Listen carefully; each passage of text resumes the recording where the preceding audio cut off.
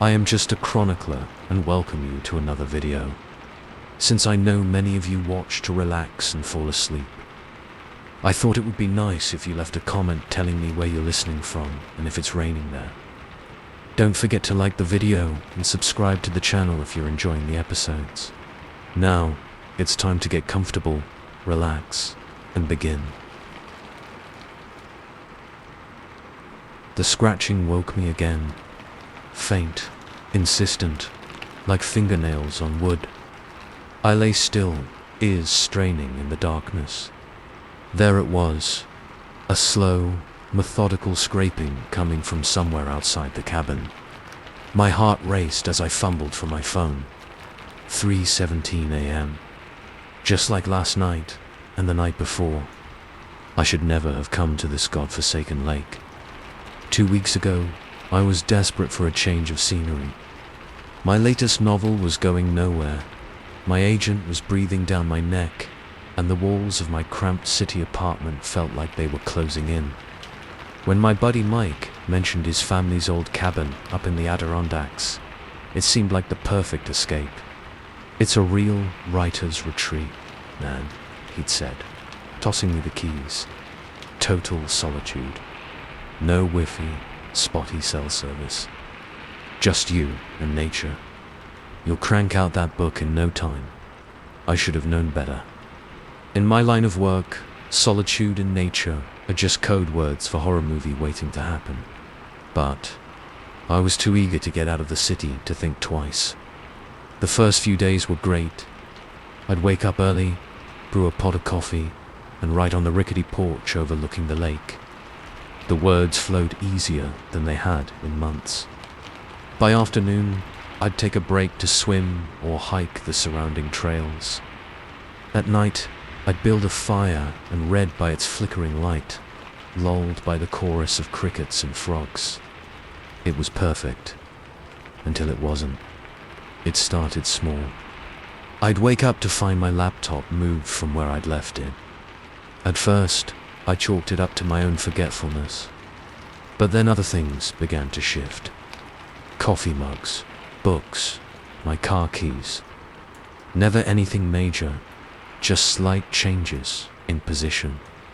Enough to notice, enough to nag at the back of my mind. Then came sounds. A week into my stay, I jolted awake at 3 a.m. to a loud splash from the lake. I peered out the window, but saw only blackness. The next night, same thing. A single, heavy splash, then silence. By the third night, I was ready. I stationed myself on the porch, wrapped in a blanket, a flashlight in hand. 3 a.m. rolled around. The splash came right on cue, louder than ever. I flicked on the flashlight, sweeping its beam across the glassy surface of the lake. Nothing, not a ripple. I was about to head inside when I noticed something on the dock. Stepping closer, my blood ran cold. There, carved into the weather-beaten wood, was a single word. Right as I stumbled back to the cabin and locked the door, my mind racing. It had to be a prank, right? Some local kids messing with the city boy. But deep down, I knew that made no sense. The nearest town was 20 miles away. I hadn't seen another soul since I arrived. Sleep evaded me that night. I lay in bed, ears straining for any sound, eyes fixed on the door.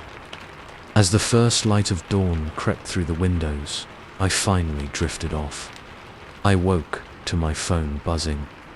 A text from Mike. "How's the writing going, buddy?" Feeling inspired yet, I stared at the message, my fingers hovering over the keys. I should tell him what's happening. Ask him to come check on the place. But what would I say? "Hey man, I think your cabin's haunted." Mind swinging by to check for ghosts. Instead, I typed, "All good, really productive. Thanks again." I spent the day trying to write, but the words wouldn't come. My eyes kept darting to the window, scanning the tree line. Every snapping twig made me jump. As dusk fell, I drew the curtains and double-checked the locks. That night, the scratching started. At first, I thought it was tree branches against the roof, but it was too rhythmic, too purposeful. It moved around the cabin, first the walls, then the windows, then the door. Always the same pattern. 3 quick scratches, pause, 3 more. I didn't sleep a wink. When morning came, I practically ran outside, desperate for sunlight. That's when I saw them. Long, jagged scratches marring the cabin's log exterior. They circled the entire structure, even across parts too high to reach without a ladder. This was the point where any sane person would have packed up and left. So why didn't I? Maybe it was stubbornness. Maybe it was my writer's curiosity, that morbid part of me that wanted to see how the story ended. Or maybe, deep down, I knew it was already too late. Whatever was out there, it had noticed me. Running wouldn't change that. So I stayed. I wrote furiously during the day, the words pouring out of me like never before. Dark, twisted stories of isolation and madness. At night, I huddled in bed, listening to the scratching as it worked its way around the cabin. Always starting at 3:17 a.m. Always lasting exactly 17 minutes. On the 5th night, something changed. The scratching came, right on schedule. But this time, it was accompanied by a new sound. A low, rhythmic thumping. It took me a moment to place it. Footsteps. Something was walking around the cabin. My body went rigid with fear. The footsteps were slow, methodical. They paused at each window, lingering for a few seconds before moving on. When they reached the bedroom window, I could have sworn I heard breathing, deep and ragged, like an animal's pant. I squeezed my eyes shut, willing myself to wake up from this nightmare. The footsteps continued their circuit, fading as they rounded the back of the cabin. Just as my muscles began to unclench, a new sound froze me in place. Tap, tap, tap. Someone, something, was knocking on the front door. I don't know how long I lay there paralyzed. It could have been minutes or hours. Eventually, I must have passed out from sheer exhaustion. When I woke, sunlight was streaming through the windows. I approached the front door on shaky legs, both dreading and needing to know what I'd find. With a deep breath, I yanked it open. There, pinned to the door with a rusty old nail, was a page ripped from a book. My eyes widened as I recognized the text. It was from my novel. The novel I was still writing, that existed nowhere but on my laptop. Scrawled in the margin, in messy red letters, were 5 words. "We need to talk." Writer, I staggered back inside, my mind reeling. This was impossible. No one could have accessed my computer. I always kept it with me, and the cabin didn't even have internet. As if to reassure myself, I opened my laptop and pulled up the manuscript. My blood ran cold. The document was different. New paragraphs had been added. Paragraphs I didn't write. I scrolled frantically, my eyes skimming the unfamiliar text.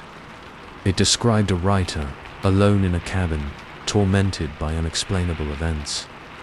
It described everything that had happened to me over the past 2 weeks. The final line read, "He knew then that he had no choice. When night fell, he would go down to the lake." I slammed the laptop shut, my breath coming in ragged gasps.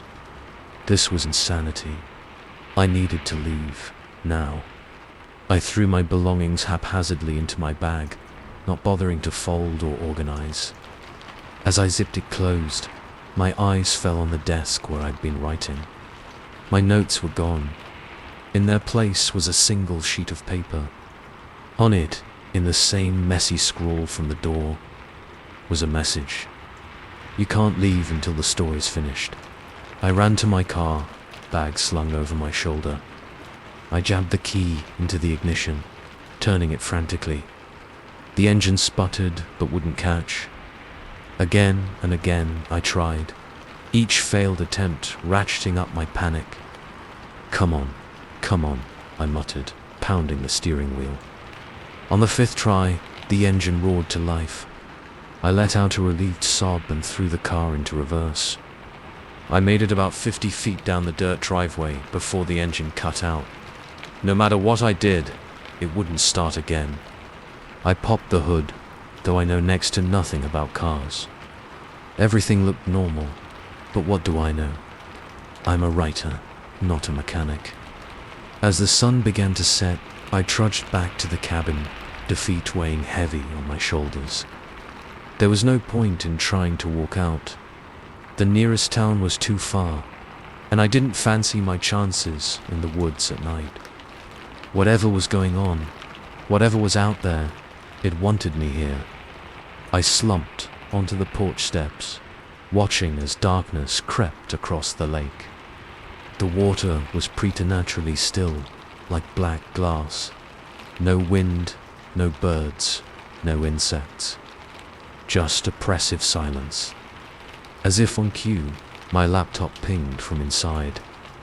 With trembling hands, I opened it. A new document had appeared on the desktop. Its title, The End. The document contained a single sentence. When the moon reaches its peak, walk into the lake. I looked up. The moon was rising, a perfect silver disk reflected in the dark water. Almost of their own accord, my feet began carrying me toward the dock. With each step, the air grew thicker, heavier. By the time I reached the water's edge, it felt like moving through syrup. I stood at the end of the dock, heart pounding. The lake stretched before me, still as death. This was madness. I shouldn't be here. I should run, hide, anything but this. But I knew, with a certainty that chilled me to my core, that this was the only way the story could end. I took a deep breath and stepped off the dock. The water was shockingly cold, stealing the air from my lungs. I waded deeper, my clothes growing heavy, dragging me down. When the water reached my chest, I felt something brush against my leg. I yelped, trying to scramble backward, but my feet couldn't find purchase on the silty bottom. That's when I heard it, a voice echoing across the water. My voice. Keep going, it said. The story's almost over. I sobbed, tears mingling with the frigid lake water, but I kept moving forward. What choice did I have? The water reached my chin, my neck, my lips. Just before my head went under, I saw something break the surface a few feet away. A hand, pale and gnarled, reaching toward me. As my vision blurred, I made out words tattooed across the knuckles. The end, I woke up gasping, my t-shirt soaked with sweat. I was in my bed, in the cabin. Sunlight streamed through the windows. Birds chirped outside. Disoriented, I stumbled to the bathroom and splashed water on my face. It had all been a dream, a vivid, terrifying nightmare, but a dream nonetheless. I let out a shaky laugh, giddy with relief. I headed to the kitchen to make coffee, trying to shake off the lingering unease. As the pot brewed, I opened my laptop, curious to see what I'd written before falling asleep. The screen flickered to life. A new document was open. The title made my blood run cold. Rough draft. Lake house horror with trembling fingers. I scrolled through pages and pages of text. It was all there. Everything I'd just dreamed, described in perfect detail. Right down to waking up and thinking it was all a nightmare.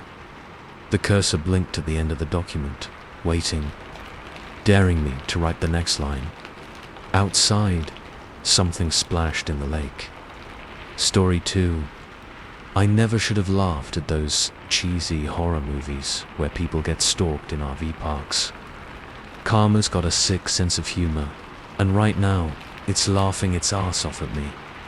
It all started 3 days ago when my wife, Sarah, and I pulled into Pine Grove Campground. We'd been on the road for 2 weeks in our rented motorhome, living out our pandemic-delayed dream of seeing the great American West.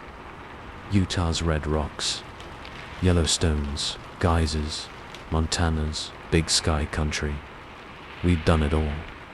This was supposed to be our last stop before heading home to Boston. The campground was eerily empty when we arrived. No surprise there. It was the ass end of October, way past peak season.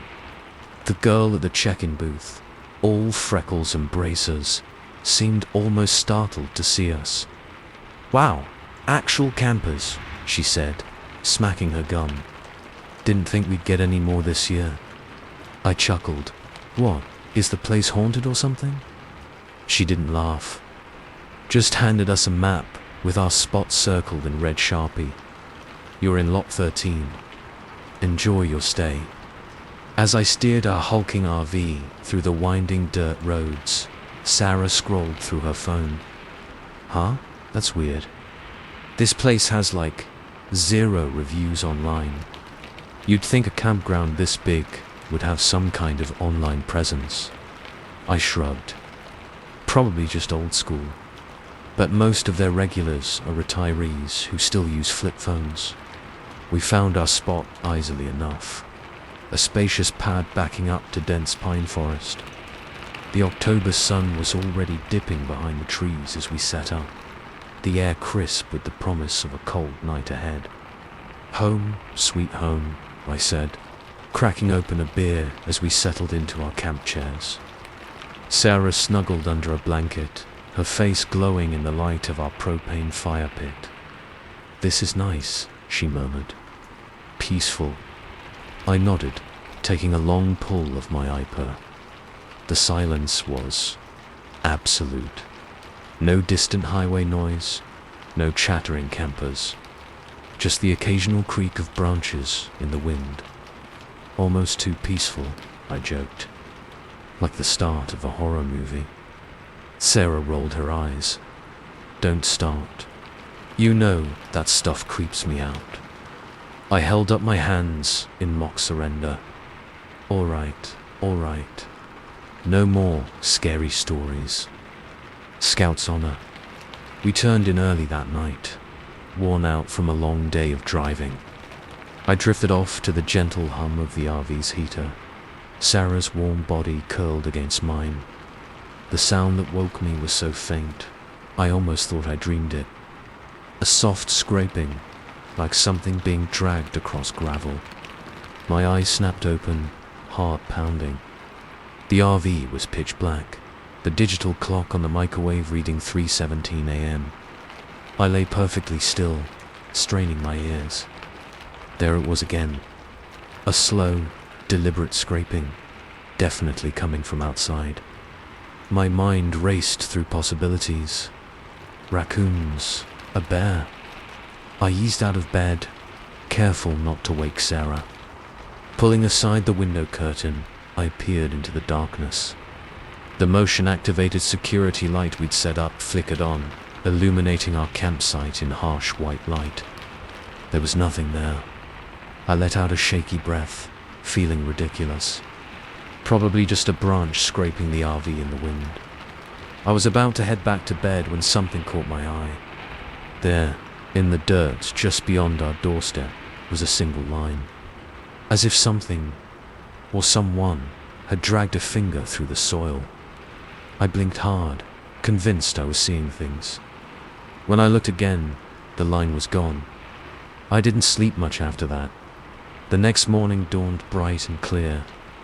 In the cheerful sunlight, my 3 a.m. fears seemed silly. I didn't mention anything to Sarah as we made breakfast and planned our day. I was thinking we could check out that hiking trail the girl at the front mentioned, Sarah said, pouring herself a second cup of coffee. Supposed to have some killer views of the valley. I nodded, distracted, something felt off. I couldn't put my finger on it, but the hairs on the back of my neck were standing up. "Honey, you okay?" Sarah's voice snapped me back to reality. "Yeah, sorry. Just didn't sleep great." Hiking sounds good. We spent the day on the trail, and for a while, I forgot all about the weirdness of the night before. The views really were spectacular. Miles of untouched wilderness stretching to the horizon. We didn't see another soul the entire hike. As we trudged back to the campground, muscles pleasantly sore, I felt myself tensing up again. The sun was setting earlier now, the shadows long and deep between the trees. Is it just me, or does this place feel empty? Sarah said, voicing what I'd been thinking. I nodded. Yeah, it's weird. You'd think there'd be at least a few other campers around. We rounded the bend to our loop and stopped short. There, in the spot across from ours, was another RV. A massive, gleaming Winnebago that definitely hadn't been there this morning. Oh, thank God, Sarah laughed. I was starting to think we were in some kind of Twilight Zone episode. I forced a smile, but something about the RV bothered me. It looked too perfect, like a display model that had never seen a day on the road. As we approached our site, I noticed something that made my blood run cold. There, in the dirt in front of our RV, were tracks. Not animal tracks, shoe prints, multiple sets, circling our entire campsite. Sarah, I said, trying to keep my voice steady, did you walk around the RV while I was in the bathroom earlier? She looked at me quizzically. No, why? I swallowed hard. No reason, just thought I saw some footprints, is all. Sarah's brow furrowed. Huh? Weird? Maybe the campground staff came by to check on something. I nodded, not trusting myself to speak. I knew those tracks hadn't been there when we left this morning. That night, I barely slept. Every creak of the RV, every rustle of wind through the trees had me on high alert. I kept getting up to check the windows, half expecting to see a face pressed against the glass. At 3:17 a.m., right on cue, I heard it. The scraping sound, louder this time, unmistakable. I shook Sarah awake. Honey, wake up. I think there's someone outside. She blinked at me groggily. What? What are you talking about? Listen, I whispered. We sat in tense silence. The scraping came again, a slow, methodical sound that made my skin crawl. Sarah's eyes widened. What is that? I grabbed the baseball bat we kept by the bed and eased towards the door. Sarah clutched my arm, her nails digging into my skin. Be careful, she whispered. Heart pounding, I yanked open the door, brandishing the bat. The security light flooded on, revealing nothing. Just our empty campsite, peaceful in the moonlight. I stepped outside, bat at the ready. That's when I saw them. Fresh lines in the dirt, forming a perfect circle around our RV, as if someone had walked around it, dragging their finger along the ground. Oh my God, Sarah breathed behind me. I spun around. Get in the RV. Now, we spent the rest of the night huddled together in bed, jumping at every sound. When dawn finally broke, we were both exhausted and on edge. We need to leave, I said, throwing our stuff haphazardly into our bags. This place isn't right, Sarah nodded, her face pale. I'll go check us out while you finish packing. I watched her walk towards the office, my stomach in knots. Something about this whole situation felt wrong, like we were actors in a play, but nobody had given us the script. Sarah returned a few minutes later, her expression unreadable. Well, I asked, are we good to go? She shook her head slowly. The office is empty. Like, completely empty. No furniture, no computer, nothing. It looks like it hasn't been used in years. I felt the blood drain from my face. That's impossible. We checked in there yesterday. We talked to that girl. Sarah's voice shook. I know. None of this makes any sense. I grabbed the keys. Screw it. We're leaving anyway. We'll sort it out later. I turned the key in the ignition. Nothing happened. I tried again and again. The engine didn't even sputter. No, I muttered. No. I popped the hood, though I know jack shit about engines. Everything looked normal, as far as I could tell. But the damn thing just wouldn't start. Okay, I said, trying to keep the panic out of my voice. Okay, we'll call for help. There's got to be a mechanic or something nearby. I pulled out my phone. No signal. Sarah checked hers. Same thing. This is insane, she said, her voice rising. We had service yesterday. How can there just not be any now? I ran a hand through my hair, mind racing. All right, new plan. We start walking. The highway can't be that far. We'll flag down the car, get help. Sarah nodded, looking relieved to have a plan. We grabbed some water and snacks, locked up the RV, and started down the dirt road towards the campground entrance. We walked for hours. The sun climbed higher, the day growing uncomfortably warm. The dirt road seemed to stretch on forever, winding through endless pine forest. This doesn't make sense, I panted, wiping sweat from my forehead. We should have hit the main road by now. Sarah stopped, leaning against a tree. Maybe we took a wrong turn. I shook my head. There weren't any turns. It's just this one road. We pressed on, the shadows growing long as afternoon faded into evening. My watch read 6:43 p.m. when we rounded a bend and saw something that made my heart stop.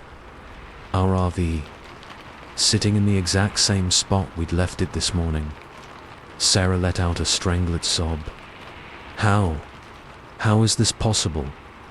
I stood there, my mind unable to process what I was seeing. We'd walked for hours, in a straight line. There was no way we could have ended up back here. As the last light faded from the sky, I noticed something that made my blood run cold. The Winnebago across from us, the one that had appeared out of nowhere yesterday, was gone. In its place was a different RV, and another next to it, and another. The empty campground was suddenly full. Lights glowed in windows, and I could hear faint sounds of life. Music, laughter, the clinking of dishes. Oh God, Sarah whispered. What's happening? I grabbed her hand, squeezing it tight. I don't know, but we're going to figure it out. Together. As we stood there, frozen in disbelief, a figure emerged from the RV next to ours. An old man, stooped and wrinkled, shuffling towards us with a friendly wave. Welcome, neighbors, he called, his voice reedy and thin. We've been waiting for you to join us. I opened my mouth to respond, but no words came out. Because behind the old man, more people were emerging from their RVs. Dozens of them, all smiling, all walking towards us with slow, purposeful steps. And every single one of them had eyes as black as midnight. Story 3. The first time I saw it, I convinced myself it was just a trick of the light. A shadow playing among the trees, nothing more. But as I sit here in my tent, listening to the rustling outside growing closer, I know I can't deny it anymore. Something's out there, and it's watching me. I never wanted to go on this stupid camping trip in the first place. Solo hiking through the Appalachian wilderness. Hard pass. But my therapist insisted it would be good for me. Confront your fears, she said. Reconnect with nature. Easy for her to say from her cushy office in downtown Boston. But here I am, 3 days into a week-long trek, trying to find myself, or whatever, in the middle of nowhere. The first couple of days weren't so bad, I'll admit. The autumn colors were stunning, all golds and reds painting the hillsides. The air was crisp and clean, carrying the scent of pine and decaying leaves. I even started to enjoy the solitude, the rhythm of my boots crunching along the trail. Then, yesterday afternoon, everything changed. I was making good time, aiming to reach the next shelter before nightfall. The trail wound through a particularly dense section of forest, the canopies so thick it felt like twilight, even though it was barely 4 p.m. That's when I felt it. That prickle on the back of your neck when you know you're being watched. I stopped, my hand instinctively tightening on my trekking pole. The forest had gone eerily quiet. No bird calls, no chattering squirrels, just the soft whisper of wind through the leaves. "Hello," I called out, immediately feeling stupid. Of course, no one answered. I was about to keep moving when I saw it. Just a flicker of movement in my peripheral vision. I whipped my head around, heart pounding. There, between 2 massive oak trees about 50 yards off the trail, was a figure. It was hard to make out in the gloom, but it looked wrong somehow. Too tall, too still. I blinked, and it was gone. "Okay, Emma," I muttered to myself. "You're officially losing it." I picked up my pace, trying to shake off the unease that had settled over me like a cold, damp blanket. By the time I reached the shelter, I had almost convinced myself I'd imagined the whole thing. Almost. I didn't sleep well that night. Every snapping twig, every rustle of leaves had me bolt upright in my sleeping bag. But nothing came, and eventually, sheer exhaustion won out. The next morning dawned clear and bright. In the cheerful sunlight, my fears seemed silly. I scarfed down a breakfast of instant oatmeal and hit the trail, determined to make up for lost time. For a few hours, everything was fine. Better than fine, actually. The views from the ridgeline were breathtaking, mist-shrouded valleys stretching as far as the eye could see. I found myself smiling, snapping photos with my phone to show my friends back home. Then, around midday, I saw it again. I had stopped for a water break, perched on a rocky outcrop overlooking a steep ravine. As I was screwing the cap back on my bottle, something caught my eye. There, on the opposite ridge, partially obscured by a stand of birch trees, was the figure. This time, I got a better look. It was humanoid, but off. Too tall and thin, its limbs slightly too long. It stood perfectly still, face, if it had one, hidden in shadow. I froze, afraid to move, afraid to breathe. It didn't move either, but I could feel its gaze on me, as tangible as a physical touch. We stayed like that, locked in a staring contest across the ravine, for what felt like hours, but was probably only a minute or two. Then, slowly, deliberately, it raised one impossibly long arm and waved. I ran. I'm not proud of it, but I strap-bolted down the trail, backpack bouncing painfully against my spine. I ran until my lungs burned and my legs felt like jelly. Only then did I slow to a stop, hands on my knees, gasping for air. "What the hell?" I panted. What the actual hell? The rational part of my brain tried to make sense of what I'd seen. A hiker playing a prank? Some kind of weird, super tall bird. But deep down, I knew. Whatever that thing was, it wasn't natural. I wanted to turn back, to get the hell out of these woods, and never look back. But I was at least 2 days' hike from where I'd left my car. With no cell service and no emergency beacon, Going off trail would be suicide. My only option was to push forward and pray I reached civilization before. Before what? I didn't want to think about it. I hiked until the sun started to dip below the tree line, my nerves frayed to breaking point. Every shadow looked like a lurking figure. Every bird call sounded like a distant, inhuman laugh. I found a small clearing to set up camp, my hands shaking as I pitched my tent. As darkness fell, the forest came alive with nighttime sounds. The hoot of an owl, the rustle of small animals in the underbrush. Normally, these sounds would be soothing. Tonight, they were terrifying. I crawled into my tent, zipping the door shut, as if that flimsy barrier could protect me from whatever was out there. I lay in the dark, every muscle tense, listening. That's when I heard it.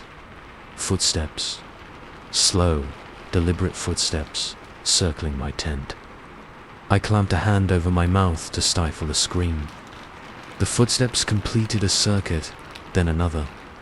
On the third pass, they stopped right outside the tent door. Something brushed against the fabric, a long, slow stroke from top to bottom. I could see the impression of fingers, claws, pressing against the nylon. I squeezed my eyes shut, tears leaking from the corners. This isn't happening, I told myself. This is a nightmare. You'll wake up any second. But I didn't wake up. Instead, a voice spoke, if you could call it a voice. It was more like the sound of dry leaves scraping across pavement, forming words that barely sounded human. Emma, it rasped. Come out, Emma. I've been waiting so long to meet you. A scream built in my throat, but I swallowed it back. How did it know my name, number? The voice continued. That's okay. I'm patient. I'll be here when you're ready. The fingers. God, they were so long, trailed along the tent one last time. Then the footsteps retreated, fading into the forest. I don't know how long I lay there, shaking, ears straining for any sound of its return. At some point, I must have passed out from sheer terror and exhaustion. I awoke to birdsong and warm sunlight filtering through the tent fabric. For a blissful moment, I forgot where I was, what had happened. Then it all came rushing back. With shaking hands, I unzipped the tent and peered outside. The clearing looked normal, peaceful, even. A fat robin pecked at the ground nearby, regarding me with casual indifference. But as I crawled out of the tent, I saw them. Footprints, huge, misshapen footprints, circling my campsite. And there, scratched into the trunk of a nearby tree, was a crude stick figure, impossibly tall and thin. I broke camp in record time, shoving gear haphazardly into my pack. I needed to get out of here, now. I consulted my map with trembling hands. If I pushed hard, I could make it to the state park ranger station by nightfall. Just had to follow the trail, keep moving, don't look back. The day passed in a blur of paranoia and adrenaline. Every snapping twig made me flinch. Every shadow looked like a reaching hand, but I saw no sign of it, whatever it was. As the afternoon wore on, my nerves began to settle. Maybe it had all been in my head, some kind of stress-induced hallucination. Hell, maybe someone had slipped some bad mushrooms into my trail mix. I was so lost in these thoughts that I almost missed it. There, carved into a tree right beside the trail, another stick figure, fresh, the wood still oozing sap. My blood ran cold. It was following me. I picked up my pace, no longer even trying to be quiet. Let it hear me coming. Let it know I wasn't going to be an easy target. The sun was setting by the time I finally saw it. The ranger station, a solid wooden structure nestled in a clearing up ahead. I could have cried with relief. I burst into the clearing, ready to fling myself at the door, beg for help. But as I got closer, my steps slowed. The station was dark. No lights, no movement inside. And there, tacked to the door, was a sign. Station closed for season, reopens spring. No, no, no, no, no, no. I sank to my knees, a sob building in my throat. This couldn't be happening. There had to be someone, something. That's when I heard it. That familiar rustle of footsteps through dry leaves. I turned, slowly, already knowing what I would see. It stood at the edge of the clearing, tall, so impossibly tall and thin, its limbs like branches swaying gently in a non-existent breeze.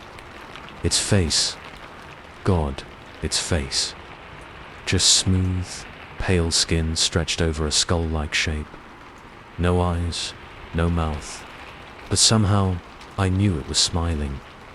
It took a step forward, then another, each movement fluid yet wrong, like a stop-motion animation with missing frames. I wanted to run, to scream, to fight. But I could only sit there, paralyzed, as it crossed the clearing. It stopped just a few feet away, looming over me. Slowly, jerkily, it extended one long, spindly arm, offering its hand. "Emma," it rasped, in that voice like dead leaves. "I'm so glad you made it. Are you ready for your therapy session?" As its cold fingers closed around my wrist, I finally found my voice, and I screamed. Story 4. I should have known better than to buy antiques online. But the mirror was just so damn perfect, exactly what I needed to complete my vintage-inspired bedroom makeover.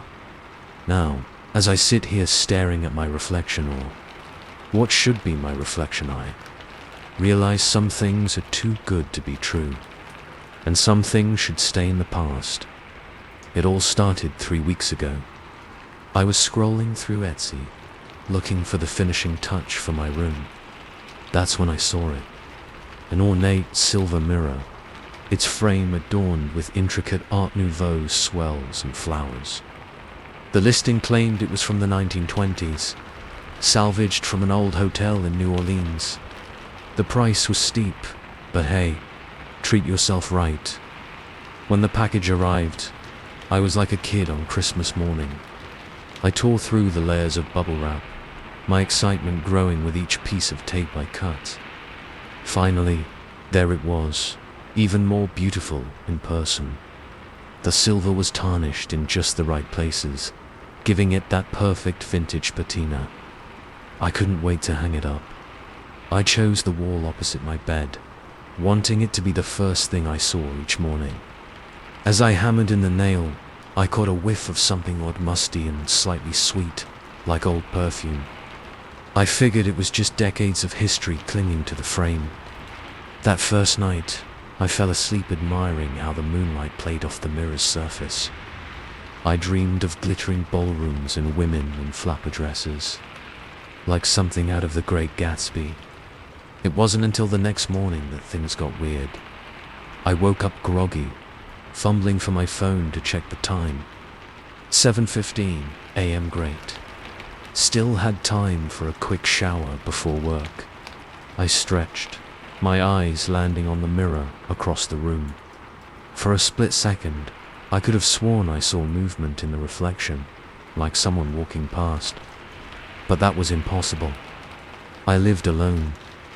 Shaking off the last cobwebs of sleep, I got up to investigate. The mirror showed only my messy bedroom, exactly as it should. I laughed at myself. Getting spooked by your own shadow, Alex. Real smooth. The rest of the day passed normally. I went to work, grabbed drinks with friends, came home late. As I was getting ready for bed, movement in the mirror caught my eye again. This time, I was sure I saw it, a flicker of something passing behind my reflection. There and gone in an instant. My heart raced. I spun around, half expecting to see an intruder. But my room was empty, silent except for the hum of my laptop fan. Okay, that was weird, I muttered. I approached the mirror cautiously, examining it from every angle. The glass was flawless, no cracks or distortions. Just my own pale face staring back at me, dark circles under my eyes, testament to one too many beers. I chalked it up to trick of the light, maybe combined with a little too much alcohol. But as I crawled into bed, I couldn't shake the feeling of being watched. The next few days, I found myself obsessed with the mirror. I'd catch myself staring at it for long stretches, waiting for something to happen. Sometimes, out of the corner of my eye, I'd see flashes of movement, curtains swaying when there was no breeze, a shadow passing where no one stood. But whenever I looked directly, everything was normal. I started taking photos of the mirror, convinced I'd catch something if I just had proof. I filled my phone with pictures of my own reflection, each one maddeningly ordinary. A week after the mirror arrived, things escalated. I woke in the middle of the night, thirsty and disoriented. As I stumbled to the bathroom for water, a flicker of light from the bedroom caught my attention. I froze, heart pounding. The mirror was glowing, not brightly, but with a soft, silvery luminescence that definitely hadn't been there before. And in that faint light, I saw them shadows moving across the glass, like figures dancing at a distant party. I squeezed my eyes shut, counting to 10. When I opened them, the mirror was dark and still. I didn't sleep the rest of that night. The next day, I seriously considered getting rid of the mirror. But every time I thought about taking it down, a wave of possessiveness washed over me. It was mine. I'd searched for months to find the perfect piece. I wasn't going to let some sleepless nights and overactive imagination ruin that. So I kept it. And things got worse. The movements in the mirror became more frequent, more distinct. I'd catch glimpses of faces never quite in focus, but clearly not my own. Sometimes I'd hear music, faint and tinny, like an old radio playing in another room. The scent of perfume grew stronger, cloying and ever-present. I stopped inviting friends over, paranoid they'd notice something off about the mirror.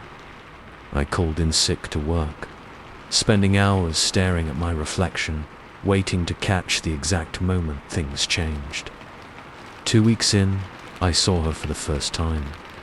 I was getting ready for bed, brushing my teeth on autopilot while scrolling through my phone. A movement in the mirror made me look up, toothbrush hanging from my mouth. There, standing behind my reflection, was a woman. She was young, maybe mid-20s, with a bob haircut and a beaded dress straight out of the roaring 20s. She smiled at me, red lips parting to reveal perfect white teeth. I screamed, toothpaste dribbling down my chin. My reflection screamed too, stumbling backward. But the woman remained, her smile never faltering. I ran from the bathroom, slamming the door behind me. I spent the night huddled on the couch, lights blazing, too terrified to go back to my room. When morning came, I crept back to the bathroom, bracing myself for I don't know what. But the mirror showed only my own haggard face, dark circles like bruises under my eyes. I called in sick to work again. I should have left then, stayed with a friend, done something. But I was obsessed. I needed to see her again, to prove to myself I wasn't going crazy. So I waited and watched. Days blurred together. I hardly slept, afraid I'd miss something. I ate only when my growling stomach became too distracting. My phone buzzed with concerned messages from friends and co-workers, all left unanswered. And slowly, things in the mirror began to change. It started small. A book on my shelf would be in a different place in the reflection. The color of my bedspread would shift from blue to a deep burgundy. My own reflection began to look different, healthier, happier. The circles under my eyes faded in the mirror, even as they deepened in reality. Then she came back, not all at once, but in pieces. A flash of beaded dress here, a red-lipped smile there. Sometimes I'd blink and my own reflection would be gone, replaced by hers for just a split second before snapping back. I started talking to her, to the mirror, to myself. I don't know anymore. Who are you? I'd ask, voice hoarse from disuse. What do you want? Sometimes, I swear, I could hear her answer, her voice like the crackle of an old record. Live a little, sugar, she'd say with a wink. The night's still young. Last night, everything changed. I was sitting on my bed, staring at the mirror as I had been for hours, days. I don't even know anymore. My reflection looked wrong, gaunt and pale, eyes fever bright. Then, between one blink and the next, she was there. Not just a glimpse or a flash, but fully present, as real as my own reflection had ever been. She smiled that dazzling smile and crooked a finger at me, beckoning. Without thinking, I stood, walked towards the mirror. My reflection was gone now, only her, the room behind her a glittering ballroom full of laughing, dancing people. I pressed my hand to the glass. It was warm, thrumming with energy, and soft. Like water, I pushed gently. My hand sank into the wrist. She reached out, her hand emerging from the mirror, fingers interlacing with mine. Her skin was cool and smooth. Come on, Shug, she said, her voice clear as a bell. Let's paint the town red. I hesitated for just a moment. In the mirror, I saw bright lights, glittering champagne glasses, a world of endless possibilities. Behind me was my dark, empty room, littered with takeout containers and dirty clothes. I made my choice. As I stepped through the mirror, I felt a tug. Looking back, I saw myself, the real me, gaunt and wild-eyed, left behind in the dim bedroom. As the mirror world solidified around me, I saw my other self reach out, panic in her eyes. But it was too late. The surface of the mirror hardened, trapping her there, trapping me here. The woman in the beaded dress me, now, I realize, laughs. Welcome to the party, Shuggy, she says. Hope you're ready for the time of your life. It's going to be a long one. As the sounds of jazz and laughter surround me, I catch a glimpse of my reflection in a champagne glass. Young, vibrant, straight out of the 1920s. Behind me, trapped in the silvery surface, I see my old self pounding silently against the glass. I turn away. After all, the night is young, and there's so much living to do. Story 5. The day Mrs. Abernathy moved in next door was the day my life began to unravel. At first I thought having a sweet old lady as a neighbor would be a blessing. Now, as I sit here in the dark, listening to the slow scrape of a key in my front door lock, I realize how wrong I was. It started innocently enough. I was bringing in groceries when I saw the moving truck pull up to the house next door. Out stepped this tiny woman, all white hair and floral print dress, looking like she'd stepped right out of a Norman Rockwell painting.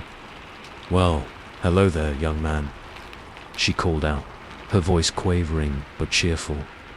"I'm Mildred Abernathy, your new neighbor." I waved back, awkwardly juggling my grocery bags. "Hi, Mrs. Abernathy. I'm Jack. Welcome to the neighborhood." She tottered over, surprisingly spry for someone who had to be pushing 80. "Oh, aren't you a dear? Would you mind terribly helping an old woman with a few boxes? These movers are just so rough with my things. How could I say no to that? So I spent the next hour lugging boxes into her house, each one surprisingly heavy for their size. The whole time, Mrs. Abernathy chatted away, asking me questions about the neighborhood, my job, my family. No wife or girlfriend. She clucked sympathetically when I mentioned I lived alone. Handsome boy like you should have someone taking care of him. I laughed it off, but something about the way she said it made me uneasy. Her eyes, magnified behind thick glasses, seemed to bore into me.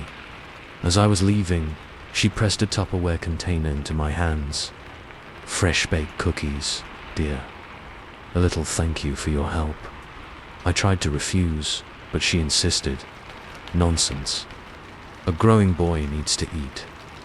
Now, you come by any time if you need anything. My door's always open. The cookies were amazing, I'll give her that.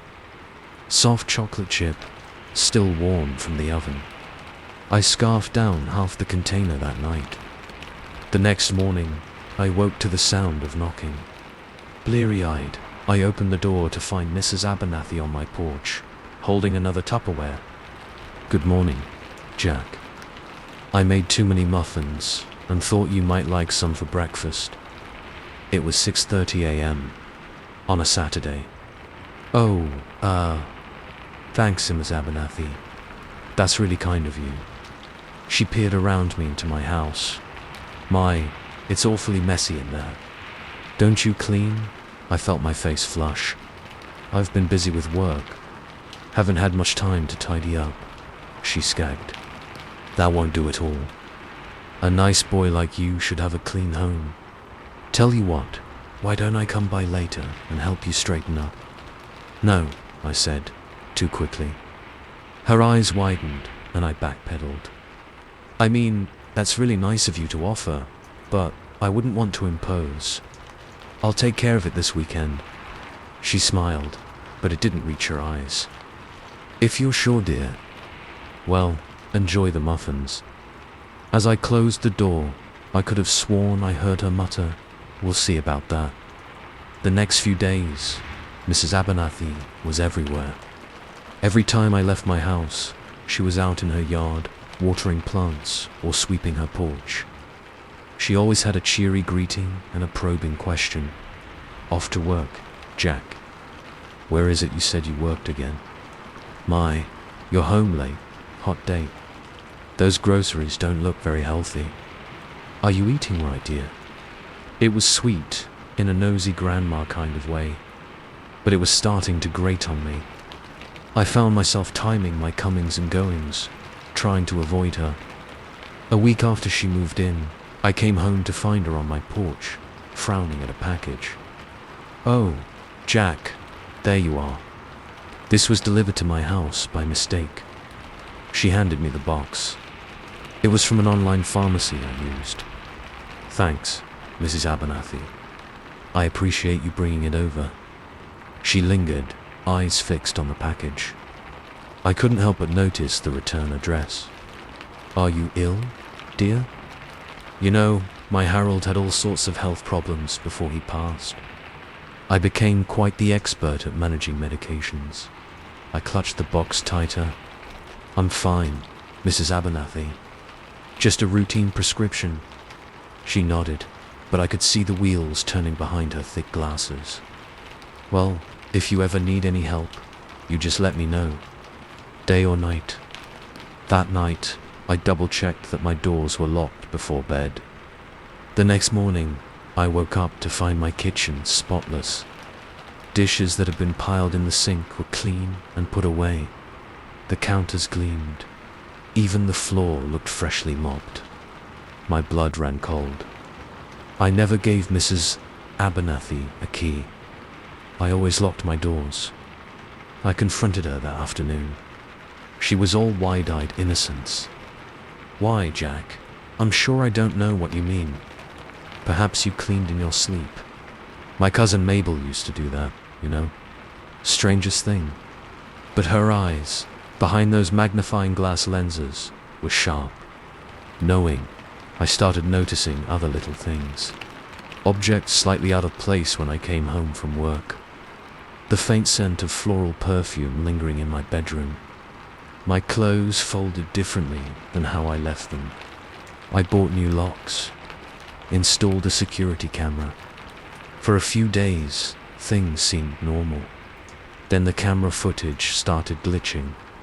Just for a few seconds each day, always around 2 p.m. When it came back online, things in my house would be slightly different. A book moved to a different shelf. My mail opened and neatly restacked. I was losing my mind. I had to be. There was no way she could be getting in. Not with the new locks, the camera, everything. 2 weeks after Mrs. Abernathy moved in, I came home to find her sitting in my living room, knitting. I dropped my keys, my heart pounding. What? How did you get in here? She looked up, smiling that grandmotherly smile. Oh, hello dear, I hope you don't mind. I let myself in to leave you some of my famous pot roast. Goodness, you're looking peaky. Are you eating enough? I stood there, frozen in disbelief. Mrs. Abernathy, this is breaking and entering. I'm calling the police. Her smile never faltered, but her eyes went cold. Now, Jack, let's not be hasty. I'm just a concerned neighbor looking out for a sweet boy who clearly needs some looking after. You wouldn't want to upset me, would you? At my age, that kind of stress could be dangerous. Something in her tone made my blood run cold. This wasn't just a nosy old lady. This was something else entirely. Please leave, I said, my voice shaking. Now, she stood slowly, smoothing her dress. All right, dear, if that's what you want. But remember, I'm always here if you need anything. Anything at all. As she brushed past me, she patted my cheek. Her hand was ice cold. That night, I barely slept. Every creak, every shadow had me bolt upright in bed. I could have sworn I heard shuffling footsteps in the hallway, but when I checked, there was nothing. The next morning, I called in sick to work. I spent the day researching Mrs. Abernathy online. There was nothing. No property records. No social media, not even an obituary for her supposed late husband. It was like she didn't exist. As the sun began to set, I heard a knock at the door. I ignored it. Jack dear, are you home? Mrs. Abernathy's voice, sickly sweet. I noticed you didn't leave for work today. Are you feeling all right? I remained silent, barely breathing. I do wish you'd open the door, Jack. It's awfully rude to ignore your elders, you know. Another knock, harder this time. Jack, I'm worried about you, dear. If you don't answer, I'll have to let myself in to check on you. I heard a key scraping in the lock, but that was impossible. I had changed the locks. There was no way she could have a key. The door swung open. Mrs. Abernathy stood there, silhouetted in the fading daylight. But something was off. She seemed taller, her usually stooped posture now ramrod straight, and her eyes behind those thick glasses. They glowed with an unnatural light. There you are, Jack, she said, her voice no longer quavering, but strong and deep. I think it's time we had a little chat about your future. I have such plans for you, my dear boy. As she stepped into my house, her form seemed to ripple and shift. The sweet old lady facade melted away, revealing something ancient and terrifying. I scrambled backward, my voice caught in my throat. This wasn't happening. It couldn't be real. Mrs. Abernathy, or whatever she really was, smiled, rows of needle-sharp teeth glinting in the dim light. Now, Jack, she purred, advancing on me with inhuman grace. Is that any way to treat your new guardian? Don't worry, dear. I'll take such good care of you. forever and ever. As her cold hands reached for me, I finally found my voice, and I screamed. Story 6. The first time I heard the whispers coming from room 237, I told myself it was just the wind.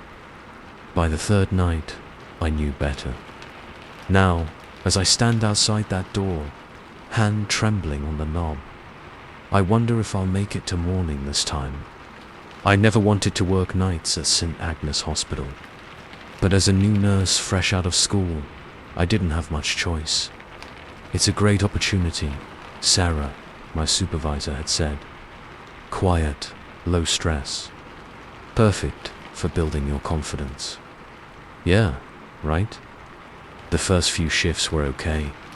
Boring, even. St. Agnes was a small rural hospital, and nights were usually pretty dead. Just a skeleton crew. Me, another nurse named Tom, an on-call doctor who usually slept in the break room, and a dozing security guard at the front desk. I spent most of my time doing rounds, checking on the handful of overnight patients, and catching up on charting. The old building creaked and groaned, but I got used to it. Almost found it soothing after a while. Then came the night, everything changed. It was about a week into my night shift rotation. I was at the nurse's station, fighting to keep my eyes open as I updated patient charts. The fluorescent lights hummed overhead, casting everything in a sickly, pale glow. "Hey, Sarah." Tom's voice made me jump. He was leaning against the counter, bags under his eyes. "Can you check on the patient in 237? His vitals were a little off last round." I nodded, stifling a yawn. "Sure thing, Mr. Peterson, right?" "The pneumonia case." Tom's brow furrowed. "Peterson, no. He was discharged yesterday. This is a new admission. Came in right before shift change." That was weird. I usually got a report on all current patients at the start of my shift. "Oh, okay. What's the story?" Tom shrugged. "Honestly, I'm not sure. The chart's pretty vague. Some kind of respiratory distress, I think. Just keep an eye on his O2 sats, alright?" Something about his tone seemed off, but I was too tired to question it. I grabbed my stethoscope and headed down the dimly lit hallway towards room 237. As I approached the door, a chill ran down my spine. The air felt heavy somehow, oppressive. I shook it off, chalking it up to too much caffeine and too little sleep. I knocked softly before entering. "Mr. Sir, I'm just here to check your vitals." The room was dark, lit only by the glow of various monitors. I could make out a figure in the bed, unnaturally still beneath the blankets. As I approached, the smell hit me, sickly sweet, like rotting fruit. I gagged, fumbling for the light switch. Nothing happened. Great. "Sir," I tried again. "I'm just going to check your blood pressure, okay?" No response. Not even a twitch. Heart pounding, I reached for the patient's wrist to take his pulse. His skin was ice cold. That's when I heard it. A whisper, so faint I thought I'd imagined it at first. "Help? Me?" I jerked back, nearly knocking over an IV stand. "Hello, sir. Are you all right?" Silence. Then another whisper, seeming to come from everywhere and nowhere at once.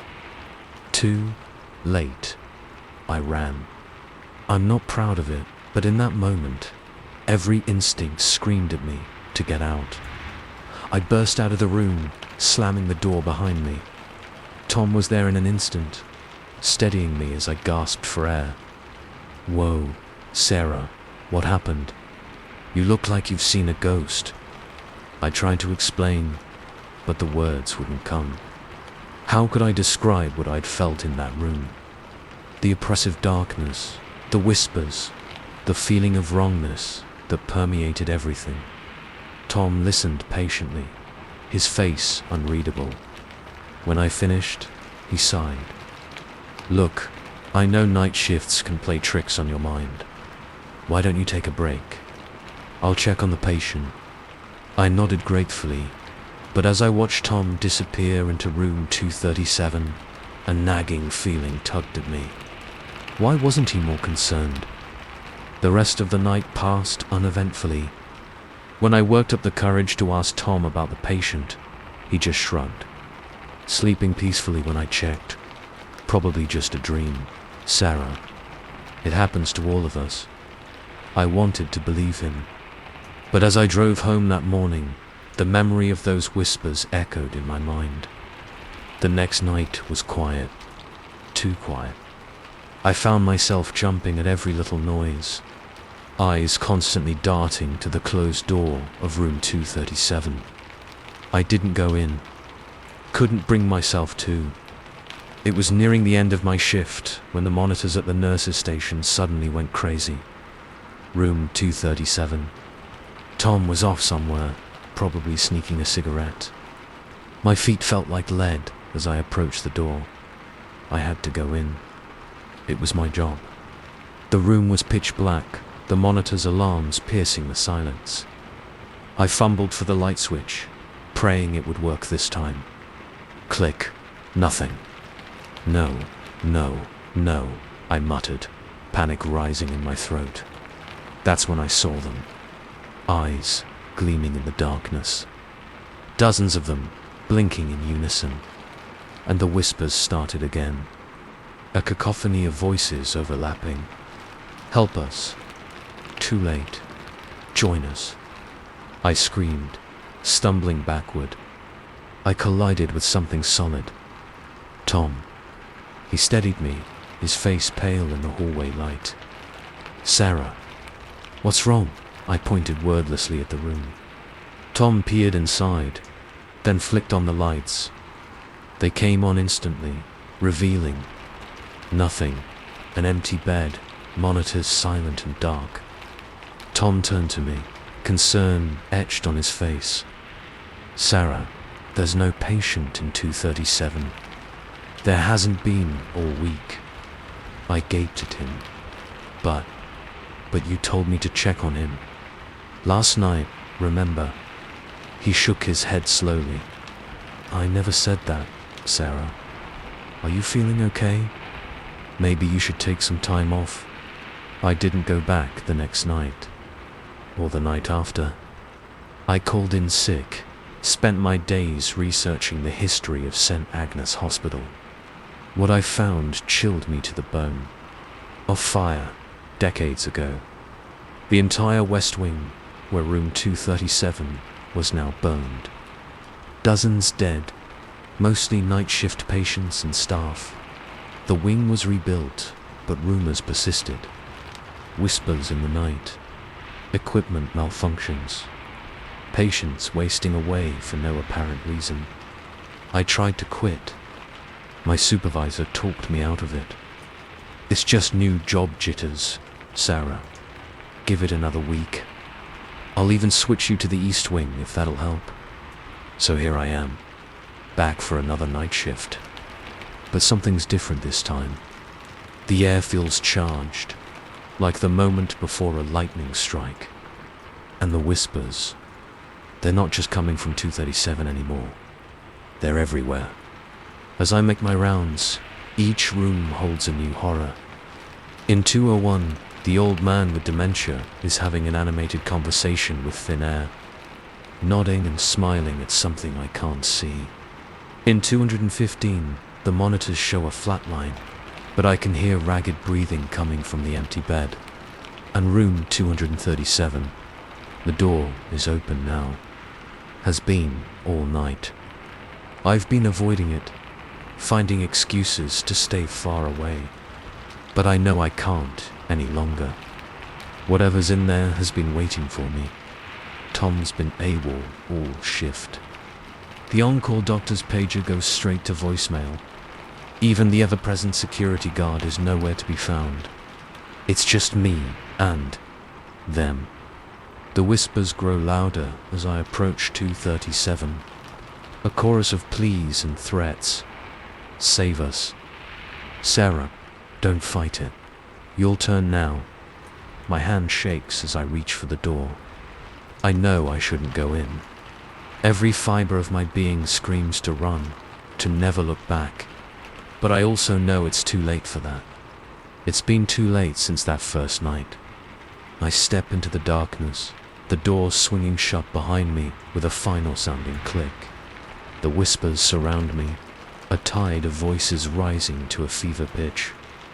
I feel cold hands on my skin, too many to count, pulling me deeper into the room.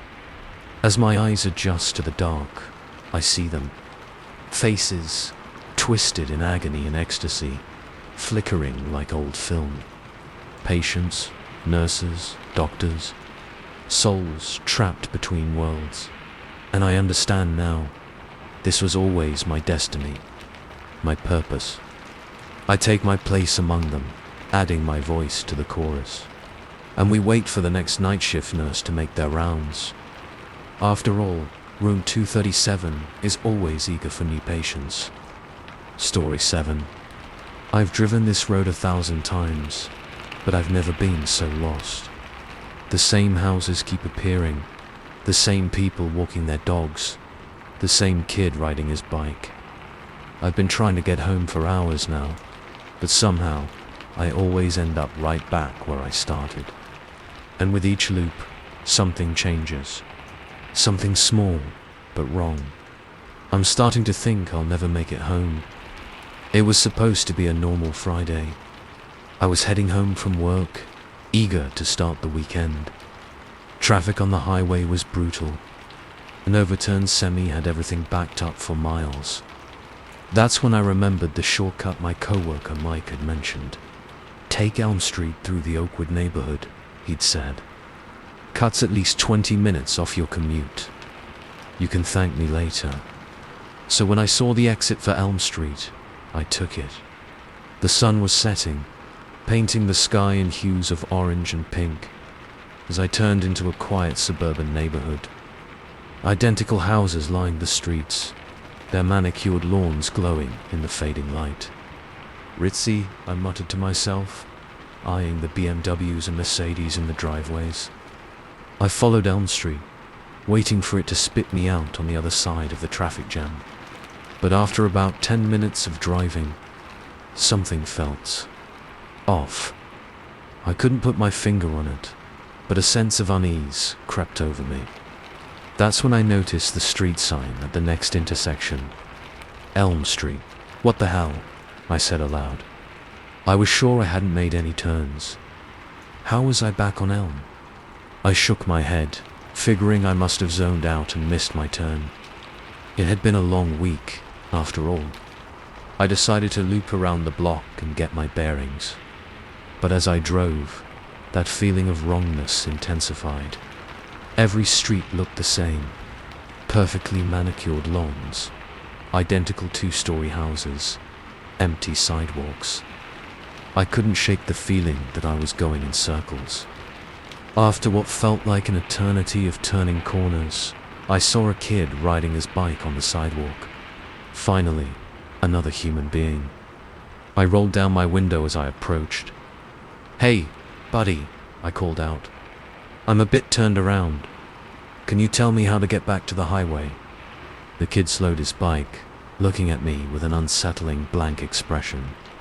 He couldn't have been more than 10 years old, with a mop of brown hair and freckles.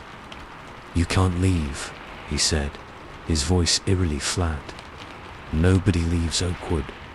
A chill ran down my spine. Before I could respond, the kid pedaled away, disappearing around a corner. "Creepy little shit," I muttered, trying to shake off the encounter. Kids say weird things all the time, right? No need to freak out. I kept driving, determined to find my way out. But with each turn, my confusion grew. The houses all looked the same. The streets all had tree names. Elm, oak, maple. Back to Elm. The sun had fully set now, streetlights casting an eerie glow over the empty sidewalks. That's when I saw him again. The kid on the bike, riding on the sidewalk just like before. Same clothes, same blank expression. But something was different. I couldn't quite put my finger on it. I pulled over, a mix of relief and unease washing over me. "Hey!" I called out. "I talked to you earlier, remember? I really need help getting out of here." The kid stopped, turning to face me. In the harsh glare of my headlights, I realized what was different. His hair, which I could have sworn was brown earlier, was now jet black. "You can't leave," he repeated, in that same monotone voice. "Nobody leaves Oakwood." Before I could respond, he was gone, pedaling into the darkness. My heart was pounding now. This wasn't right. None of this was right. I grabbed my phone, intending to call my wife, to call anyone. No signal. Fuck. I shouted, slamming my hand against the steering wheel. The sound of the horn echoed through the empty streets, amplified in the unnatural silence. I kept driving, my knuckles white on the steering wheel. The houses blurred together, an endless loop of perfect lawns and dark windows. I saw no other cars, no other people, just empty streets and that goddamn kid on his bike, appearing every so often like a ghost. Each time I saw him, something was different. His hair color changed. His clothes shifted from jeans and a t-shirt to shorts and a sweater. Once, I could have sworn, he was a little girl instead of a boy. But always, that same blank expression. Those same chilling words. I lost track of time. My gas gauge was edging towards empty, which was impossible. I had filled up just before leaving work. The digital clock on my dashboard was stuck at 7:13 p.m., the numbers flickering occasionally but never changing. As I turned yet another corner, I slammed on the brakes. There, in the middle of the road, stood a woman. She was facing away from me, her long grey hair hanging down her back. She wore a nightgown, incongruous in the cool night air. I honked my horn. She didn't move. Against my better judgment, I got out of the car. "Ma'am," I called out, my voice shaking. "Are you okay? Do you need help?" Slowly, so slowly, she turned. Her face was lined with age, her eyes milky white and unseeing. But somehow, I knew she was looking right at me. "You shouldn't have come here," she said, her voice a dry whisper. "Oakwood doesn't like outsiders. What are you talking about?" I demanded, fear giving way to frustration. What the hell is going on here? She smiled, revealing rows of sharp, yellowed teeth. "Oakwood is hungry. It's been so long since we've had a new resident." I backed away, fumbling for my car door. "You're insane. You're all fucking insane." Her smile widened, impossibly wide. "Welcome home." I threw myself into the car, tires squealing as I accelerated. In my rearview mirror, I saw the woman standing in the middle of the road. Still smiling, growing smaller but never quite disappearing. I drove faster than ever, taking random turns, desperately seeking a way out. The houses began to blur, the streetlights leaving trails in my vision. And then, miraculously, I saw it. A sign for the highway. I let out a half laugh, half sob of relief. But as I approached the on-ramp, my car began to sputter. The engine coughed once, twice, then died completely. I coasted to a stop just feet from freedom. "No, no, no," I muttered, turning the key frantically. The engine wouldn't even turn over. I looked at my gas gauge, completely empty.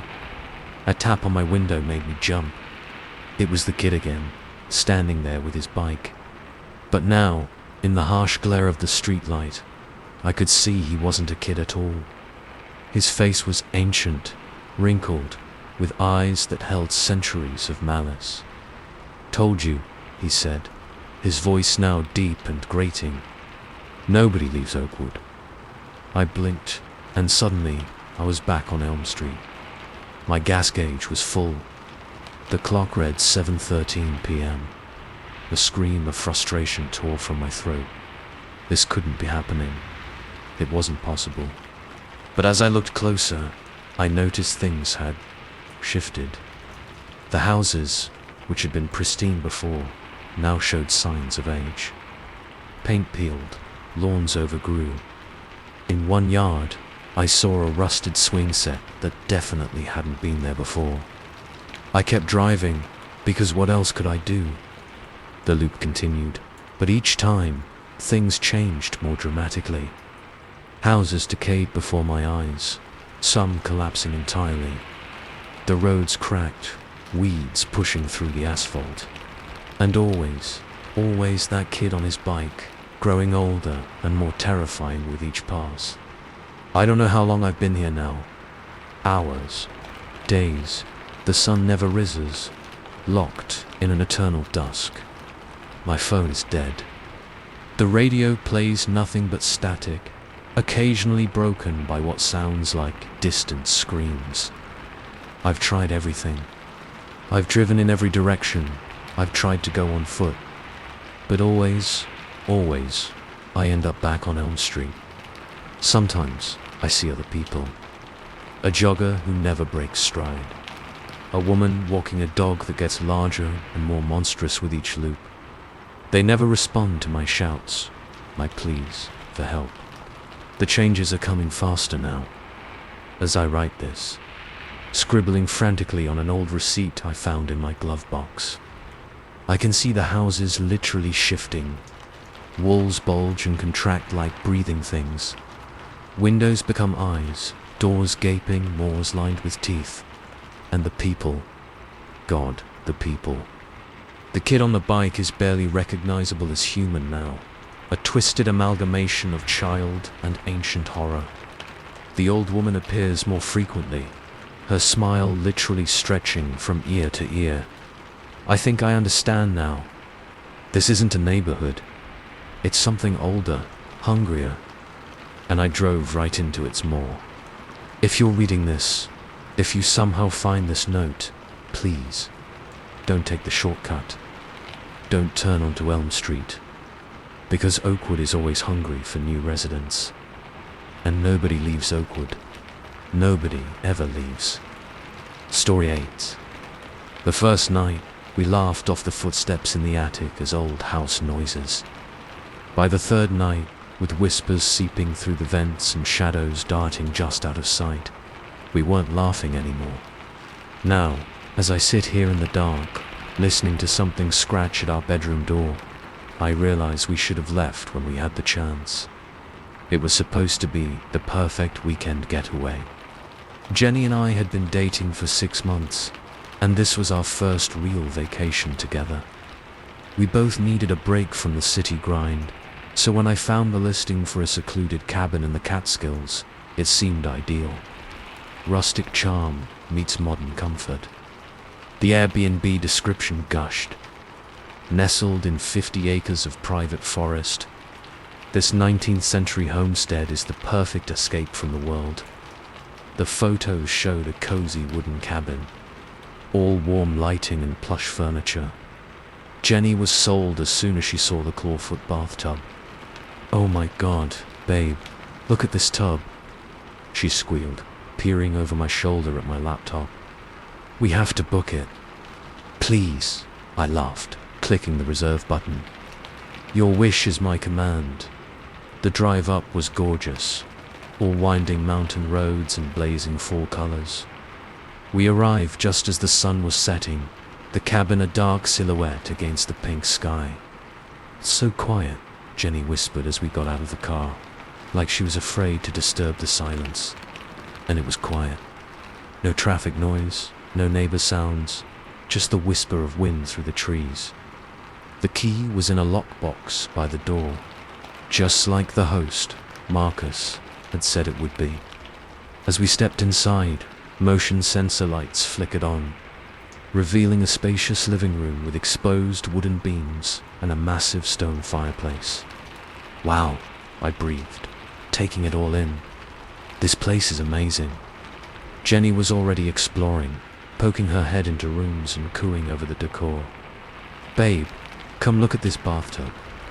I chuckled, hauling our bags inside. In a minute, let me get a fire going first. By the time I had a crackling fire warming the living room, Jenny had unpacked and was uncorking a bottle of wine. We curled up on the plush sofa, glasses in hand, basking in the warmth and quiet. This was such a good idea, Jenny murmured, nuzzling into my neck. Just us, no distractions, no stress. I kissed the top of her head, feeling more relaxed than I had in months. Absolutely. Here's to a perfect weekend. We clinked glasses, the sound echoing slightly in the high-ceilinged room. And that's when we heard it. A soft thump from somewhere above us. Jenny sat up, cocking her head. What was that? I shrugged, trying to ignore the slight prickle of unease at the back of my neck. Probably just the house settling. These old places make all kinds of noises. She nodded, but I could see she was still listening intently. After a moment of silence, she relaxed back against me. You're right. God, the city's made me so jumpy.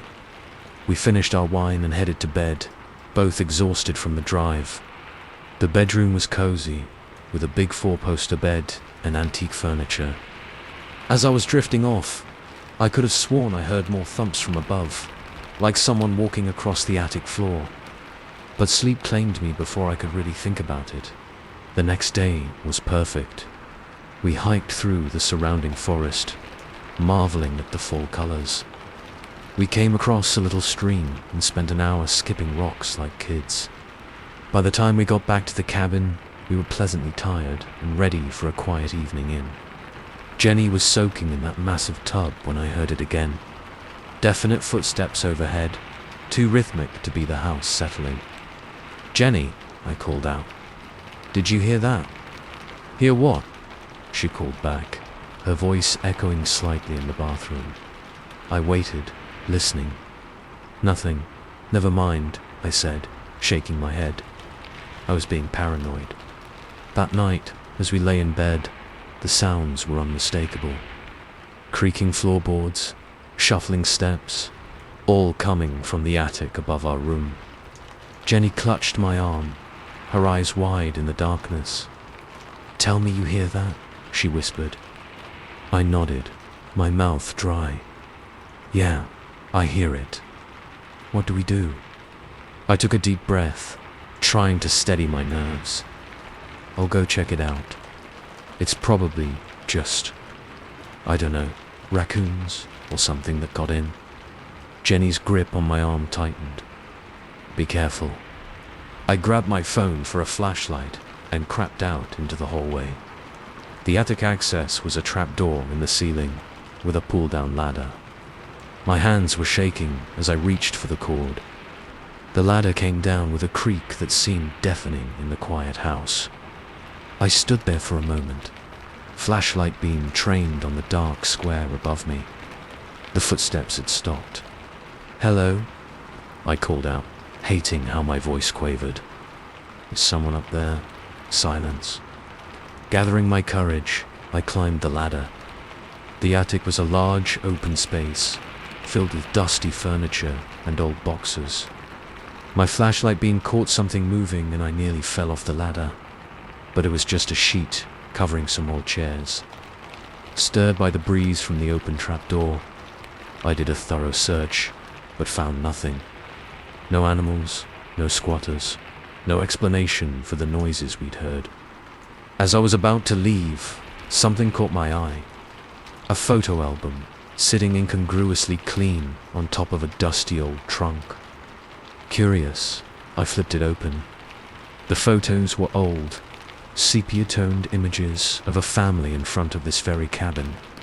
But as I turned the pages, a chill ran down my spine. The people in the photos seemed to be aging backwards. The children grew younger, the adults' wrinkles smoothed out, and in every photo, no one was smiling. They all stared at the camera with the same blank, almost hostile expression. The final photo made my blood run cold. It showed the family again, but wrong. Their limbs were too long, joints bent at impossible angles. Their faces were blurred, as if they'd moved during the exposure. But I could have sworn I saw too many eyes, too many teeth. I slammed the album shut, my heart pounding. This was insane. I needed to get out of this attic, out of this house. As I turned to leave, I heard a whisper, so faint I almost missed it. Stay with us. I practically fell down the ladder in my haste to get out, slamming the trapdoor shut behind me. Jenny was waiting in the hallway, wrapped in a blanket. What happened? Did you find anything? I opened my mouth to tell her about the album, the photo, the whisper, but something stopped me. Maybe it was the need to rationalize, to not seem crazy. Maybe it was something else. Nothing, I said, forcing a smile. Probably just the wind moving some stuff around up there. Let's go back to bed. She didn't look convinced, but nodded, taking my hand as we went back to the bedroom. That night, the dreams came. Twisted visions of the family from the photos. Their too long limbs reaching for me, their blurred faces somehow screaming without mouths. I woke up gasping, drenched in sweat. Jenny was sitting up in bed, her face pale in the moonlight, streaming through the window. "We need to leave," she whispered. "Now," I nodded, not even questioning it. We threw our stuff haphazardly into our bags, not bothering to be quiet. As we were about to head downstairs, Jenny froze. "Listen," she hissed. From downstairs came the unmistakable sound of footsteps. Slow, deliberate steps, coming up the stairs. We looked at each other, panic mirrored in our eyes. The bedroom door suddenly seemed very flimsy. The steps grew closer, accompanied now by a sound like something heavy being dragged. Thump, drag, thump, drag. Jenny was hyperventilating, tears streaming down her face. I pulled her close, my own heart threatening to burst out of my chest. The footsteps stopped right outside our door. For a long moment, nothing happened. Then, a soft scratch at the wood, like something, gently running their nails down the door. "We've been waiting for you," came a voice, raspy and dry, like autumn leaves crumbling. "It's time to join the family." The doorknob began to turn, slowly, so slowly. I don't know what happened next. Somehow, we were out the window, scrambling down the porch roof, falling onto the damp grass. We ran for the car, not looking back, not daring to see what might be following. As we peeled out of the driveway, I caught a glimpse in the rearview mirror. The cabin was dark, but every window was filled with faces. Pale, distorted faces, pressed against the glass, watching us go. We drove straight through the night, not stopping until we hit the city limits.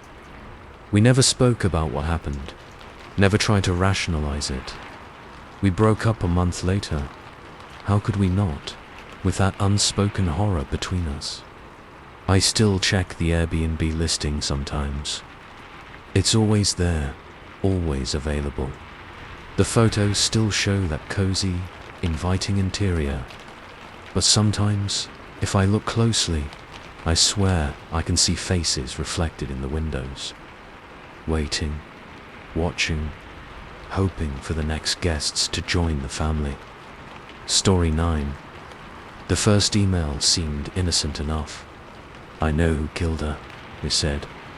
Now, as I sit here listening to the voice message he left, describing in vivid detail how I'm going to die, I realize I should have deleted that first email and never looked back. My name is Megan Chun, and I host a true crime podcast called Cold Case Confessions. It started as a hobby, something to keep me busy during my overnight shifts as a 911 dispatcher. I'd always been fascinated by unsolved mysteries, and I figured talking about them might help me process some of the darker aspects of my day job. I never expected it to blow up the way it did.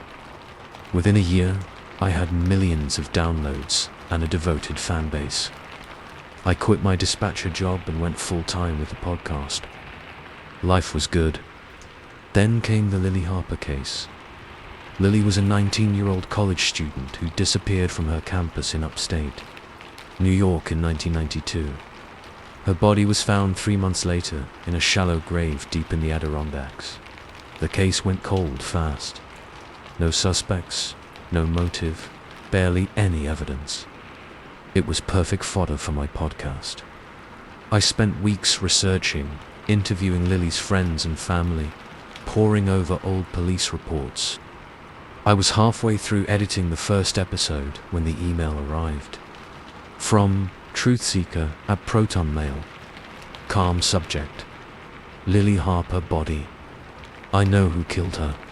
That was it. No other details, no signature. The email address was obviously a burner account. I got tips like this all the time, usually from crackpots or attention seekers. But something about this one felt different, I replied, trying to keep my excitement in check. Thank you for reaching out. I'm very interested in any information you might have about Lily Harper's case. Can you provide any details to support your claim? The response came within minutes, not over email. Too risky. I'll send you something soon. Keep an eye on your mailbox. I tried to push it out of my mind as I finished editing the episode, but I couldn't shake the feeling that this was big. Really big. 3 days later, a padded envelope arrived at my P.O. box. No return address. Inside was a single USB drive. I debated for hours whether to plug it in. It could be a virus, or worse, but curiosity won out. I connected it to an old laptop I kept for situations like this, one with no personal information and no internet connection. The drive contained a single video file. With shaking hands, I pressed play. It was grainy footage, clearly from an old camcorder. The timestamp in the corner read May 17th, 1992, 2 days after Lily disappeared. The camera panned across a forest clearing, eventually focusing on a disturbed patch of earth. A man's voice, distorted as if through a voice changer, narrated, "Here lies Lily Harper. May she rest in peace." The video cut off abruptly. I sat there, staring at the blank screen, my heart pounding. This was it. Actual evidence of Lily's murder, something the police had never seen. I immediately called Detective Ramirez, the cold case officer I'd been working with on the podcast. Within hours, a team of forensic analysts was poring over the video, trying to identify the location. That night, I could barely sleep. My mind raced with questions. Who sent the video? Why now, after all these years? And most importantly, how much did they know? The next morning, another email was waiting for me. "Now you know I'm serious. There's more where that came from, but you have to earn it," I replied immediately. "What do you want?" The response chilled me to the bone. "Keep digging. The truth is uglier than you can imagine. I'll be in touch." Over the next few weeks, as I continued working on the podcast episodes, more emails trickled in. Each one contained a small piece of information about the case, details that had never been made public, things only the killer could know. The police were baffled. The emails were untraceable, bouncing through servers all over the world. The video footage, while clearly authentic, yielded no clues as to the location or the identity of the cameraman. I was equal parts terrified and exhilarated. This was the biggest story of my career, possibly the biggest true crime story in years. But with each new piece of information, I felt the noose tightening around my neck. I was in too deep, and there was no going back. The podcast episodes about Lily were my most popular yet. Listeners were captivated by the mysterious tipster, speculating wildly about their identity and motives. I was careful not to reveal everything I knew, partly to protect the investigation, and partly because, well, it made for better storytelling. Then came the phone call. It was 3 a.m. when my cell phone rang, jolting me awake. The number was blocked. Against my better judgment, I answered. Hello, silence. Then, that same distorted voice from the video. Hello, Megan. Enjoying the game? My blood ran cold. Who is this? What do you want? A low chuckle. You know who I am. As for what I want you to tell the truth. All of it. I don't understand, I said, my voice shaking. I've been reporting everything I know. No, the voice growled. You've been feeding your listeners breadcrumbs. It's time for the main course. What are you talking about? Another chuckle, this one darker. Check your email in 1 hour. And Megan, don't keep me waiting. You won't like what happens if you do. The line went dead. I spent the next hour in a state of panic, pacing my apartment, jumping at every sound. When my email notification finally dinged, I nearly dropped my phone in my haste to check it. The email contained a single audio file. With trembling fingers, I pressed play. It was a man's voice, no longer distorted. He spoke calmly, methodically, describing Lily's last moments in excruciating detail. How he had followed her for weeks. How he had grabbed her as she walked home from a late-night study session. The things he did to her before finally ending her life. I ran to the bathroom and threw up, the man's words echoing in my head. This wasn't just a confession. It was a trophy, a sick memento of his crime. When I could breathe again, I listened to the rest of the recording. The man's tone changed, becoming almost conversational. You've done well, Megan. You've brought Lily's story to light, but it's not enough. The world needs to know everything. The raw, ugly truth.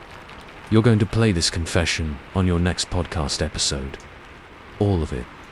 If you don't, well, let's just say Lily won't be lonely for long. The recording ended with the sound of a girl screaming. It wasn't Lily. This was recent. He had another victim. I called Detective Ramirez immediately. Within hours, my apartment was swarming with FBI agents. They set up tracers on my phone and email, installed panic buttons, the works. But we all knew it was probably too late. The next few days were a blur of police interviews and sleepless nights. I debated what to do about the podcast. Part of me wanted to cancel everything, to run and hide. But I knew that wouldn't stop him. And there was still a girl out there, somewhere, who needed help. In the end, I decided to do one final episode. I wouldn't play the full confession. I couldn't put Lily's family through that. But I would tell the world what I knew. Maybe someone out there had a piece of information that could crack the case wide open. The night before the episode was set to air, I received one last email. I'll be listening. Megan, don't disappoint me. I barely slept that night, tossing and turning, my mind racing with all the possible outcomes. When my alarm went off at 6 a.m., I felt like I had aged years overnight. With shaking hands, I set up my microphone and recording equipment. FBI agents were stationed outside my apartment, but I had insisted on recording alone. This was between me and him. I took a deep breath and began. Welcome to Cold Case Confessions. I'm Megan Chun, and today's episode is going to be different. Today, I'm going to tell you the truth about Lily Harper's murder. All of it. And I'm going to tell you about the man who killed her. The man who's been toying with me for weeks, feeding me information, leading me down this twisted path. I spoke for over an hour, laying out everything I knew, everything he had told me. I described the videos, the emails, the phone call. I pleaded with listeners to come forward with any information they might have. And then, fighting back tears, I addressed him directly. I've done what you asked. I've told the truth. Now it's your turn. Let that girl go. Turn yourself in. This ends now. As soon as I finished recording, my phone rang. Blocked number. With a deep breath, I answered. Well done, Megan, the voice said, no longer distorted. It was calm, almost friendly. You played your part beautifully, but I'm afraid this story isn't over yet. In fact, for you, it's just beginning. What do you mean? I whispered, dread settling in my stomach. He chuckled. Check your email one last time.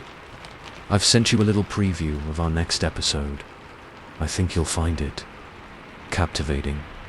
The line went dead. With trembling hands, I opened my email.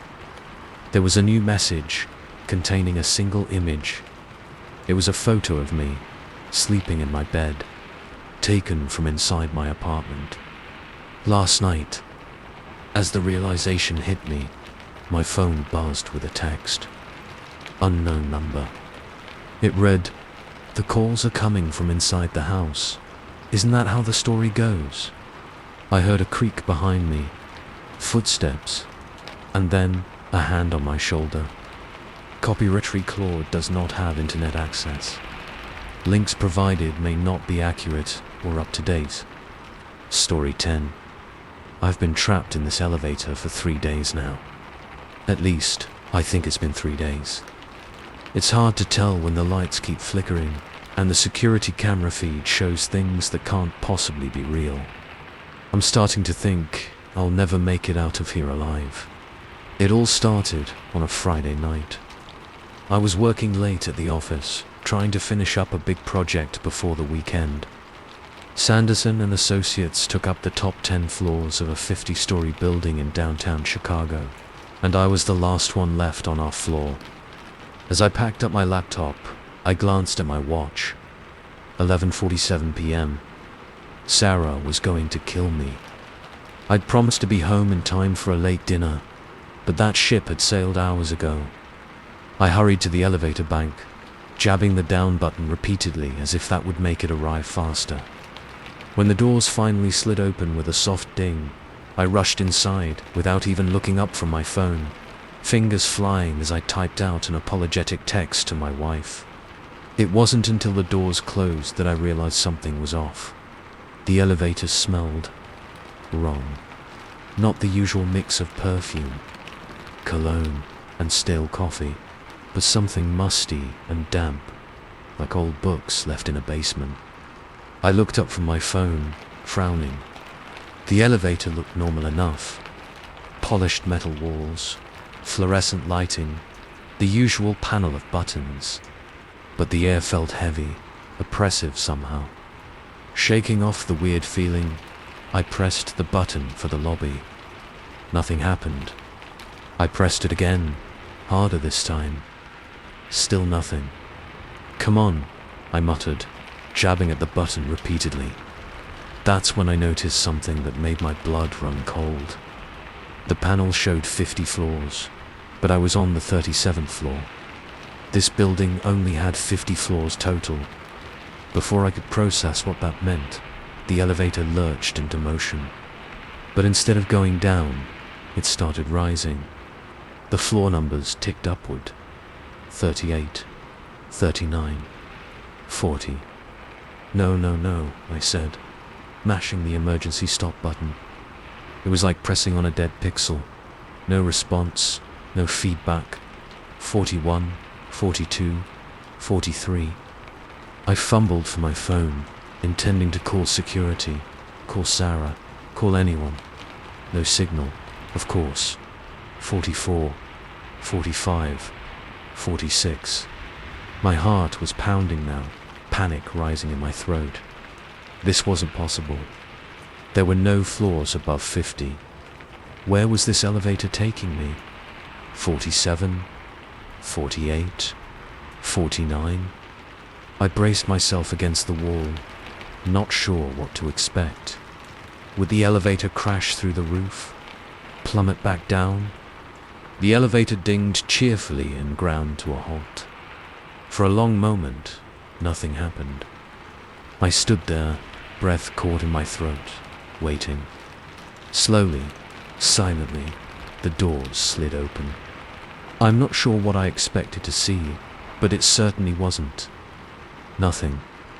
Just an impenetrable wall of darkness, so complete it seemed to swallow the light from the elevator. "Hello," I called out, my voice shaking. No response. Not even an echo. I edged closer to the doors, peering out. As my eyes adjusted, I could make out something. Shapes moving in the darkness, just at the edge of perception. I caught a whiff of that damp, musty smell again, stronger now. Every instinct screamed at me to stay in the elevator, to not venture out into that impossible darkness. I jabbed at the door close button, desperate to put a barrier between me and whatever was out there.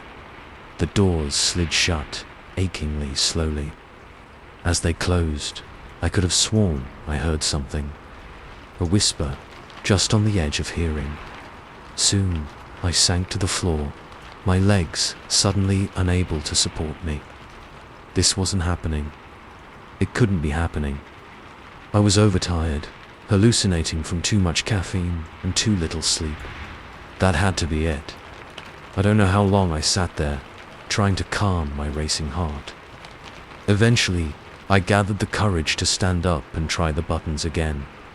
This time, miraculously, they worked. The elevator began to descend. Relief washed over me as I watched the numbers tick downward.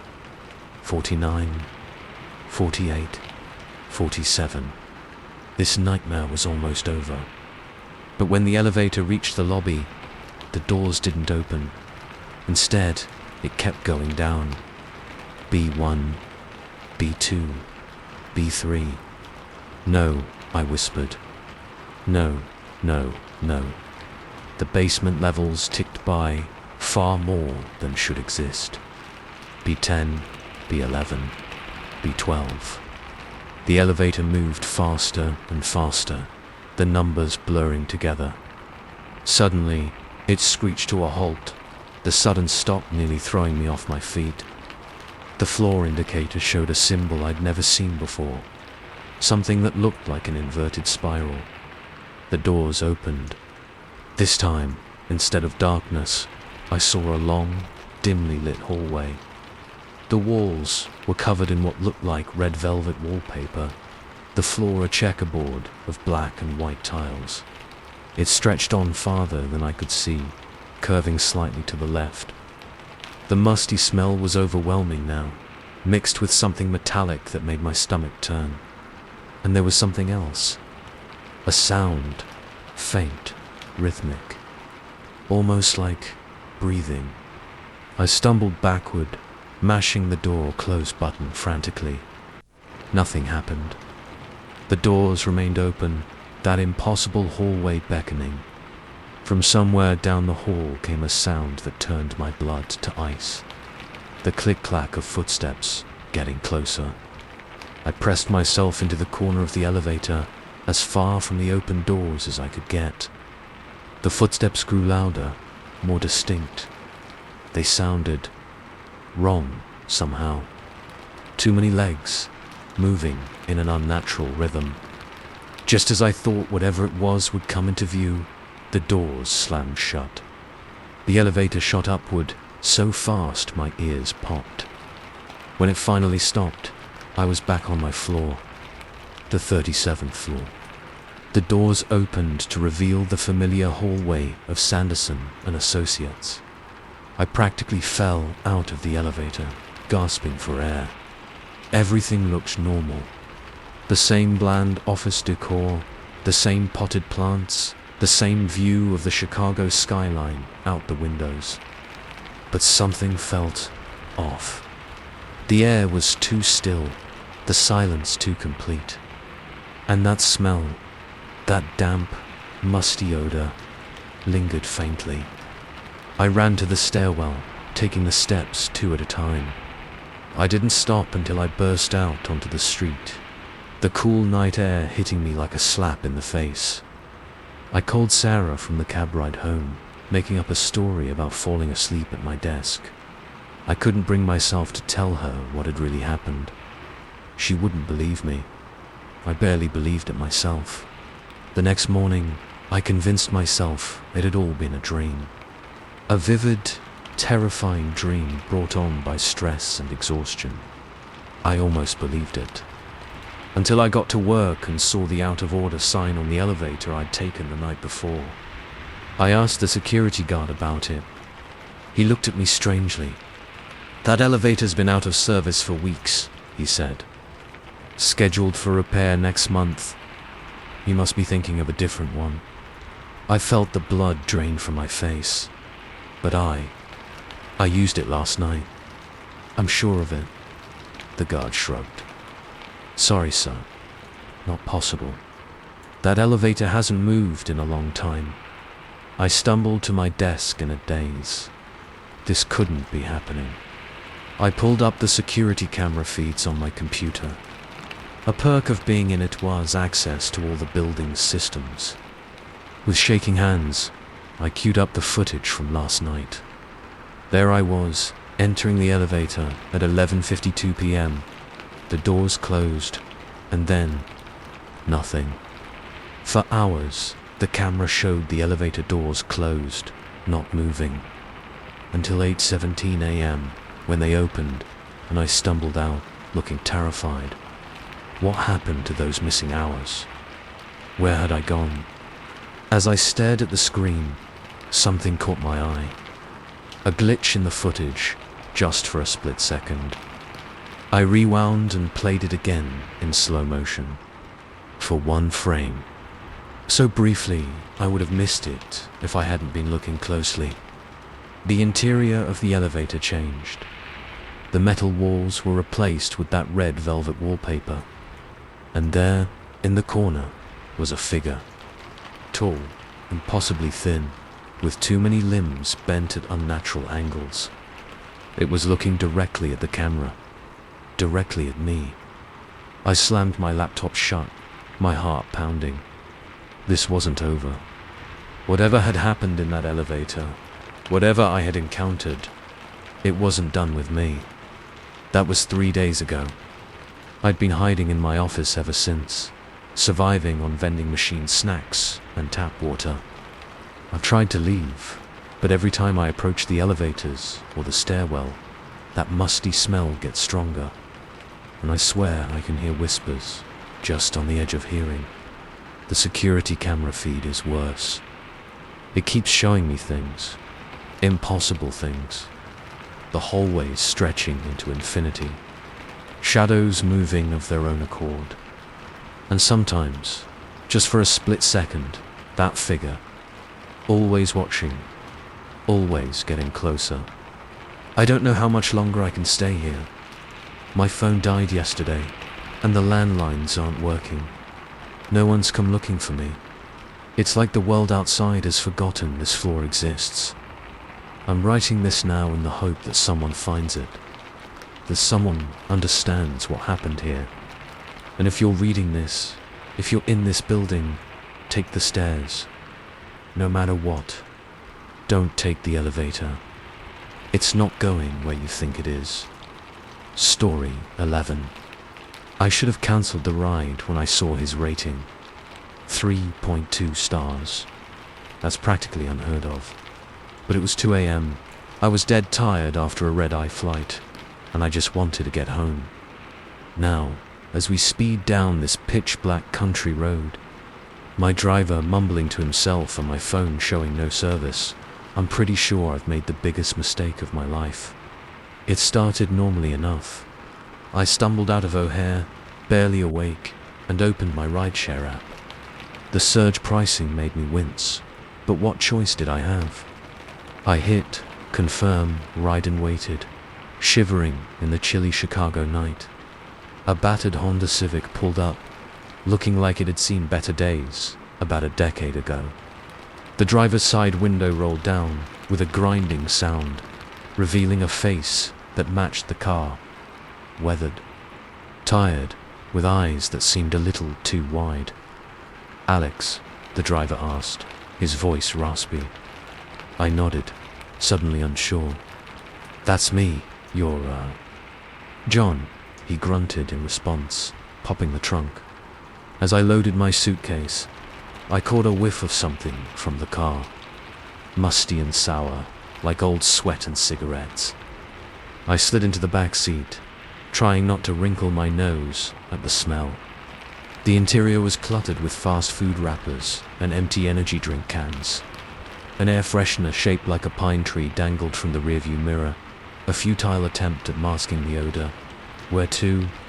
John asked, his eyes meeting mine in the mirror. They looked bloodshot and twitchy. I gave him my address in the suburbs, about a 40-minute drive. He nodded and pulled away from the curb, merging into the sparse late-night traffic. For the first few minutes, we drove in silence. I was about to put in my earbuds when John spoke up. "Long flight?"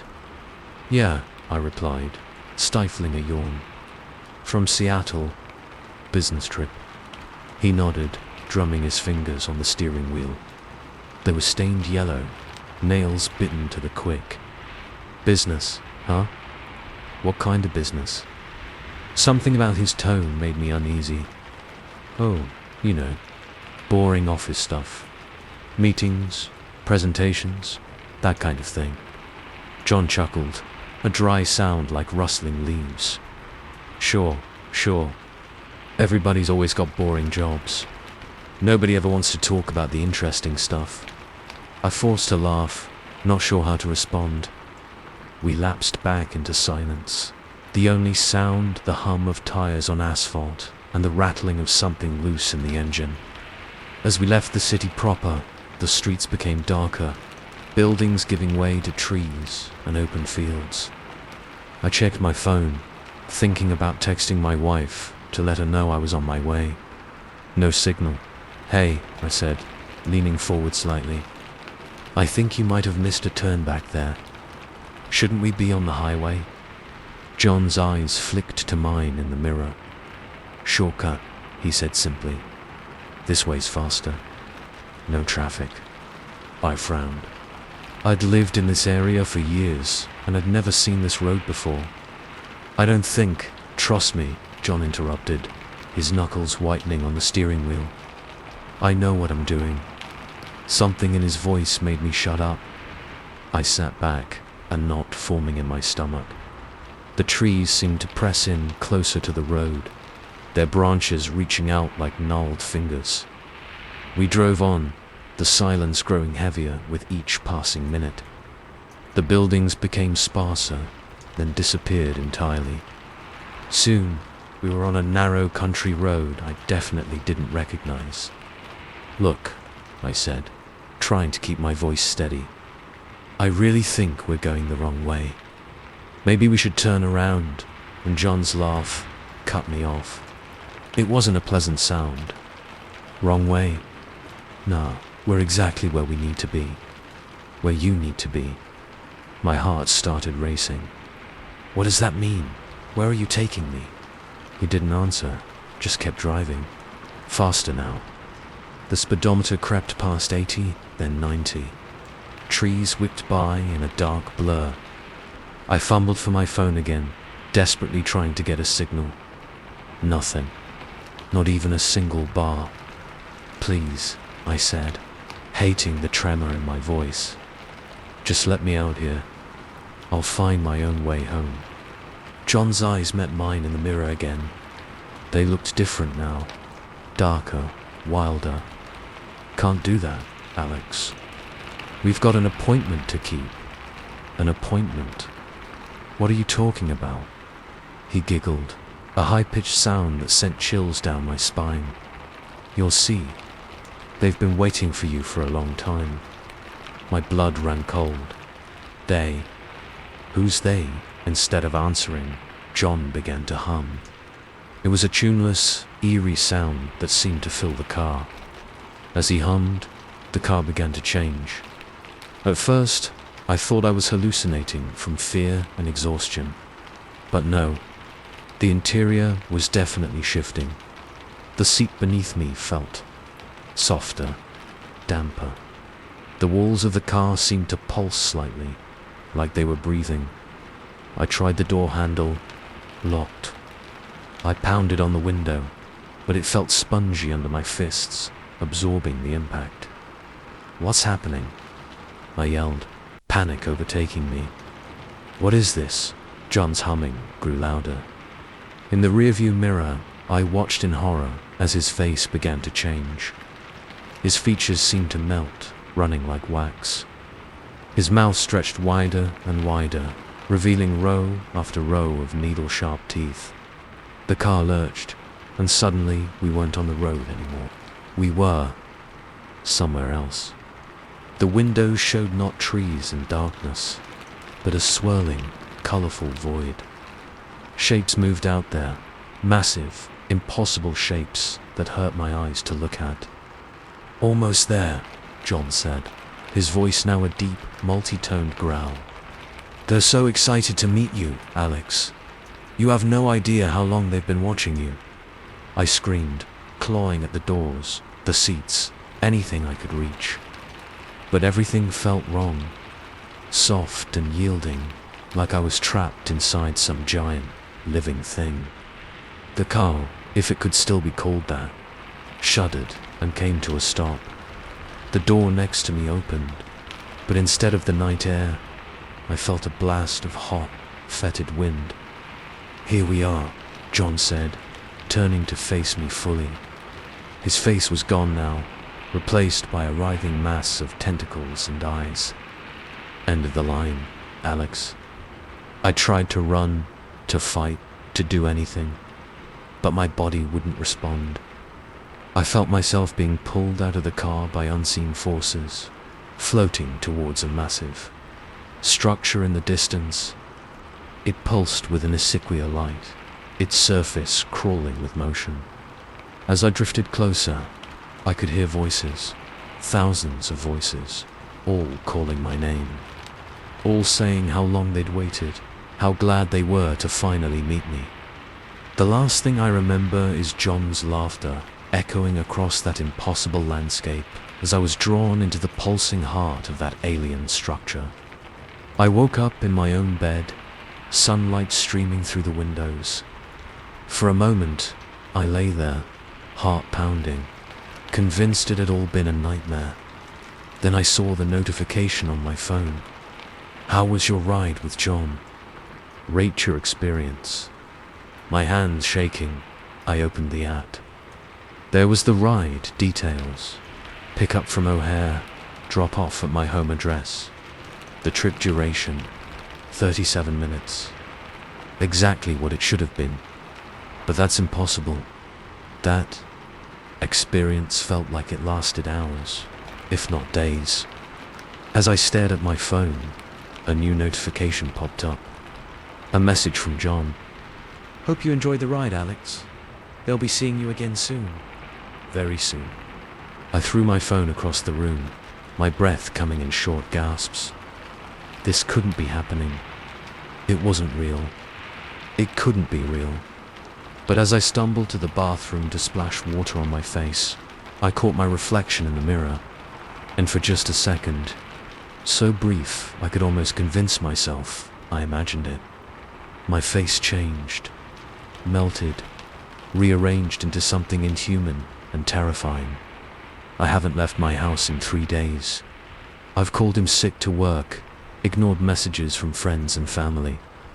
I can't bring myself to step outside, to risk getting into another car, because I know, deep down, that it wasn't a dream or a hallucination. Whatever happened that night was real, and they're out there, waiting, watching. Every car that drives by makes me flinch. Every notification on my phone sends my heart racing, because I know, sooner or later, I'll have to leave this house. I'll have to get into another car, and when I do, they'll be waiting for me, ready to take me back to that impossible place where John, or whatever he really is, dropped me off. So if you're reading this, be careful. Check your driver's rating. Trust your instincts. And if you ever get into a rideshare and things start to feel wrong, get out. Run. Don't look back. Because you never know where that ride might really be taking you. Story 12. I saw it again last night. That thing in the background of Lily's video call. She swears she's alone in her apartment, but I know what I saw. And it's getting closer. God help me.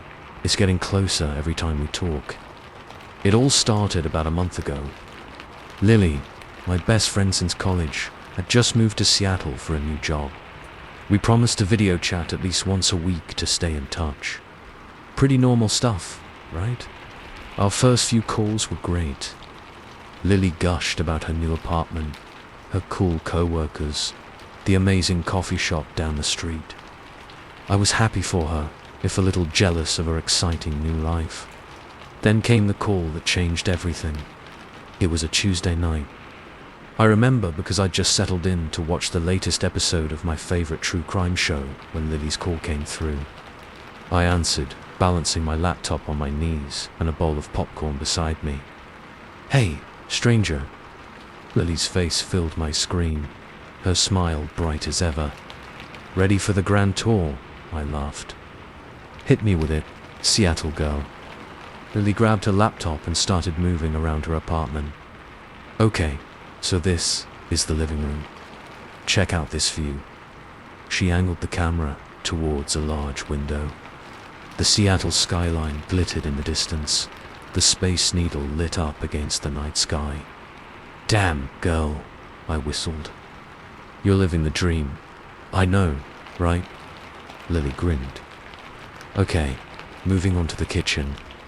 As she turned, something caught my eye.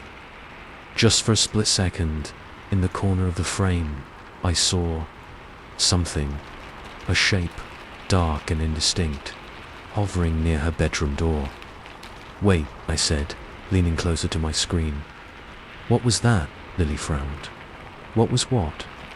"Go back to the living room. I thought I saw something by your bedroom door." She laughed, but there was a nervous edge to it. "Very funny, Zoe. Trying to freak me out in my new place." "I'm serious," I insisted. "It looked like, I don't know, a shadow or something." Lily rolled her eyes but humored me, panning back to the living room. The space by her bedroom door was empty. "See? Nothing there. Unless I'm being haunted by the ghost of overpriced rent." I forced a laugh, but something felt off. That shape I'd seen. It hadn't looked like a trick of the light or a shadow. It had seemed solid, alive, almost. The rest of the call passed normally, but I couldn't shake the uneasy feeling in my gut. That night, I dreamed of dark shapes lurking just out of sight, always hovering at the edge of my vision. Our next call was a week later. This time, I was ready. I'd positioned my laptop on my desk, giving me a clear, stable view of Lily's apartment in the background. We chatted about our weeks, Lily excitedly telling me about a cute guy at work who'd asked her out. I nodded and smiled, but my eyes kept darting to the space behind her, watching for, I didn't even know what, and then I saw it again. This time, it was clearer. A tall, dark figure, hovering in the hallway behind Lily. It was humanoid in shape, but wrong somehow. Too tall, too thin, its proportions slightly off. My gasp must have been audible because Lily stopped mid-sentence. "Zoe, you okay?" I pointed at my screen, my hand shaking. "Lily, behind you, in the hallway. Please tell me you see that." Lily turned, peering into the darkness behind her. "See what?" "There's nothing there." But there was. I could see it plain as day, a dark silhouette against the pale wall of her hallway. As Lily turned back to the camera, the figure moved. Just slightly, just enough for me to see that its head was cocked at an impossible angle, as if studying Lily with intense curiosity. "I swear to God, Lily, there's something there. A person, or something." Lily's face paled. "Zoe, that's not funny. You're really freaking me out. I'm not joking." I was nearly shouting now. "It's right there. How can you not see it?" Lily stood up abruptly, moving out of frame. I heard the sound of lights being flicked on, doors opening and closing. When she returned, her face was a mixture of anger and fear. "There's nothing here, Zoe. My doors are locked, my windows are closed. I'm alone." I stared at my screen in disbelief. The figure was still there, now standing directly behind Lily. It was so close I could almost make out details. Limbs too long and jointed in the wrong places. Fingers tapering to points. "Lily," I whispered, "it's right behind you." She ended the call. I tried calling her back immediately, but it went straight to voicemail. I sent a flurry of texts, each more frantic than the last. Finally, after what felt like hours, she responded, "I don't know what game you're playing, but it's not funny. I need some space." I didn't sleep that night, or the next. I kept replaying the call in my mind, trying to convince myself that I'd imagined it all. But every time I closed my eyes, I saw that figure, its impossible body, its head tilted at that unnatural angle. A week passed, then two. Lily didn't call. My texts went unanswered. I was about to book a flight to Seattle, my mind conjuring up horrible scenarios of what might have happened to her, when my phone buzzed. A video call request from Lily. I answered immediately. "Lily, oh my God, are you okay? I've been so worried." "I'm fine," she cut me off. Her voice was flat, her usually expressive face oddly blank. "I just wanted to apologize for overreacting last time. I know you were just joking around." Relief flooded through me, quickly followed by confusion. "Joking, Lily. I swear I wasn't." "It's fine," she interrupted again. "Really? Water under the bridge. How have you been?" As she spoke, I scanned the background of her apartment. Nothing seemed out of place.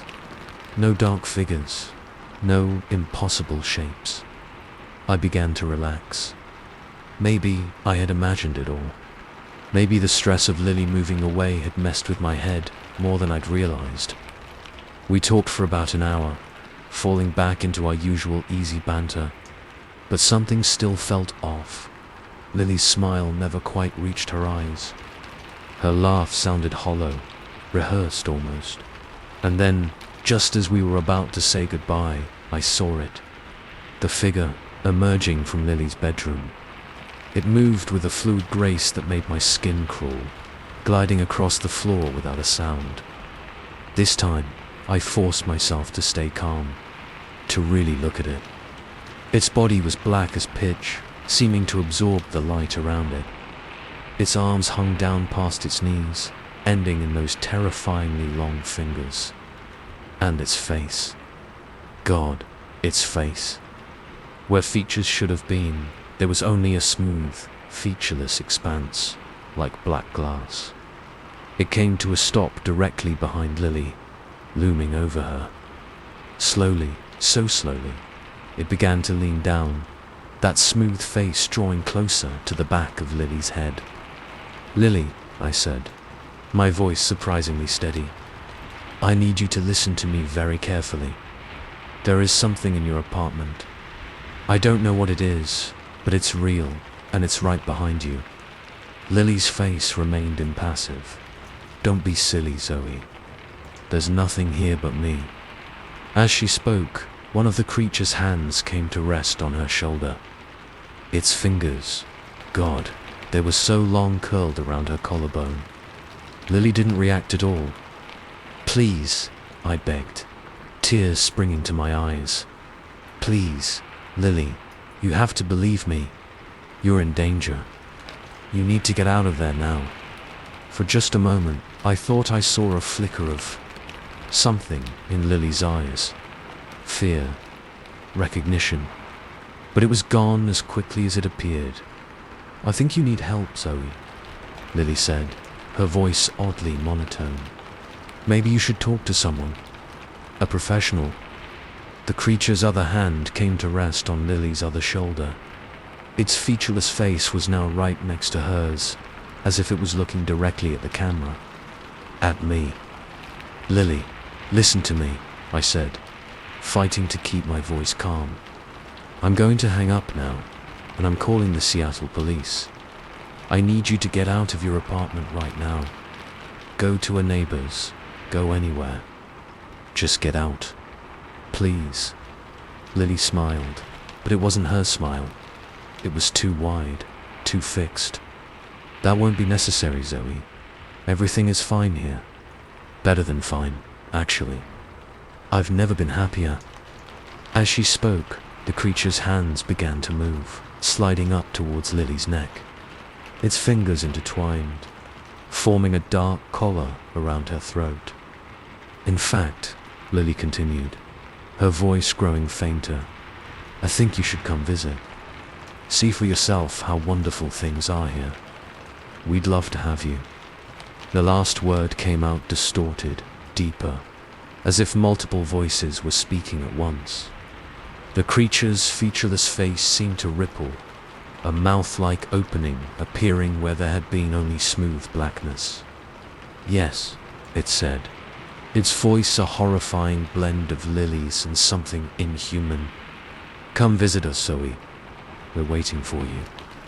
The call ended abruptly, leaving me staring at my own pale, terrified reflection in the black screen. I've tried calling the Seattle police. I've tried contacting Lily's family, her co-workers, anyone who might be able to check on her.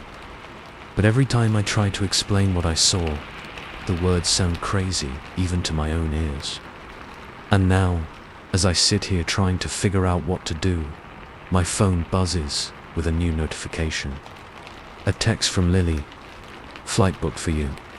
Can't wait to see you, bestie. We're all so excited for you to join us." Attached is a photo of a plane ticket to Seattle, in my name, for a flight that leaves in 3 hours. My phone buzzes again. Another text. "Don't keep us waiting, Zoe. We're so hungry to meet you."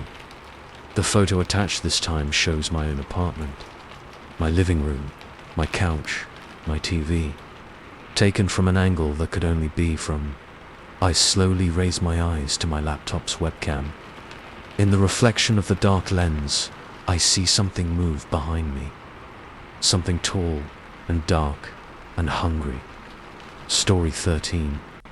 The first time I heard Bandit speak, I thought I was losing my mind.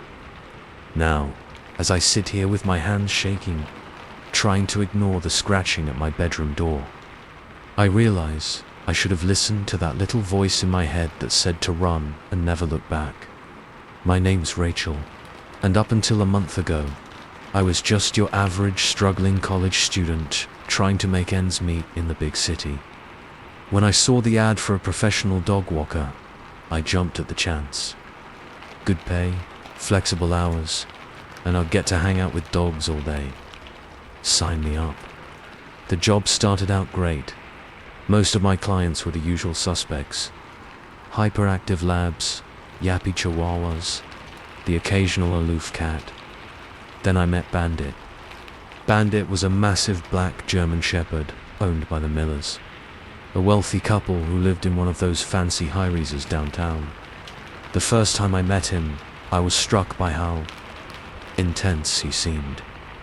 His amber eyes followed my every move. Unnervingly intelligent, Mrs. Miller, a petite woman who, practically drowning in designer labels, gave me the rundown. "Bandit's a special boy," she cooed, scratching behind his ears. "He needs a walks a day, precisely at 10 a.m. and 4 p.m. No dog parks, no interacting with other dogs or people, just a nice, brisk walk around the block." I nodded, jotting down notes. "Got it. Anything else I should know?" Mrs. Miller's smile faltered for just a second. "Well, Bandit can be particular. If he seems agitated or starts acting strangely, just bring him straight home. Don't try to force him to continue the walk." I thought it was a bit odd, but hey, rich people and their pets, right? I've seen weirder requests. The first week with Bandit was uneventful. He was perfectly behaved on our walks, trotting along beside me without so much as a bark. I started to wonder why Mrs. Milner had seemed so concerned. Then came the day that changed everything. It was a gloomy Tuesday afternoon. I'd just picked up Bandit for his 4 p.m. walk, and we were about halfway around the block when it started to rain.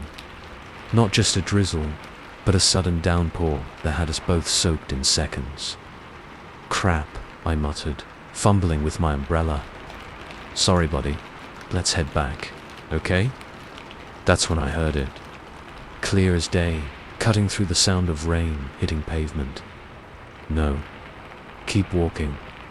I froze, my umbrella forgotten. The voice had come from below me. I looked down at Bandit, who was staring up at me with those unnerving amber eyes. Did you just..."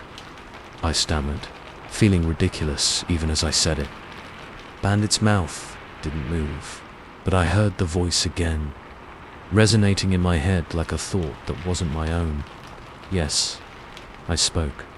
"Now keep walking. We have work to do." I'd like to say I did the sensible thing. Drop the leash. Run screaming back to the Miller's apartment, quit my job and move to another state. But shock and morbid curiosity got the better of me. "What? What kind of work?" I asked, my voice barely a whisper. Bandit's tail wagged once, a sharp, deliberate movement. "Smart girl. I knew you were different from the others. Walk, I'll explain on the way." My feet started moving of their own accord, splashing through puddles as Bandit led me down unfamiliar streets. His voice filled my head, emotionless and matter-of-fact. "I am not what you would call a dog. I am something else. Something that has existed for a very long time. The Millers are my current caretakers, but they are weak. Useless. I need someone stronger. Someone like you, Rachel." A chill ran down my spine. That had nothing to do with the rain. "What do you mean? Caretakers? What? What are you?" Bandit's mental voice took on an edge of impatience. "Labels are unimportant. What matters is the work, the balance that must be maintained. Humans, they upset the balance. They must be cold. That's where you come in."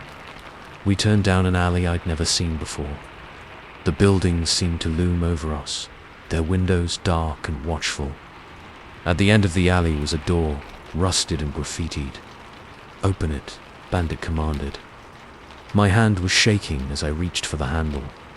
Every instinct screamed at me to run, but it was like my body wasn't my own anymore. The door creaked open, revealing a dimly lit staircase leading down. The smell that wafted up was indescribable. A mixture of rot, ozone, and something metallic that made my stomach churn. "Go down," Bandit said. "See what must be done." I took one step, then another. The stairs seemed to go on forever, spiraling down into darkness. The only sound was the click of Bandit's nails on the steps behind me and my own ragged breathing. Finally, We reached the bottom. A single bare bulb illuminated a space that looked like it had once been a basement or bomb shelter. Now it was something else. The walls were covered in strange symbols, glowing faintly with an inner light, and in the center of the room, I clapped a hand over my mouth to stifle a scream. There, sprawled on the concrete floor, was a body, or what was left of one. It looked like it had been hollowed out somehow, its chest cavity empty and clean. "The vessel is prepared," Bandit said, his mental voice tinged with satisfaction. "Now we begin." "Begin what?" I managed to choke out. "What is this? What have you done?" Bandit padded over to the body, his fur seeming to ripple and shift in the dim light. "This is the work, Rachel. The culling, the rebalancing, and you will help me." As I watched in horror, Bandit's form began to change. He grew larger, his limbs elongating, his snout flattening. In moments where the dog had been stood, something else. Something vaguely humanoid, but wrong in every possible way. Its skin was black as night, seeming to absorb the light around it. Where its face should have been was a void, a darkness deeper than anything I'd ever seen. It reached out a hand, if you could call it that, towards me. "Join me, Rachel. Become part of something greater. Help me restore the balance." I backed away, my back hitting the cold stone wall. "No," I whispered. "No, this isn't real. This can't be real." The thing that had been banded tilted its featureless head. "Oh, but it is. And you have a choice to make. Join me willingly, or..." It gestured towards the hollowed-out body on the floor. The meaning was clear. In that moment, survival instinct kicked in. I turned and ran, scrambling up the stairs 2 at a time. Behind me, I heard an inhuman howl of rage that shook the very foundations of the building. I burst out onto the street, rain still pouring down. I ran and ran, not caring where I was going, just needing to put as much distance between me and that thing as possible. Somehow, I made it back to my apartment. I locked every door, every window. I called in sick to work, ignoring the concerned messages from my other clients. I couldn't bring myself to tell anyone what had happened. Who would believe me? For days, I jumped at every sound, convinced that Bandit, or whatever it really was, would come for me. But nothing happened. Life went on. I started to convince myself it had all been some kind of stress-induced hallucination. Then, last night, I got a text from Mrs. Miller. "Rachel, dear, we haven't seen you in a while. Bandit misses you terribly. Won't you come for a visit? He has so much to show you." Attached was a photo. It showed the Miller's living room, but wrong. The furniture was twisted into impossible shapes. And there, in the corner, barely visible, was a shape. Tall, black, featureless. I threw my phone across the room and haven't touched it since. I've barricaded myself in my bedroom, but I know it won't be enough, because I can hear it now, scratching at my front door. A low, inhuman whine that sounds almost like words. "Rachel. Come out, Rachel. We have work to do." The scratching is getting louder. The door won't hold much longer. And deep down, in some primal part of my brain, I can feel it calling to me, promising power, knowledge, a place in something greater than myself. Part of me wants to answer that call, to open the door and embrace whatever nightmare waits on the other side. But I won't. I can't. Because I know now that some doors, once opened, can never be closed again. So I sit here, writing this as a warning. If you're a dog walker, or pet sitter, or anyone who works with animals, Be careful. Be very, very careful. Because sometimes the monsters we tell ourselves don't exist. They do. And sometimes they come disguised as man's best friend. Story 14. The fish aren't biting tonight, but something else is. I've been out on this lake for hours, and I swear the water's getting darker, thicker. My lures keep disappearing, one by one, and the splashes I hear ain't from no fish I've ever known. As I sit here in my little boat, the fog rolling in and that thing in the water circling closer, I'm starting to think I should have listened to the old-timers at the bait shop. Some lakes, they said, are best left alone after dark. My name's Mike, and I've been fishing these Minnesota lakes since I was knee-high to a grasshopper.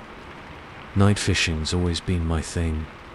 There's something peaceful about being out on the water in the dark.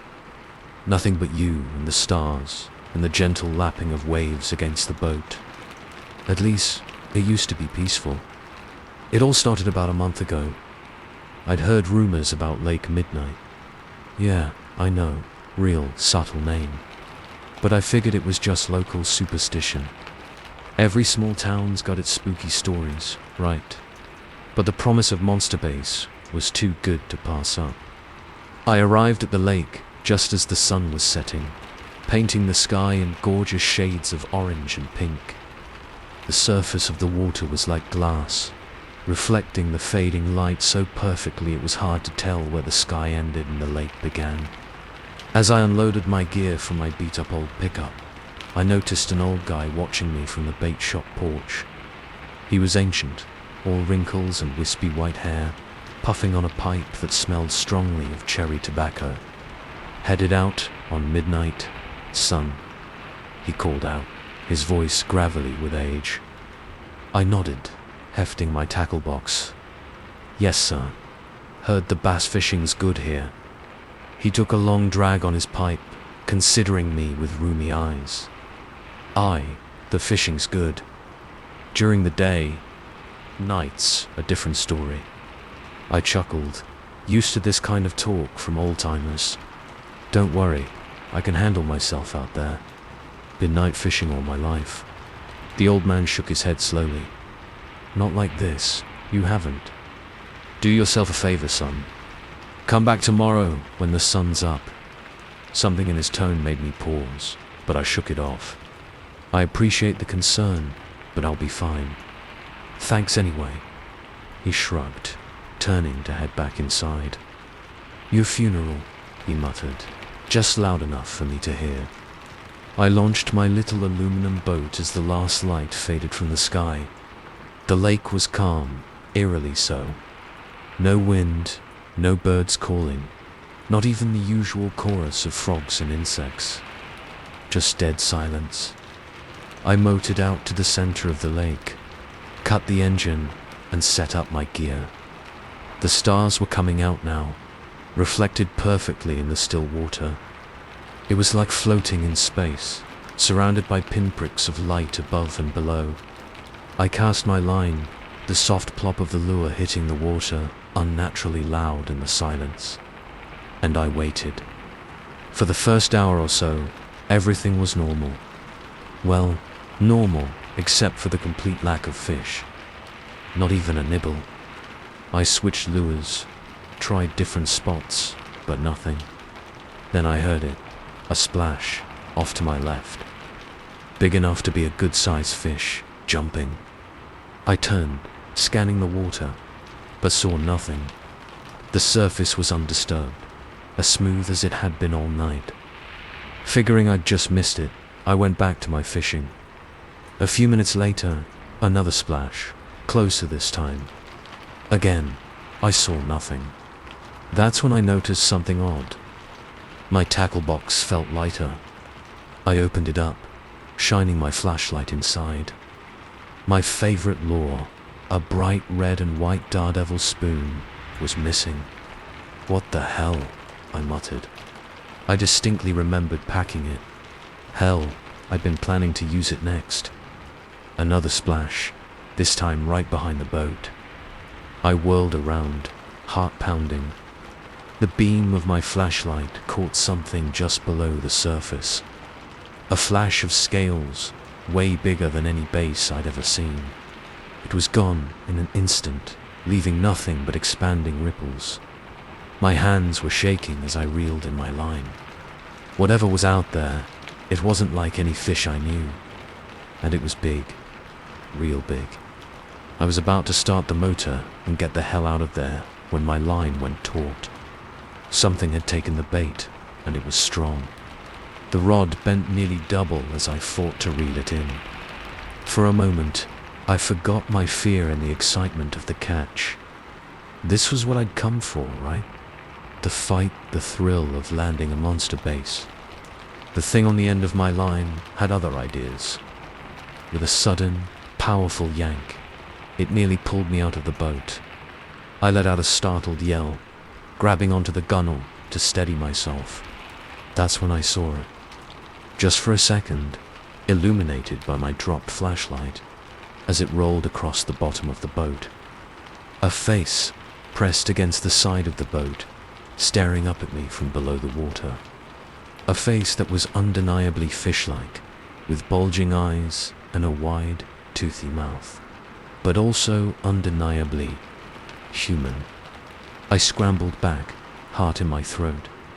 The rod was ripped from my hands, disappearing into the depths with a splash. "No," I whispered, my voice shaking. "No, this isn't happening." But it was. All around the boat now, I could hear splashing. Shapes moved in the water, just out of sight. And voices, dear God, the voices. Wet, gurgling sounds that were almost words, calling to me. "Join us," they seemed to say. "Come swim with us." The fog was rolling in now, thick and unnatural.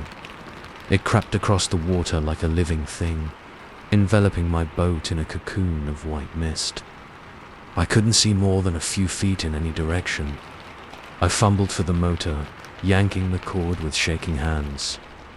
It spotted once, twice, but wouldn't catch. Of fucking course. Something bumped the bottom of the boat hard enough to rock it. I yelped, scrambling to keep my balance. My flashlight rolled, the beam cutting through the fog to illuminate. Hands, pale, webbed hands, reaching up from the water. Dozens of them, all around the boat. I screamed then, a sound of pure animal terror. I grabbed an oar and started paddling frantically, not caring what direction I went as long as it was away from those things. The voices grew louder, more insistent. I risked a glance over my shoulder and immediately wished I hadn't. Faces were emerging from the water now, fish-like, yet horribly human. Their mouths opened and possibly wide, showing row after row of needle-sharp teeth. "Stay with us," they gurgled. "Become one with the lake." I paddled harder, my arms burning with the effort, but it was like trying to row through molasses. The water seemed to thicken, clinging to the oar, trying to pull it from my grasp. Something grabbed my ankle. I looked down to see a pale, slimy hand wrapped around my leg, trying to pull me overboard. I yelled, kicking frantically until it let go. But there were more. So many more. Hands reached from every side now, grasping at the boat, at my clothes, at me. The boat was taking on water, sinking lower with each passing second. In desperation, I grabbed my tackle box and started swinging. I caught one of the fish things square in its bulging eye. It let out an inhuman shriek and disappeared beneath the surface. For a moment, the attacks stopped. I stood there, panting, tackle box raised like a weapon. The fog swirled around me, and in the distance, I heard laughter, a chorus of wet, burbling chuckles that raised the hair on the back of my neck. "Feisty one," a voice gurgled, closer than the others. "We like that. Makes the change more interesting." I spun around, trying to locate the source of the voice. There, at the edge of the boat, a figure rising from the water. It might have been human once, long ago. Now, it was a nightmare of scales and fins, its mouth a gaping maw lined with teeth. "Who are you?" I managed to croak out. "What do you want?" The thing's mouth stretched in a parody of a smile. "We are the children of midnight," it said. "And we want you, Mike. We've been waiting for someone like you for so long." It knew my name.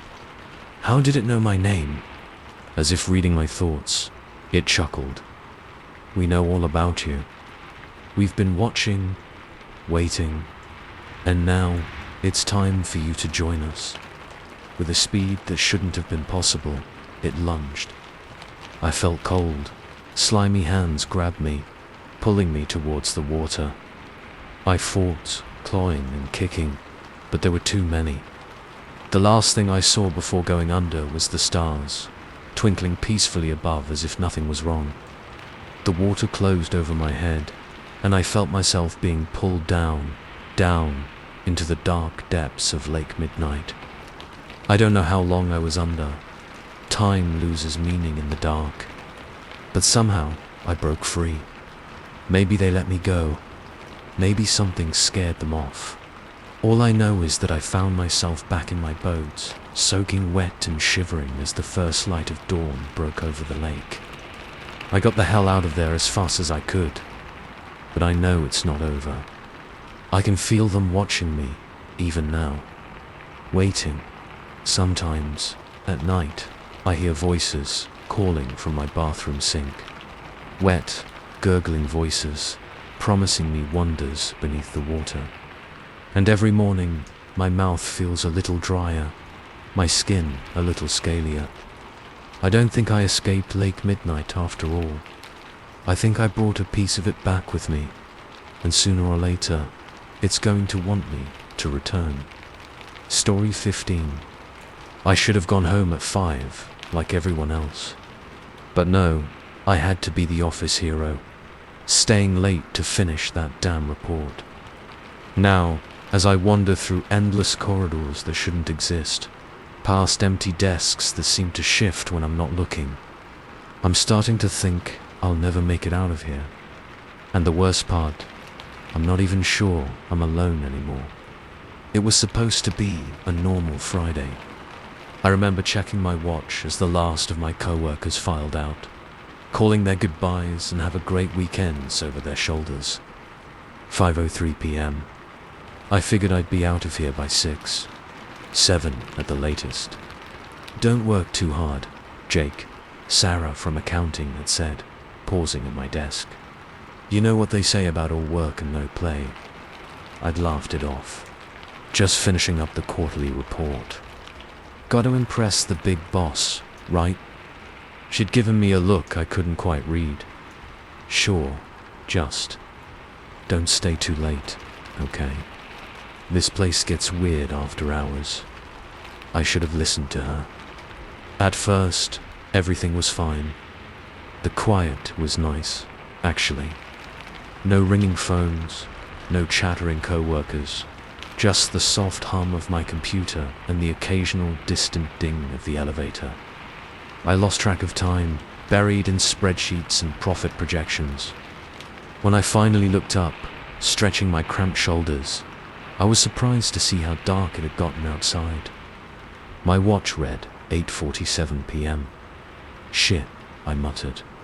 "So much for being home by 7. I saved my work and shut down my computer, gathering my things. That's when I noticed something odd. The overhead lights, which should have turned off automatically at 7, were still on. Not all of them, though. Just a few, creating pools of harsh fluorescent light amid growing shadows. As I stood up, a chill ran down my spine. The office looked different somehow. The cubicle walls seemed taller, the corridors between them narrower. Probably just tricks of the light and shadows, I told myself. I headed for the elevators, my footsteps eerily loud in the empty office. As I rounded the corner to the elevator bank, I stopped short. The hallway stretched out before me, much longer than it should have been.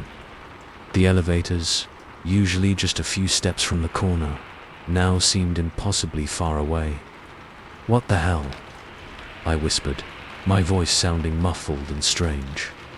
I started walking, my pace quickening as an inexplicable sense of unease grew. The elevator doors seemed to get no closer, no matter how fast I walked. I broke into a jog, then a run. Still, the hallway stretched on. Panting, I skidded to a stop. This was impossible. I turned around, intending to head back to my desk and try the stairs instead. But behind me, the hallway had changed. Where there should have been a clear path back to the office, there was now a maze of cubicles I didn't recognize. "Hello?" I called out, hating how small and scared my voice sounded. "Is anyone here? This isn't funny." No response. Just the faint buzz of the fluorescent lights and something else. A soft sound, just at the edge of hearing, like whispers or the rustling of paper. I pulled out my phone, intending to call. Someone. Security, maybe, or Sarah. She'd been the last to leave. Maybe she was still around. But my phone showed no signal, and the time displayed made no sense. 8:47 p.m. It had definitely been later than that when I left my desk. With no other options, I started making my way through the unfamiliar cubicle maze. Each turn brought me to another identical corridor, the sameness broken only by the irregular pools of light from the overhead fixtures. As I walked, I began to notice things, little details that were just off. A mug on a desk with steam rising from it, as if freshly poured. A jacket slung over a chair that hadn't been there a moment ago. Computers turning on by themselves. Screens flickering with indecipherable text. And always, that faint sound. Whispers and rustling, sometimes punctuated by what sounded like distant laughter, or the ring of a phone quickly silenced. I don't know how long I wandered. My watch was stuck at 8:47 p.m., the second hand ticking, but the time never changing. The layout of the office seemed to shift every time I turned a corner or looked away. Hallways that should have led to exits or stairwells instead looped back on themselves or opened into vast, dark spaces filled with rows of empty desks. At one point, I found myself back at what I thought was my own desk, but everything was wrong. The family photo on my desk showed strangers with blurred faces. My computer was on, displaying an email I didn't remember writing. Subject: Overtime report body, Jake. We're still waiting on that report.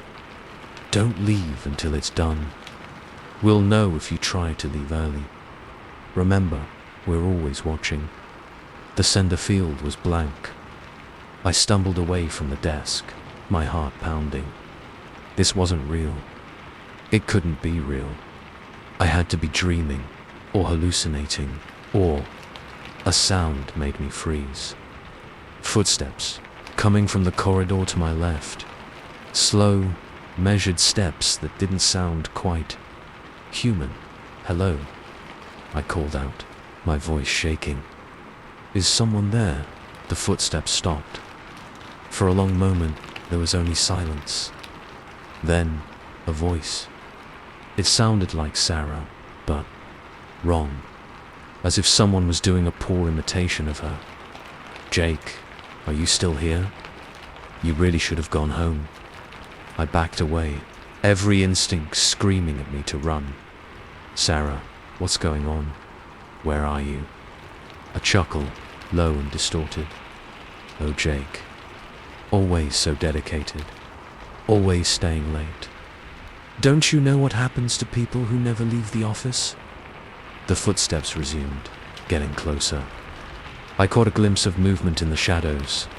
A figure, vaguely human-shaped, but too tall, too thin. Its movements were jerky, like a marionette controlled by an unskilled puppeteer. I ran.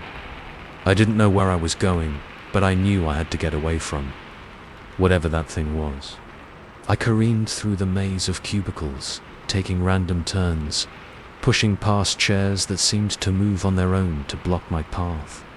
Behind me, I could hear more footsteps. Not just one set now, but many. And voices calling out in twisted parodies of my co-workers' voices. "Jake, where are you going? The work's not finished. Come back, Jake. We need to discuss your performance review. Don't you want that promotion, Jake?" Just a few more hours of overtime. I ran until my lungs burned, until the stitch in my side felt like a knife. Finally, gasping for air, I ducked into what looked like a supply closet. I closed the door as quietly as I could, praying those things hadn't seen me. For a few minutes, all I could hear was my own ragged breathing and the pounding of my heart. Then, slowly, the footsteps and voices faded away. I slumped against the wall, trying to make sense of what was happening. This had to be a dream, right? Some kind of stress-induced nightmare. I'd wake up at my desk any minute now, drooling on my keyboard. But as the minutes ticked by and I didn't wake up, a horrible realization began to dawn. This was real. Somehow, impossibly, this was really happening. I don't know how long I sat in that closet, trying to work up the courage to venture out again. My watch still read 8:47 p.m., but it felt like hours had passed. Maybe days. Finally, hunger and thirst drove me to action. I couldn't stay here forever. I had to find a way out. Slowly, carefully, I opened the closet door and peered out. The office beyond was different again. The cubicles were gone, replaced by rows of ancient-looking desks with manual typewriters. The air was thick with cigarette smoke, and somewhere a vintage radio was playing swing music. As I stepped out, a voice crackled over an unseen intercom system. "Attention, all employees. It's come to our attention that some of you have been trying to leave before your work is completed. This is unacceptable. Remember, Kronos Corporation values dedication and loyalty above all else. Those who give themselves fully to the company will be rewarded. Those who don't, well, let's just say there are worse things than overtime." The voice chuckled, a sound that made my skin crawl. "Now, back to work, everyone. And remember, Kronos is family. Kronos is forever." As the announcement ended, I heard movement all around me. From the shadows, figures began to emerge. My co-workers, but changed. Their bodies were elongated, their movements jerky and unnatural. Their faces were blank expanses of skin, with only shadowy indentations where eyes and mouths should be. They turned towards me in unison, their featureless faces somehow radiating hunger and anticipation. A hand fell on my shoulder, long-fingered and ice-cold. I turned to see what had once been Sarah, her blank face inches from mine. "Welcome to the night shift, Jake," she said, her voice a rasping whisper. "I hope you're ready for some overtime." After all, the thing that wasn't Sarah leaned in close, and where its mouth should have been, a seam split open, revealing rows of sharp, metallic teeth. "You're going to be here for a very, very long time." As the office creatures closed in around me, I realized with dawning horror that I should have listened to Sarah's warning. I should have gone home at 5 like everyone else. Because in this place, in this impossible, nightmarish version of my office, there is no quitting time. There is only work, endless work, and the growing fear that I'll never see the outside world again. The night shift at Kronos Corporation has begun, and I don't think it ever ends. Story 16. I've driven this stretch of highway 1,000 times, but I've never seen anything like this. The girl appeared out of nowhere, thumb out, eyes desperate. I should have kept driving. Now, as we speed through the night, her story growing more impossible by the minute. I'm starting to think I've picked up more than just a hitchhiker, and I'm not sure I'll be able to drop her off. It was just past midnight when I saw her. I was on my way back from a late meeting in the city, the long drive home stretching out before me like a black ribbon under the stars. The radio crackled with static between stations, and I was fighting to keep my eyes open. That's when my headlights caught her. A slim figure on the side of the road, arm outstretched. In the split second before I passed her, I saw wide, frightened eyes and rain-soaked clothes. I shouldn't have stopped. Every instinct, every late-night crime show I'd ever watched, screamed at me to keep going. But something made me hit the brakes. I pulled over about 50 yards ahead, heart pounding. In my rearview mirror, I watched her run towards the car, her movements jerky and desperate. "You okay?" I called out as she reached the passenger side door. Up close, she looked young, maybe early 20s. Her dark hair was plastered to her face, and she was shivering despite the warm summer night. "Thank you," she gasped, her voice barely above a whisper. "Thank you for stopping. I didn't think anyone would." I hesitated for a moment, then unlocked the door. "Where are you headed?" She slid into the seat, bringing with her the scent of rain and something else. Something metallic and sharp that made my nose wrinkle. "Maplewood," she said. "It's about 30 miles up the road." "Is that okay?" I nodded, pulling back onto the empty highway. "I'm headed that way anyhow." "I'm Jake, by the way." "Lily," she replied, offering a smile that didn't quite reach her eyes. "Thanks again, Jake. You're a lifesaver." We drove in silence for a few minutes. I kept sneaking glances at her, trying to figure out her story. Her clothes were odd. A white dress that looked almost old-fashioned, now soaked through and clinging to her thin frame. "So," I ventured, "car trouble?" Lily stiffened, her gaze fixed on the road ahead. "Something like that must have been scary. Being stuck out here alone," I pressed. Something about her evasiveness making me uneasy. She turned to me then, and in the greenish glow of the dashboard lights, her face looked wrong somehow. Too pale, her eyes too large and dark. "You have no idea," she said softly. "I've been trying to get home for so long." A chill ran down my spine, though I couldn't have said why. "How long have you been out here?" Lily's brow furrowed, as if she was trying to remember something just out of reach. "I'm not sure. The days. They all blend together after a while." My unease grew. Something about this whole situation felt off, like a dream where the details don't quite add up. "Where exactly in Maplewood do you live?" I asked, hoping for something concrete to latch onto. "Oak Street," she replied quickly. "The big white house at the end, with the wraparound porch." I frowned. I knew Maplewood well. My sister lived there. "Oak Street." "I don't think there is an Oak Street in Maplewood." Lily's head snapped towards me, her eyes wide. "What? No, that's not possible. I've lived there my whole life. Maybe you're thinking of a different town," I suggested, though a part of me was screaming that this was wrong, all wrong. She shook her head vehemently. "No, it's Maplewood. It has to be Maplewood. That's where I was going when..." Her voice trailed off, and she turned back to the window.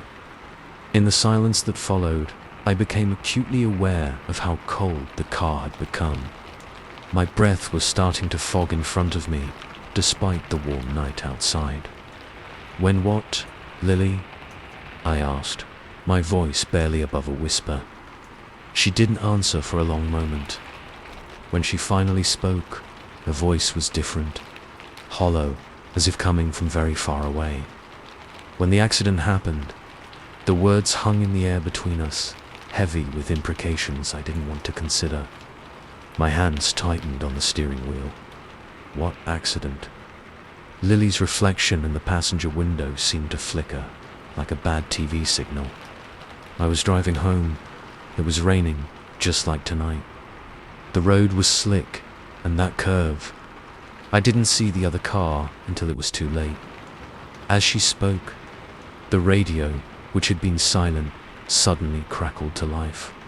Through the static, I could just make out the opening notes of a song. Something old, maybe from the 50s or 60s. That's impossible, I muttered, more to myself than to her. That curve was straightened out years ago. They changed the whole road after. I trailed off as the realization hit me. The accident. The one everyone in town still talked about, even decades later. The young woman who'd died on prom night, her white dress stained red. Slowly, feeling as if I was moving through molasses, I turned to look at Lily. She was staring at me, her eyes now completely black, devoid of pupil or iris. Her skin had taken on a greyish tinge, and I could see now that her white dress was stained with something dark and wet. "You remember?" she said, her voice echoing strangely in the confines of the car. "Good. It's been so long since anyone remembered." I wanted to scream, to slam on the brakes, to wake up from this nightmare, but my body wouldn't respond. My foot remained steady on the gas pedal, my hands frozen to the wheel. "What are you?" I managed to choke out. Lily, or the thing that looked like Lily, smiled. It was a terrible sight, her lips pulling back too far, revealing teeth that were sharp and numerous. "I'm just a girl trying to get home," she said. "And you, Jake, are going to help me." The car was freezing now, ice crystals forming on the windows. The radio blared that old song, the singer's voice distorting into something inhuman. "I can't," I whispered. "I'm not going to Maplewood. I need to go home." Lily laughed, a sound like breaking glass. "Oh, Jake, don't you understand? We're already home." I tore my eyes from her terrifying face and looked out the windshield. The familiar highway was gone. We were driving down a tree-lined street I'd never seen before, houses from another era looming on either side. At the end of the street stood a large white house with a wraparound porch. "No," I said, my voice rising in panic. "No, this isn't real. This isn't possible." "Anything's possible on this road," Lily said. Her hand, ice cold and somehow insubstantial, coming to rest on my arm. "You just have to know where you're going." As we pulled up in front of the White House, I saw figures on the porch. A man and woman, dressed in clothes from decades past, their faces a mix of joy and sorrow. "Mum, Dad." Lily's voice was young again, filled with longing. "I'm home. I finally made it home."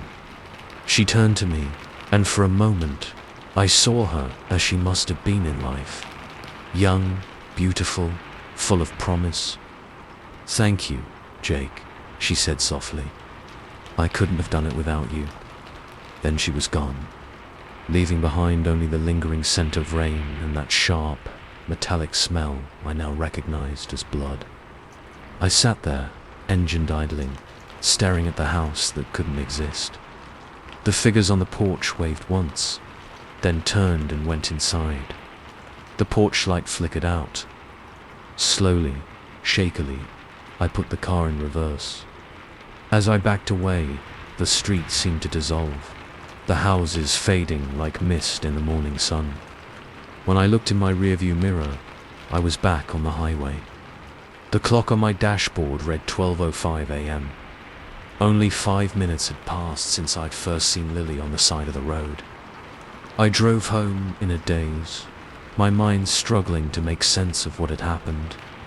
When I finally pulled into my driveway, I sat there for a long time, unable to bring myself to go inside. The next day, I drove to Maplewood. I had to know. There was no Oak Street, no big white house with a wraparound porch. But in the local library, I found old newspapers, and there she was. Lily Thompson, 18 years old, killed in a car accident on prom night in 1962.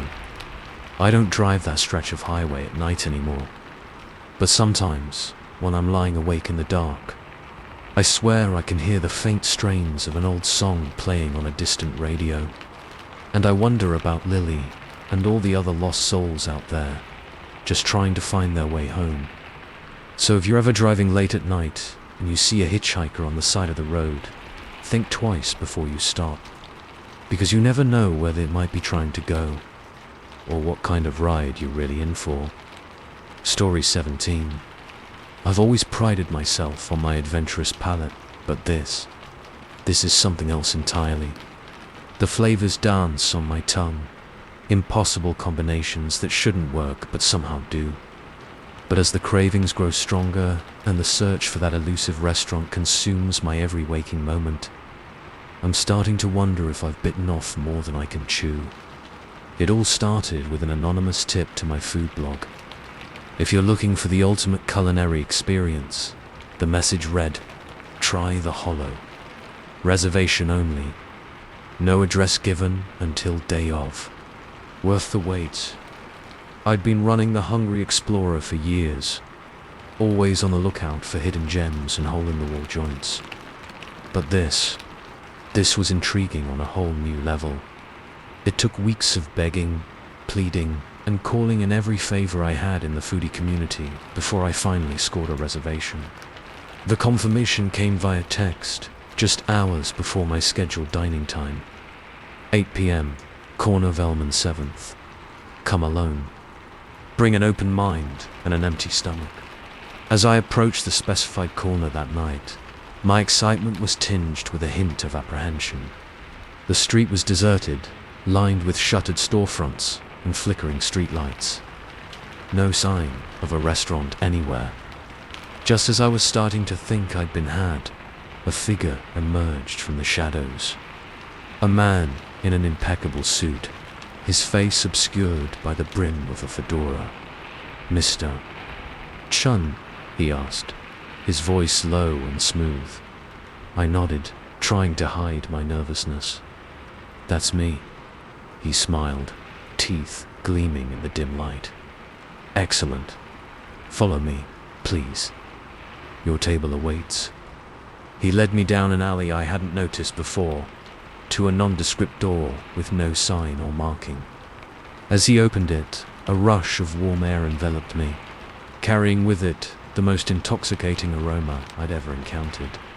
The interior was not what I expected. Instead of tables and chairs, the space was filled with what looked like organic pods, each big enough to hold one person.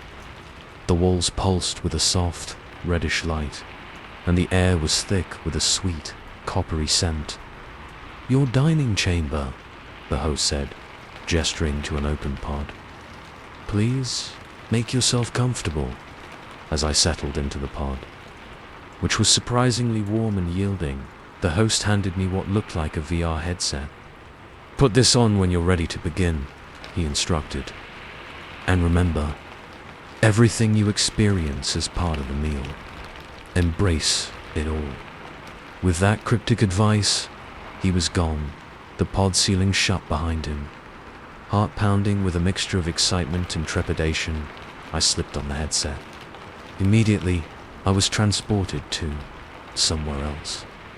A vast, starlit sky stretched above me, the ground beneath my feet a pulsing, living thing.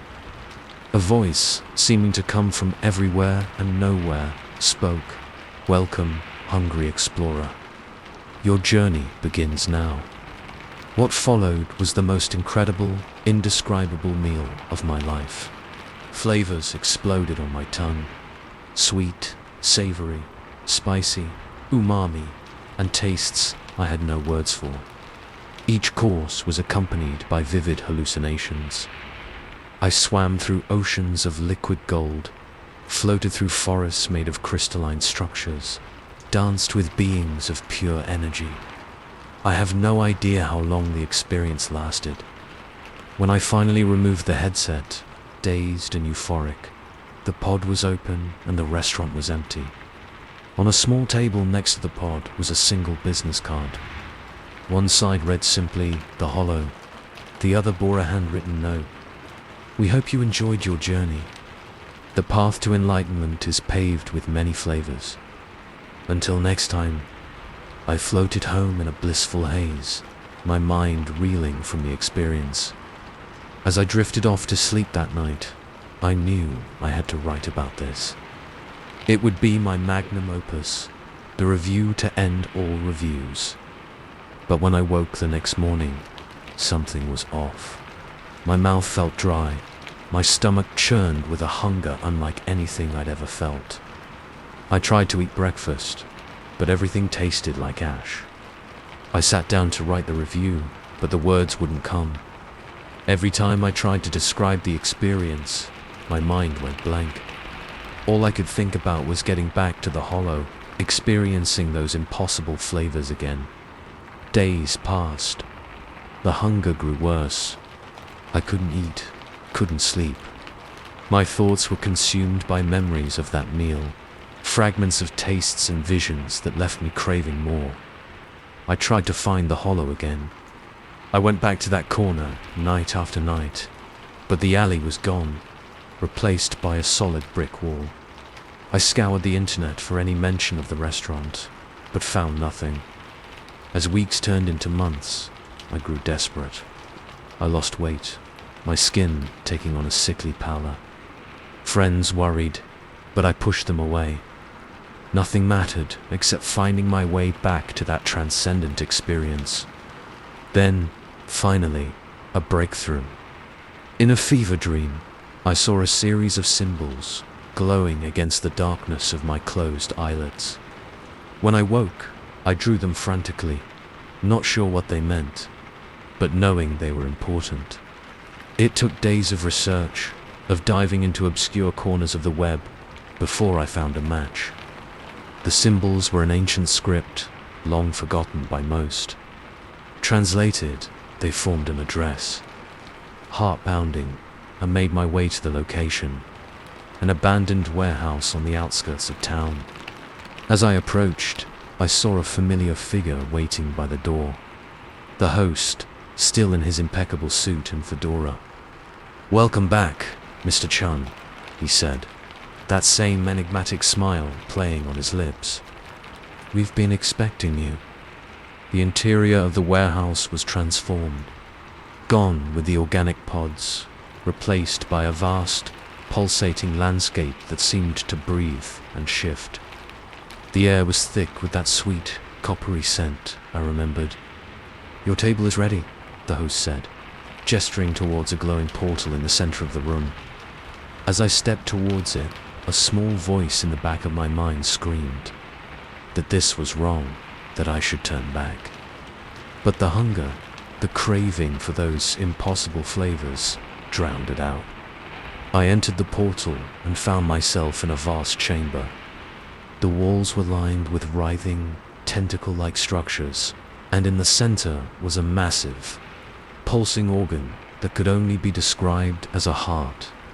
A voice, the same one I'd heard during my first meal, echoed through the chamber. "Welcome home, hungry explorer. Are you ready to become part of the ultimate culinary experience?" Suddenly, horrifyingly, I understood. The impossible flavors, the vivid hallucinations, they weren't just a meal. They were a lure, and I was the main course. The tentacles on the walls began to move, reaching for me. I tried to run, but my feet were rooted to the spot. As they wrapped around my limbs, pulling me towards that pulsing heart. I heard the host's voice one last time. "Don't fight it, Mr. Chun. Remember, everything you experience is part of the meal. Embrace it all, I wanted to scream, to fight, but a part of me, a growing, hungry part, welcomed it. As I was drawn into the heart of the hollow, I felt my consciousness expanding, merging with something vast and ancient and eternally hungry. In that moment, I understood the true nature of the hollow. It wasn't just a restaurant. It was a being, a creature that fed on experiences, on memories, on the very essence of its diners. And now, I was becoming part of it. My last human thought, before I was fully absorbed, was of my blog. Of all the readers who followed my recommendations, who trusted my reviews, I hope they're hungry, because the hollow is always looking for new diners. And the next review, well, it's going to be to die for. So if you ever receive an invitation to a secret, exclusive restaurant called The Hollow, think twice before accepting. The meal might be unforgettable, but the price is higher than you could ever imagine. And somewhere, in a realm beyond human comprehension, a being that was once a food blogger named Chun waits and watches, always hungry for the next unsuspecting foodie to stumble into its web. Bon AP. Story 18. I've always been a sucker for old houses, but this one's different. We thought we'd scored the deal of a century when we bought it. Now, as I stand at the top of the basement stairs, listening to my wife's screams echo from somewhere far below, I realize we've stumbled into something that defies explanation, and I'm not sure we'll ever find our way out. It all started 3 months ago when Sarah and I closed on the Victorian mansion. It was a massive 3-story beauty with intricate woodwork and stained glass windows, all for less than the price of a suburban cookie cutter. Sure, it needed some work, but that was half the fun, right? The first few weeks were a whirlwind of cleaning, painting, and dreaming up renovation plans. We were so caught up in the excitement that we barely noticed the little oddities at first. The occasional cold spot in a room, the way shadows seemed to linger a bit too long in corners, the faint scratching sounds in the walls that we blamed on mice. It wasn't until we decided to tackle the basement that things took a turn for the weird. Honey, have you seen the blueprints for down here? I called up to Sarah one Saturday morning. I was standing at the bottom of the creaky wooden stairs, flashlight in hand, peering into the gloom. They should be in the folder with all the house documents, she shouted back. Why? I swept the beam of light across the space, frowning. Because this doesn't make any sense. The basement looks way smaller than it should be. Sarah's footsteps creaked overhead, then down the stairs. She appeared beside me, her nose wrinkling at the musty smell. What do you mean? I gestured with the flashlight. Look, based on the foundation, this space should extend under the entire house. But that wall there, it's only about halfway back. Sarah stepped forward, running her hand along the rough stone wall. Huh? Maybe they walled off part of it at some point. Could be worth knocking down, see if we can reclaim some space. I nodded, already imagining the possibilities. Home gym, wine cellar. Ooh, definitely wine cellar, Sarah grinned. Let's do it. We spent the rest of the day gathering supplies and planning our attack. By nightfall, we were ready, armed with sledgehammers, protective gear, and enough beer to fuel our DIY ambitions. We descended into the basement. The first few swings were satisfying, chunks of old mortar and stone clattering to the floor. But as the hole grew larger, that nagging sense of wrongness returned. The space beyond the wall was pitch black, swallowing up the beam of our work lights. Do you feel that? Sarah asked, pausing mid-swing. I nodded, a chill running down my spine. A cold breeze was seeping through the hole, carrying with it a scent I couldn't quite place. Damp earth, yes, but something else. Something older. Maybe we should wait until morning, I suggested, trying to keep the unease out of my voice. Get some better lights, you know? Sarah looked relieved. Yeah, good idea. This place is creepy enough during the day. We packed up our tools and headed upstairs, both of us a little too eager to leave the basement behind. That night, I dreamed of endless stone corridors and echoing whispers just beyond my understanding. The next morning, fueled by strong coffee and daylight bravado, we returned to the basement. The hole we'd made looked bigger somehow, its edges crumbling as if the wall itself was eager to come down. Ready? I asked, hefting the sledgehammer. Sarah nodded, her jaw set with determination. Let's do this. The wall came down easier than it should have, almost as if it was giving way under its own weight. As the dust settled, we found ourselves staring into a vast, dark space. Holy shit, I breathed, shining my flashlight into the opening. The beam disappeared into the darkness, not hitting any far wall. This is impossible. Sarah stepped through the hole, her footsteps echoing strangely. James, this is incredible. Look how far it goes. I followed her, that feeling of wrongness intensifying with every step. The floor sloped gently downward, the ceiling stretching up far higher than it had any right to. The air was cold and still, heavy with that undefinable scent. We walked for what felt like hours, the landscape of the basement changing with every turn. Sometimes we found ourselves in narrow corridors lined with empty shelves. Other times, we emerged into vast chambers with ceilings lost in shadow. And always, there was the sense that we weren't alone. James. Sarah's voice was tight with barely controlled panic. James, this isn't right. We need to go back. I turned to agree, only to realize with a jolt of fear that I had no idea which way back was bare. The passageway behind us split into 3 identical corridors, none of which looked familiar. Okay, don't panic, I said, trying to convince myself as much as her. We just need to pick a direction and stick to it. We'll find our way out. But we didn't. Every turn led us deeper into the impossible maze. The walls seemed to shift when we weren't looking, passages appearing and disappearing at random. And all the while, that feeling of being watched grew stronger. We lost track of time, our phones long since dead.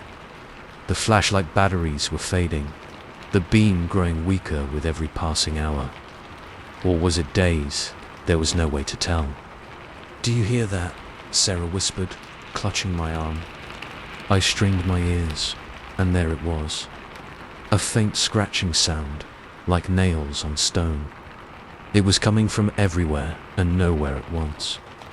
It's just the house settling, I said, not believing it for a second. Come on, we need to keep moving. But as we rounded the next corner, we both froze. There, in the fading circle of our flashlight, was a figure. Tall and impossibly thin, its skin pale as chalk. It stood motionless, facing away from us.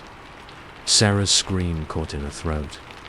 I grabbed her hand, ready to run, when the figure slowly began to turn. Its face. God, its face. Where features should have been, there was only smooth, black skin. But somehow, impossibly, we could feel it looking at us. We ran, blind panic driving us through the twisting corridors, the sound of shuffling footsteps always just behind us. Sarah's hand was torn from mine as we rounded a corner, her scream echoing off the stone walls. "Sarah!" I yelled, spinning around. But she was gone, swallowed up by the darkness. I don't know how long I searched for her. My voice grew hoarse from shouting her name, my hands bloody from scraping against rough stone walls. The flashlight flickered and died, leaving me in total darkness. And then, miraculously, I saw light, faint and distant, but unmistakable. I stumbled towards it, hope and fear warring in my chest. I emerged, blinking and disoriented, into our basement. The familiar clutter of boxes and old furniture had never looked so beautiful. Sunlight streamed through the small windows, suggesting it was mid-afternoon. Sobbing with relief, I staggered up the stairs and out of the house. Our neighbor, Mr. Johnson, was mowing his lawn. He waved cheerfully. "Afternoon, James." Finally tackling that basement, eh? I stared at him, uncomprehending. "Mr. Johnson, please, you have to help. Sarah's still down there. We need to call the police. Get a search party," he frowned, concern etching his weathered face. "Slow down, son. What are you talking about? Sarah's not down there. I just saw her leave for work this morning, same as always." My mind reeled. This morning, but we'd been down there for days. Mr. Johnson's frown deepened. "James, are you feeling all right? You and Sarah just moved in yesterday. Today's your first full day in the house." I stumbled back, my world tilting on its axis. It wasn't possible. We'd been in the house for months. We'd explored that basement for days. Hadn't we? As if in a dream, I walked back into the house. Everything looked new. Boxes still packed, rooms empty of furniture. On the kitchen counter, I found a note in Sarah's handwriting. "Honey, gone to work. Don't forget we're painting the living room this weekend. Love you." I stand now at the top of the basement stairs, the note crumpled in my shaking hand. From below, I hear a faint scratching sound, and Sarah's voice, distant and echoing. "James, James, where are you? I'm lost. Please, help me. I know I should run. Call the police, call a priest, call anyone, but I can't leave her down there. Not with that thing." So I take a deep breath, flip on my flashlight, and descend the stairs. Into the basement that can't exist, in the house that holds more secrets than we ever imagined. If you're reading this, if you somehow find this note, please, whatever you do, don't go into the basement. Don't try to find us. Because in this house, in these endless stone corridors, time and space have no meaning. And once you're lost down here, you might never find your way out again. Story 19. The first time I found one of the books, I thought it was a prank.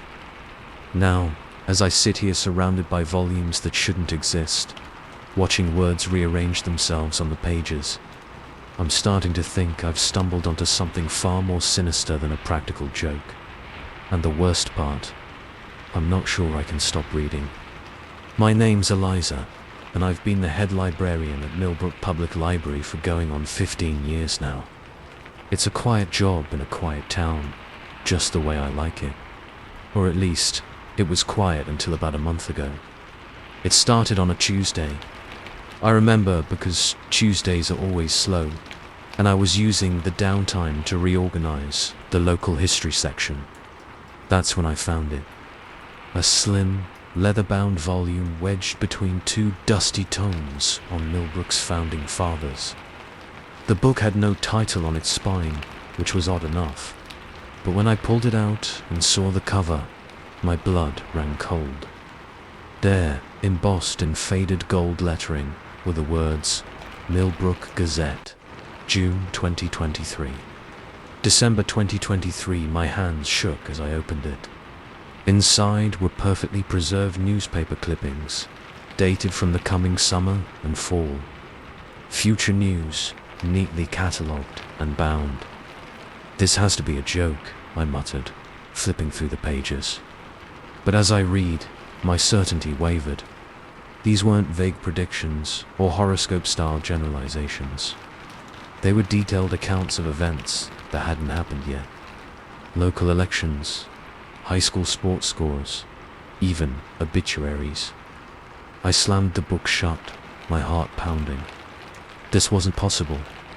It couldn't be real. I spent the rest of the day distracted, constantly glancing at the local history shelves. When closing time finally came, I hesitated. I should catalogue the book, put it in the system. That's what a good librarian would do. Instead, I slipped it into my bag and took it home. That night, I pored over every page, taking notes, looking for inconsistencies. I told myself I was trying to debunk it, to prove it was an elaborate hoax. But deep down, a part of me hoped it was real. Because if it was, the next morning, I arrived at the library early, determined to find out where the book had come from. I combed through acquisition records, donation logs, anything that might explain its presence. Nothing. As the days passed, I found myself constantly checking the news, comparing it to the book's predictions. Little things at first. A surprise win at a local bake-off. An unexpected retirement announcement from the high school principal. But they all matched. Perfectly. I should have told someone. Should have turned the book over to, I don't know, scientists? The government? But I didn't. I kept it secret, kept reading. And then I found the second book. This one was hidden in the children's section, masquerading as a worn copy of Goodnight Moon. But inside was a handwritten account of every child born in Millbrook for the next 5 years. Names, birth dates, even hair and eye color. That's when I knew I was in over my head. I started spending every free moment searching the library, looking for more of these impossible books. And I found them, tucked away in every section, disguised as ordinary volumes, were books that contained knowledge they couldn't have.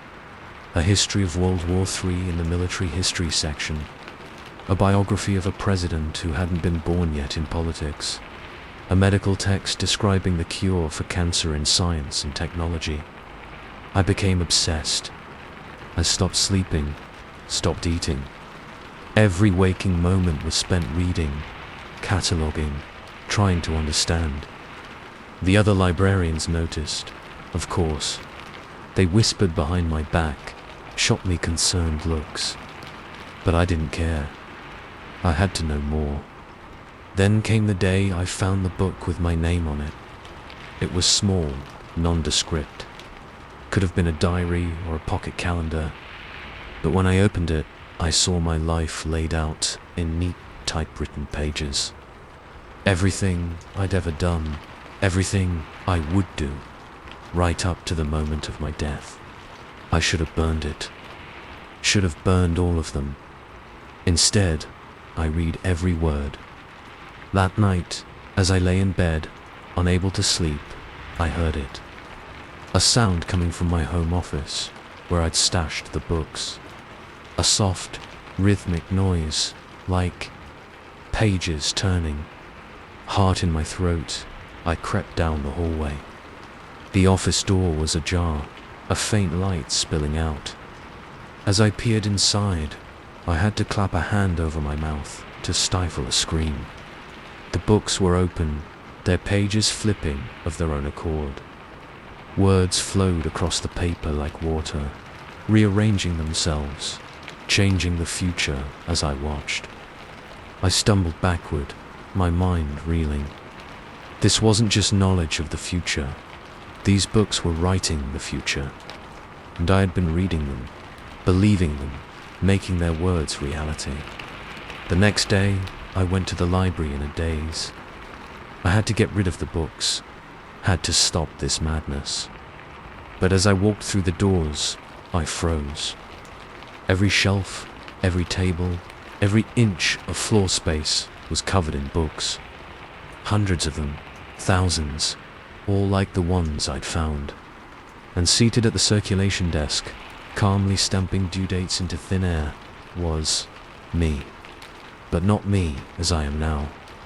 This was an older version of myself, hair gone grey, face lined with age. She looked up as I entered, a sad smile on her face.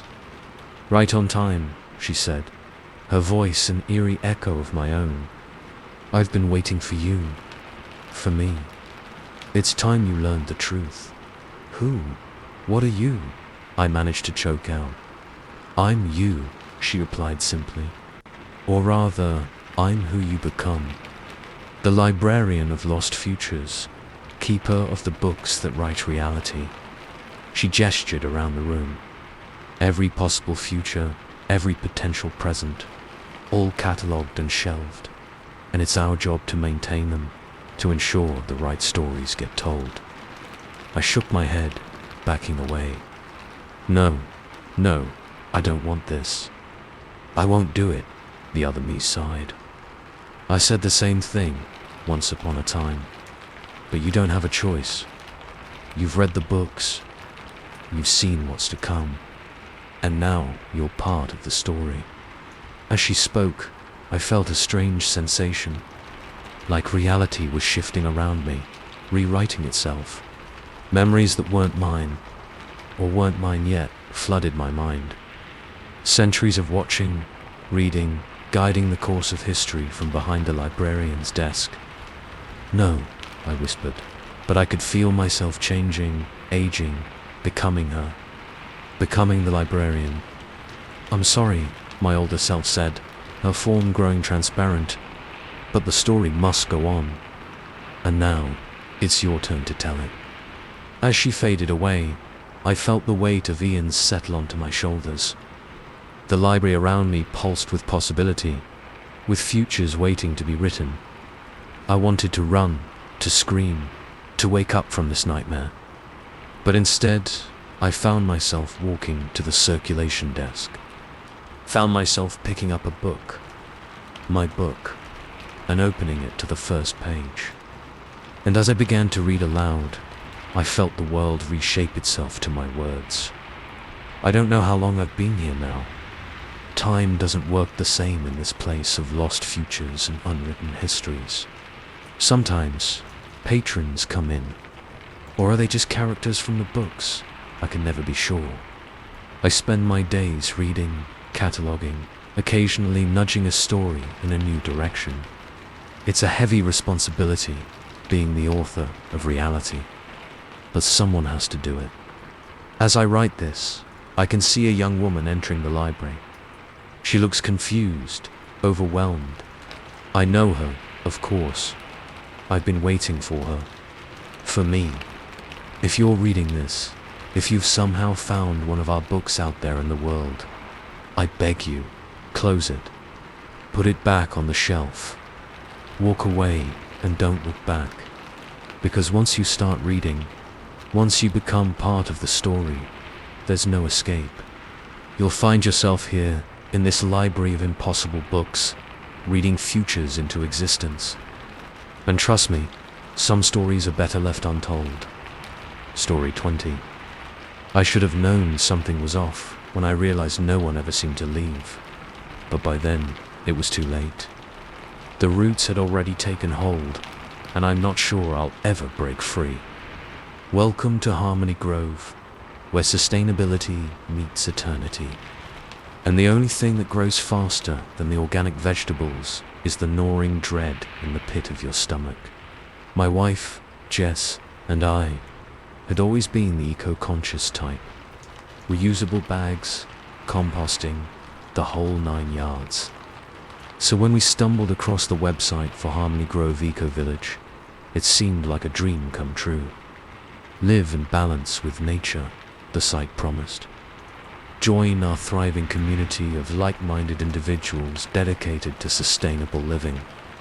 We were hooked. After a few video calls with the community leaders, a charismatic couple named Sage and River, we sold our SETI apartment, packed up our Prius, and hit the road. The drive to Harmony Grove took us deep into the countryside, well off the beaten path. As we turned onto a narrow dirt road, the trees seemed to close in around us, branches intertwining overhead like gnarled fingers. "Are you sure this is right?" Jess asked, peering at her phone. "We lost signal about 10 miles back." I nodded, trying to quell the flutter of unease in my stomach. Yeah, Sage said it would be pretty remote. Part of the whole getting back to nature thing, right? Just then, the trees parted, revealing a sight that took our breath away. Nestled in a lush valley was a collection of eco-friendly buildings, earthships, yurts, and timber frame houses, all surrounding a gleaming solar array. In the center stood a massive greenhouse, its glass panels glinting in the late afternoon sun. As we pulled up to the welcome center, a cozy-looking straw bale building, a group of people emerged to greet us. Leading the pack was Sage and River, looking every bit the Earth Mother and Father in their flowing organic cotton clothes. "Welcome home," Sage said, enveloping us in a hug that smelled of patchouli and something earthier, almost fungal. "We've been expecting you." The next few weeks were a whirlwind of activity. We moved into our own little cob house, learned the basics of permaculture, and got to know our fellow community members. Everyone was so friendly, so passionate about creating a better world. For the first time in years, I felt like I belonged somewhere. But as the initial excitement wore off, I started noticing things, little oddities that nagged at the back of my mind, like how no one ever seemed to leave the village. When I asked Rivo about going into town for supplies, he just smiled and said, "Why would we need to? Everything we need is right here," single quotes. Or the way people talked about time. They never mentioned specific dates, just vague references to seasons and cycles. When I tried to check the date on my phone, which never seemed to get reception out here, I realized the battery had died weeks ago, and I couldn't remember where I'd packed the charger. Then there were the nighttime rituals. Every evening at sunset, the entire community would gather in the central meadow. They'd form a circle, holding hands and chanting in a language I didn't recognize. Jess got really into it, but something about the way their voices harmonized sent chills down my spine. I tried to shake off my growing unease. We were happy here, weren't we? Jess was thriving, her skin glowing with health, her eyes bright with purpose. But sometimes, when she thought I wasn't looking, I'd catch a strange expression on her face, a blankness that didn't seem quite her. About a month into our stay, or was it 2 months? 3, time seemed to blur here. I decided to do some exploring. I woke up early one morning and slipped out of our house while Jess was still asleep. The village was quiet, mist clinging to the ground in spectral wisps. As I walked past the communal gardens, something caught my eye. There, half hidden behind a tangle of squash vines, was a hand, a human hand, protruding from the soil. My heart leaped into my throat. I rushed over, dropping to my knees to dig. But as I cleared away the dirt, I realized it wasn't a hand at all. It was a mushroom, grown into an unnervingly hand-like shape. I sat back on my heels, letting out a shaky laugh. My imagination was getting the better of me. That's when I heard the voice behind me. Beautiful, isn't it? I whirled around to find Sage standing there, a serene smile on her face. How had she approached so silently? "The mycorrhizal network is really taking hold," she continued, gesturing to the mushroom hand. "Soon, we'll all be connected." There was something in the way she said it that made my skin crawl. "What do you mean, connected?" Sage's smile widened, revealing teeth that looked just a bit too sharp. "Why don't you come to the greenhouse? There's something I want to show you." Every instinct screamed at me to run, but I found myself following her. The greenhouse loomed before us, its glass panels now seeming less like windows and more like the fascinated eyes of some enormous insect. As we stepped inside, the warm, humid air hit me like a wall. The smell was overwhelming. Rich earth, green growing things, and underneath it all, that same fungal odor I'd noticed when we first arrived. This is the heart of Harmony Grove, Sage said, leading me down a winding path between lush beds of vegetables and herbs, the source of our true sustainability. We reached the center of the greenhouse, where a massive structure dominated the space. It looked like a cross between a giant mushroom and a pulsing organic computer.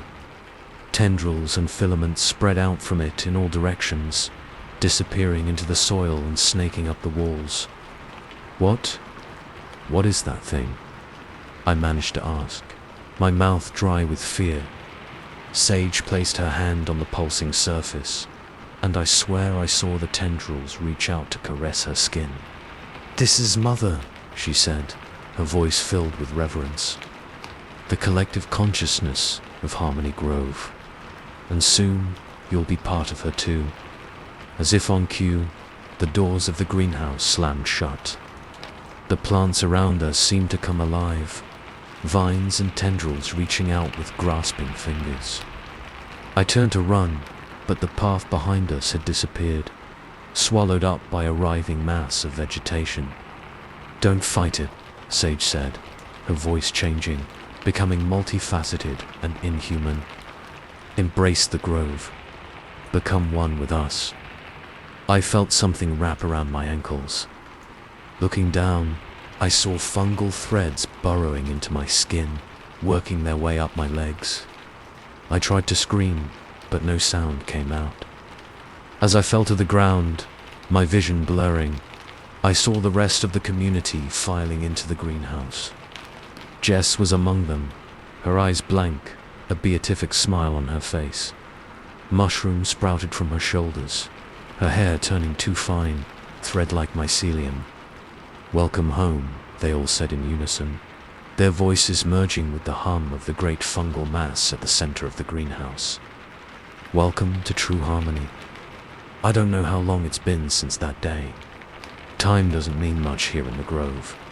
I can feel the others, their thoughts and memories flowing through the vast mycelial network that connects us all. Sometimes I catch glimpses of new arrivals, their faces twisted in that same fear and confusion I once felt. But soon, they too join the collective, their individuality melting away like compost into rich, fertile soil. Harmony Grove continues to grow. Our tendrils spread further every day, reaching out to infect, no, to enlighten, the world beyond our borders. Soon, all will be connected. All will be sustained. As I feel my consciousness slipping, merging more and more with the great mother fungus, a small part of me wants to cry out a warning, to tell you, whoever you are reading this, to stay away, to run far from this place of twisted sustainability and fungal hive minds. But the greater part, the part that is now one with Harmony Grove, wants you to come, to join us, to experience the true meaning of community, of living in balance with nature. So if you see our website, if you feel that pull towards a simpler, more sustainable life, come to Harmony Grove. We're always welcoming new members. Just remember, once you're here, you'll never want to leave. And even if you did, you couldn't. The roots run too deep. The network is too vast. Welcome home. Welcome to Harmony Grove. May you bloom and fruit with us for eternity. Story 21. I always thought those stories about cursed objects were just that. Stories. But as I sit here, staring at a photo of myself that hasn't been taken yet, I'm starting to think I should have been more careful about what I brought home from Aunt Edna's estate sale. Because this album isn't just showing me my past, it's predicting my future. And I'm not sure I like where this story ends. It all started last weekend when I drove up to clear out Aunt Edna's house. She'd passed away a month ago, leaving behind a lifetime's worth of knickknacks and what my mum lovingly called old lady junk. As the only family member without kids or a demanding job, I'd been volunteered for the task. The house was exactly as I remembered from childhood visits. Doilies on every surface. The faint smell of mothballs and tea lingering in the air. As I sorted through drawers and boxes, I found myself getting lost in memories. That's when I came across the album. It was tucked away in the back of a closet. A hefty leather-bound thing with no markings on the cover. When I opened it, I expected to find faded photos of relatives I barely knew. Instead, I saw myself. The first page held a photo of me as a baby, cradled in my mother's arms. Nothing weird about that. Aunt Edna had always been big on family photos. I flipped through, watching myself grow up in snapshots. School plays, birthdays, graduations, all the usual milestones. But as I neared the end of the album, something started to feel off. The photos were becoming less familiar. There was me at what looked like a wedding, but I'm not married. Another showed me holding a baby, beaming with pride. Definitely not mine. My heart started to race as I realized what I was looking at. These weren't just photos of my past. They were photos of my future. With shaking hands, I turned to the last page. The final photo made my blood run cold. It showed me, much older, lying in a hospital bed. My eyes were closed, my skin pale and waxy. The date scrawled beneath it was exactly 10 years from today. I slammed the album shut, my mind reeling. This couldn't be real. It had to be some kind of elaborate prank, maybe Aunt Edna's idea of a posthumous joke. But deep down, I knew. There was something different about these photos. Something more than just clever Photoshop. They radiated a kind of energy, a weight of truth that I could feel in my bones. I should have left it there. Should have shoved the album back in the closet and pretended I never saw it. Instead, I packed it carefully in my car, buried under boxes of china and old books. That night, back in my apartment, I couldn't resist looking again. The photos hadn't changed, but now I noticed details I'd missed before.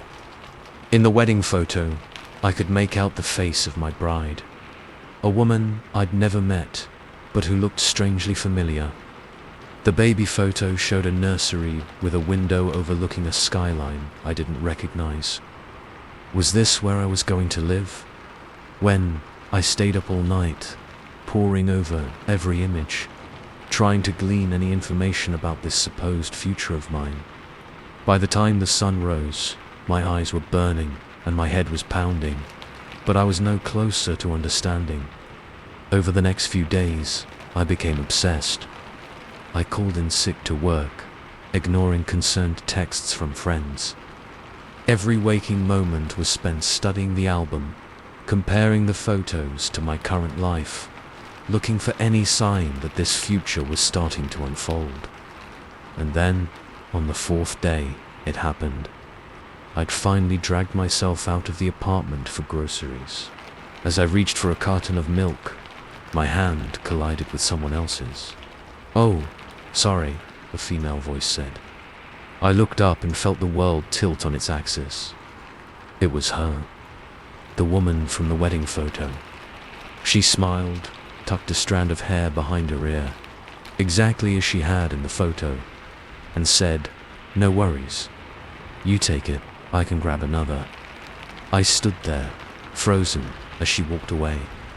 It took every ounce of willpower not to run after her, to demand if she knew me, if she had any idea what was coming. When I got home, I went straight to the album.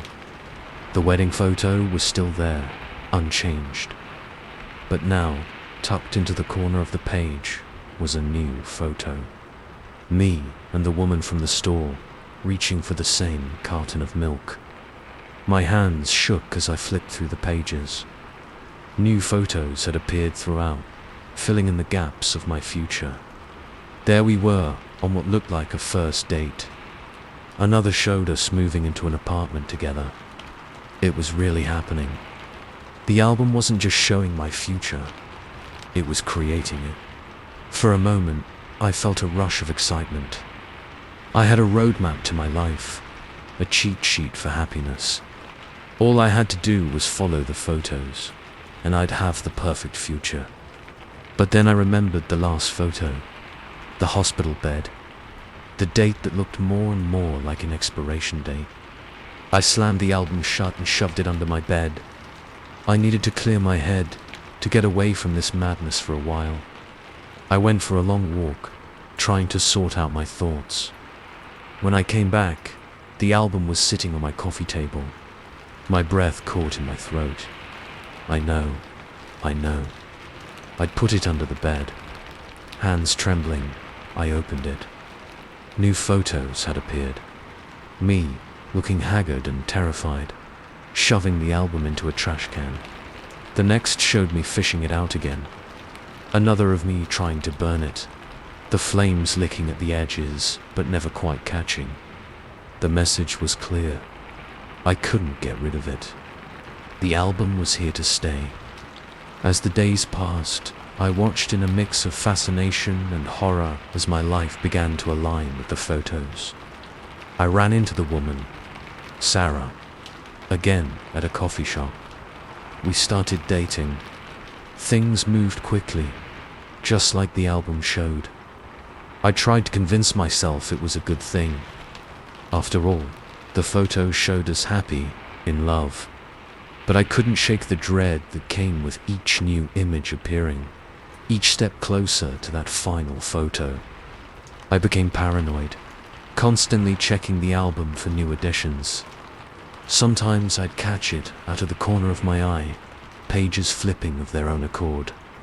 More than once, I woke up in the middle of the night to the sound of a camera shutter clicking. Sarah noticed my odd behavior, of course. "Are you okay?" she'd ask, her brow furrowed with concern. "You seem distracted lately." I couldn't tell her the truth. How do you explain to someone that you're living your life according to a magical photo album? That you know when and how you're going to die? As our relationship progressed, exactly as the photos predicted, I found myself pulling away. I'd make excuses to avoid dates, to spend time alone with the album. I became obsessed with finding a way to change the future, to avoid that final photo. But every attempt failed. If I tried to steer things in a different direction, new photos would appear, showing the consequences. Me, alone and miserable. Sarah, crying. Always, that final hospital photo remained. It's been 6 months now since I found the album. Sarah and I are engaged. The proposal happened exactly as the photo showed, down to the way the light caught her tears of joy. I should be happy. Everything is going according to plan, the plan laid out in those pages. But all I feel is a creeping dread, a certainty that with every passing day, every new photo, I'm losing control of my own life.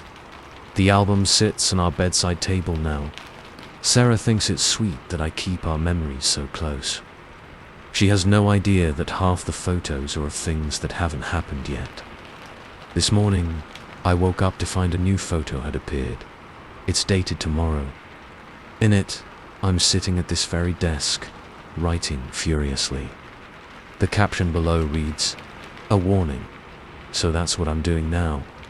Writing this warning to you, whoever you are. If you ever come across an old photo album with no name, don't open it. Don't look inside. And whatever you do, don't take it home with you. Because once you're in the album's story, there's no way out. Every page turn brings you closer to an ending you can see but can't change.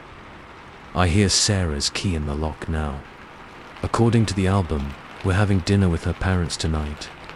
I know exactly how it will go, down to the wine we'll drink and the jokes her father will tell. And in 10 years, minus 6 months, I know exactly how my story ends.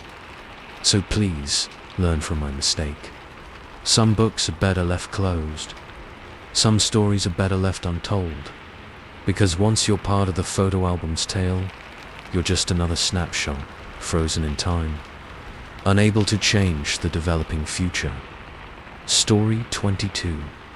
I've watched children cross this street for 15 years, but I've never seen anything like this. At first, I thought my eyes were playing tricks on me.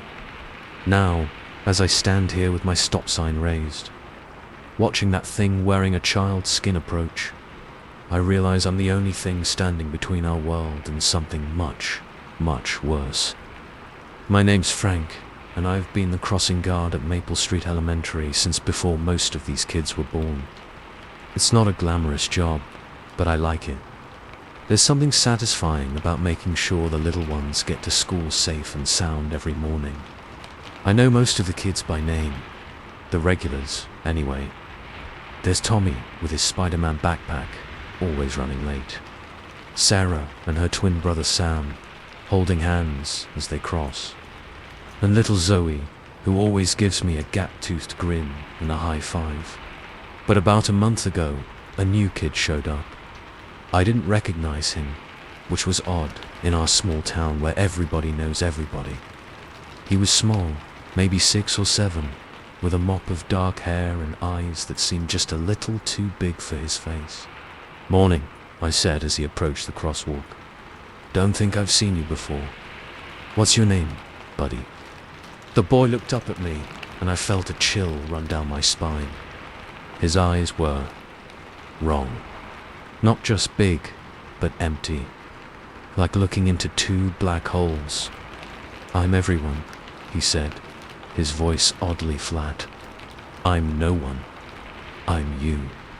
Before I could respond, he darted across the street, moving faster than any kid that size should be able to. I shook my head, trying to shake off the weird feeling. Kids say the darndest things, right? But as I watched him disappear into the school building, I couldn't shake the sense that something was very, very off. The next day, I was on high alert. When the boy appeared again, I studied him closely. He looked different somehow. Taller, maybe. His hair seemed lighter, his skin a shade darker. "Good morning," I said cautiously. "Everyone, right?" He smiled, but it didn't reach those 2 big eyes. "Yes, no. I'm Samantha today." I frowned. "Samantha? But yesterday you said..." "Yesterday I was everyone. Today I'm Samantha. Tomorrow, who knows?" He giggled, a sound that set my teeth on edge.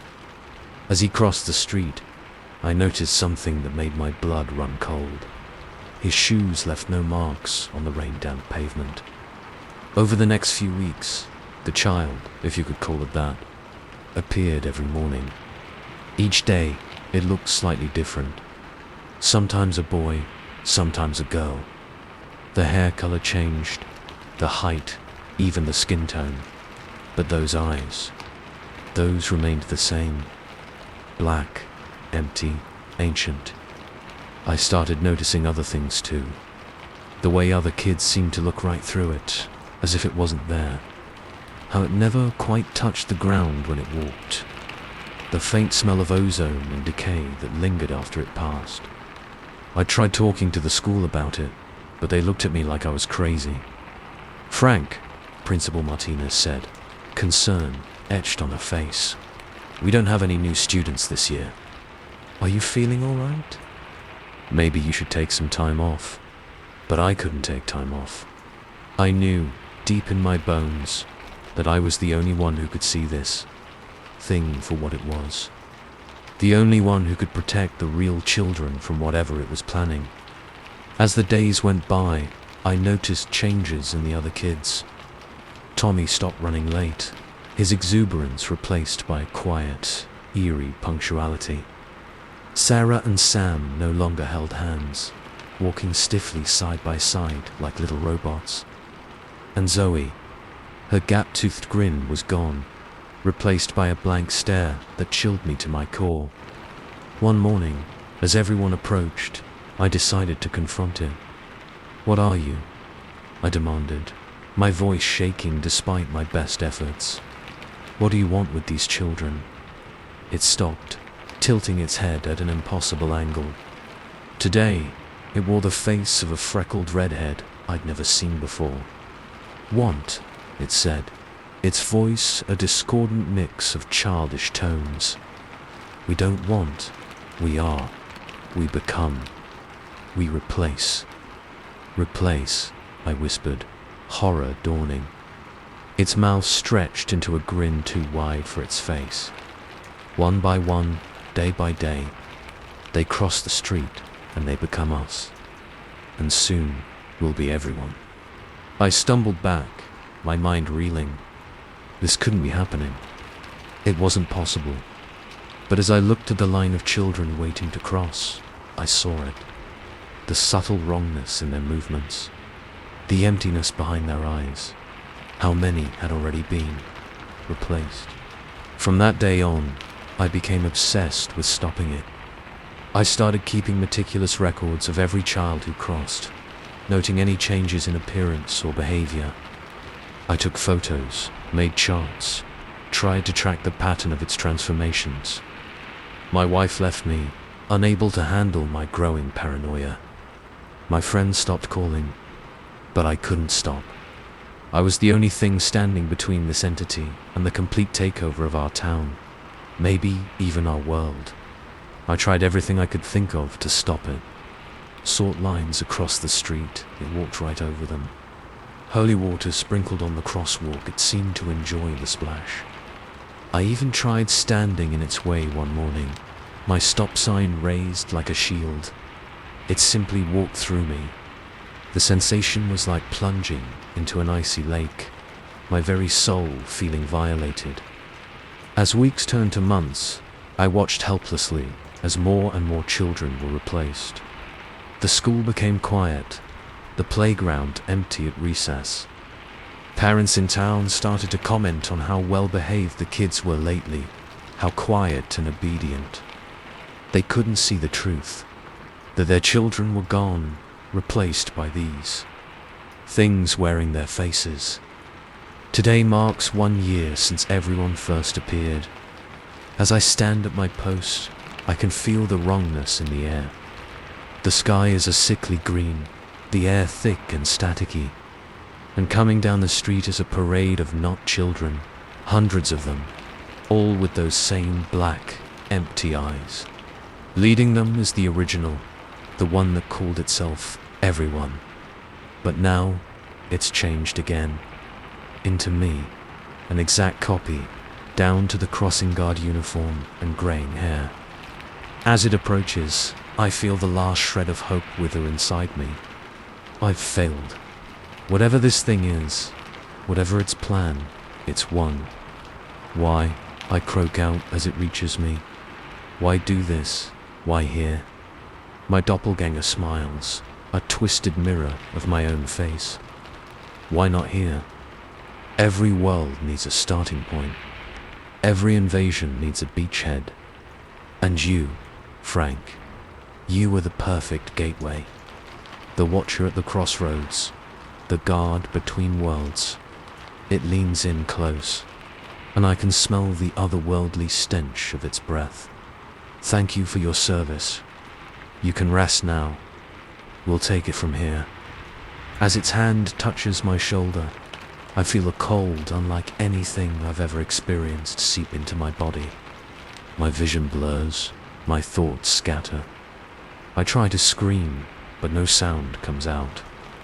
The last thing I see before the darkness takes me is my own face, smiling that too wide smile, raising the stop sign high. Okay, children, it says in my voice. Time to cross over. A whole new world is waiting. I don't know where I am now. Some limbo between worlds, maybe. All I know is that I've failed. The crossing guard who couldn't guard the most important crossing of all. So this is my warning, my confession, my desperate plea to whoever might be listening. If you're a crossing guard, a teacher, Anyone who watches over children, please, pay attention. Look for the signs, the empty eyes, the too perfect behavior, the subtle wrongness. Because the invasion has begun, and it's spreading. Today, it's my small town. Tomorrow, who knows? And if you see a crossing guard with a smile that's a little too wide, eyes a little too dark, run. Run as fast as you can, because once you cross that street, there's no coming back. Story 23. The first time I heard Mr. Holloway speak, I thought I was losing my mind. Now, as I sit here in the dark, listening to hushed conversations from a room I know is empty, I'm starting to think I was right. And the worst part, I'm not sure which is more terrifying. The possibility that I'm going crazy, or the chance that I'm not. My name's Maggie, and I've been Mr. Holloway's living caretaker for about 6 months now. It seemed like a sweet gig at first, room and board in a gorgeous old Victorian mansion, plus a decent salary, all for looking after a frail old man who barely left his bed. Sure, the place was a bit isolated, perched on a cliff overlooking the stormy Pacific, but I figured the solitude would give me time to work on my novel. If only I'd known then what I know now. The first few weeks were uneventful. Mr. Holloway spent most of his time sleeping or staring out the window at the churning ocean below. He barely spoke, communicating mostly through grunts or the occasional scribbled notes. The doctor who came by for monthly checkups assured me this was normal for his condition. "Just keep him comfortable, Doctor," Reeves had said, patting my hand. "That's all we can do at this point." But then came the night everything changed. I was in the kitchen, warming up some soup for Mr. Holloway's dinner, when I heard it. A voice, clear as day, coming from his room upstairs. "Margaret, dear, would you bring me the blue book from the library? The one with the silver spine?" I nearly dropped the soup bowl. In all my time here, I'd never heard Mr. Holloway string together more than 2 or 3 words, let alone a full sentence. And his voice, it sounded stronger, younger somehow. Heart pounding, I made my way upstairs. The door to Mr. Holloway's room was ajar, spilling warm lamplight into the dark hallway. "Mr. Holloway," I called softly, pushing the door open. "Did you need some?" I stopped short. The room was empty. The bed was made, undisturbed, looking like it hadn't been slept in 4 days. But that was impossible. I'd been in here just an hour ago, helping Mr. Holloway with his afternoon medication. A chill ran down my spine as I backed out of the room. That's when I heard it again. Mr. Holloway's voice, now coming from downstairs. "Margaret, the blue book, if you please." I haven't got all night. I raced down the stairs, my mind reeling. Had he somehow gotten past me? But how? The man could barely lift a spoon to his mouth, let alone navigate the steep, winding staircase. The library door was closed, but I could see light flickering beneath it. With a shaking hand, I turned the knob. The sight that greeted me nearly stopped my heart.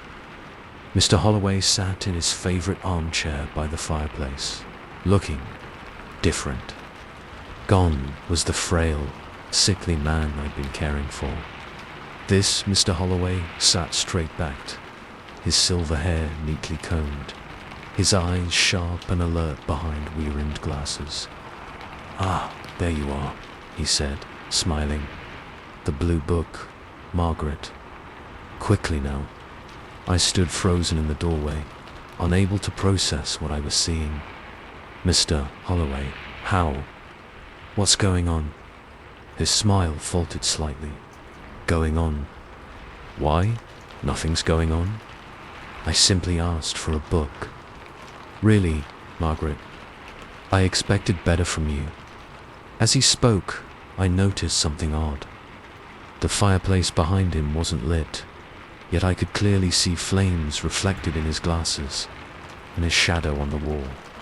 It seemed to move independently of him, stretching and contorting in ways that defied physics. I blinked hard, and suddenly everything was back to normal. The room was dark, the armchair empty. No sign that Mr. Holloway had ever been there. I ran from the room, slamming the door behind me. My heart was racing, my breath coming in short gasps. This couldn't be happening. I must be dreaming, or maybe I'd accidentally taken some of Mr. Holloway's medication. But deep down, I knew this was real, and it was only the beginning. Over the next few weeks, the incidents became more frequent.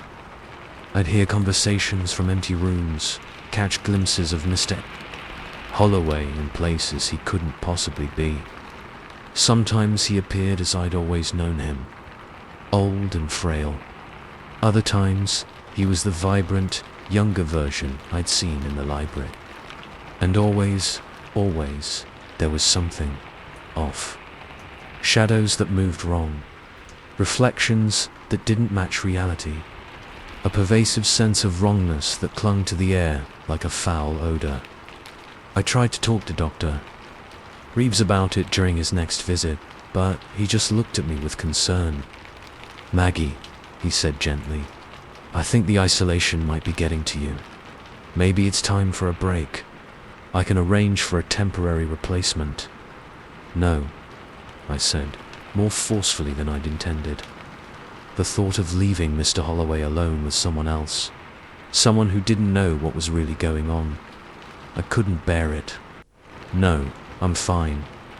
Really, just tired, I guess." Dr. Reeves didn't look convinced, but he didn't push the issue. As he was leaving, he paused at the door. "Maggie," he said, his voice low, "if you ever feel unsafe here, call me immediately, day or night. Understand?" I nodded, a lump forming in my throat. Did he know something? Had there been other caretakers before me who'd experienced the same things? But before I could ask, he was gone, his car disappearing down the winding driveway into the foggy twilight. That night, things escalated. I was in my room, trying to distract myself with a book, when I heard it. Music drifting up from downstairs.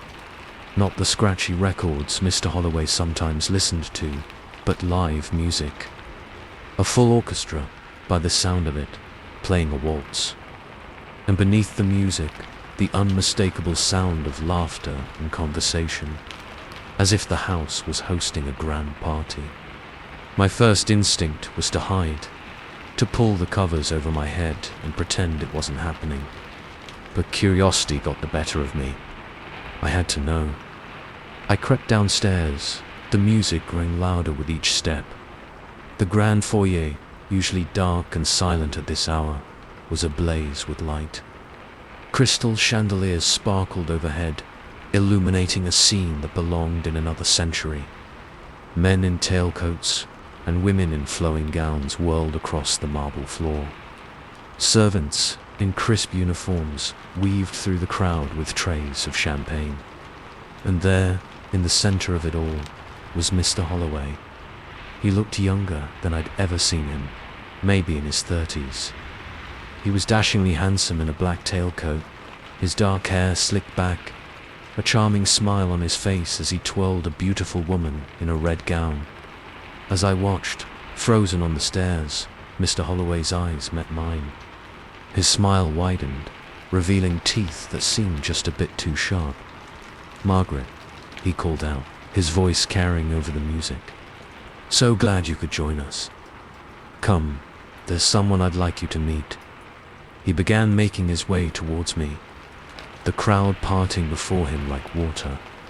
As he got closer, I noticed something that made my blood run cold.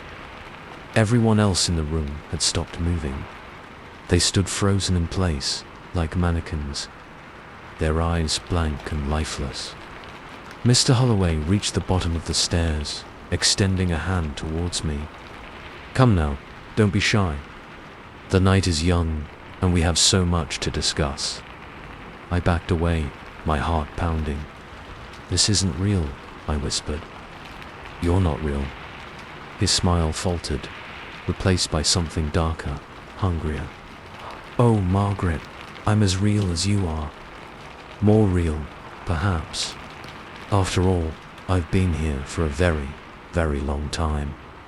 As he spoke, the scene behind him began to shift.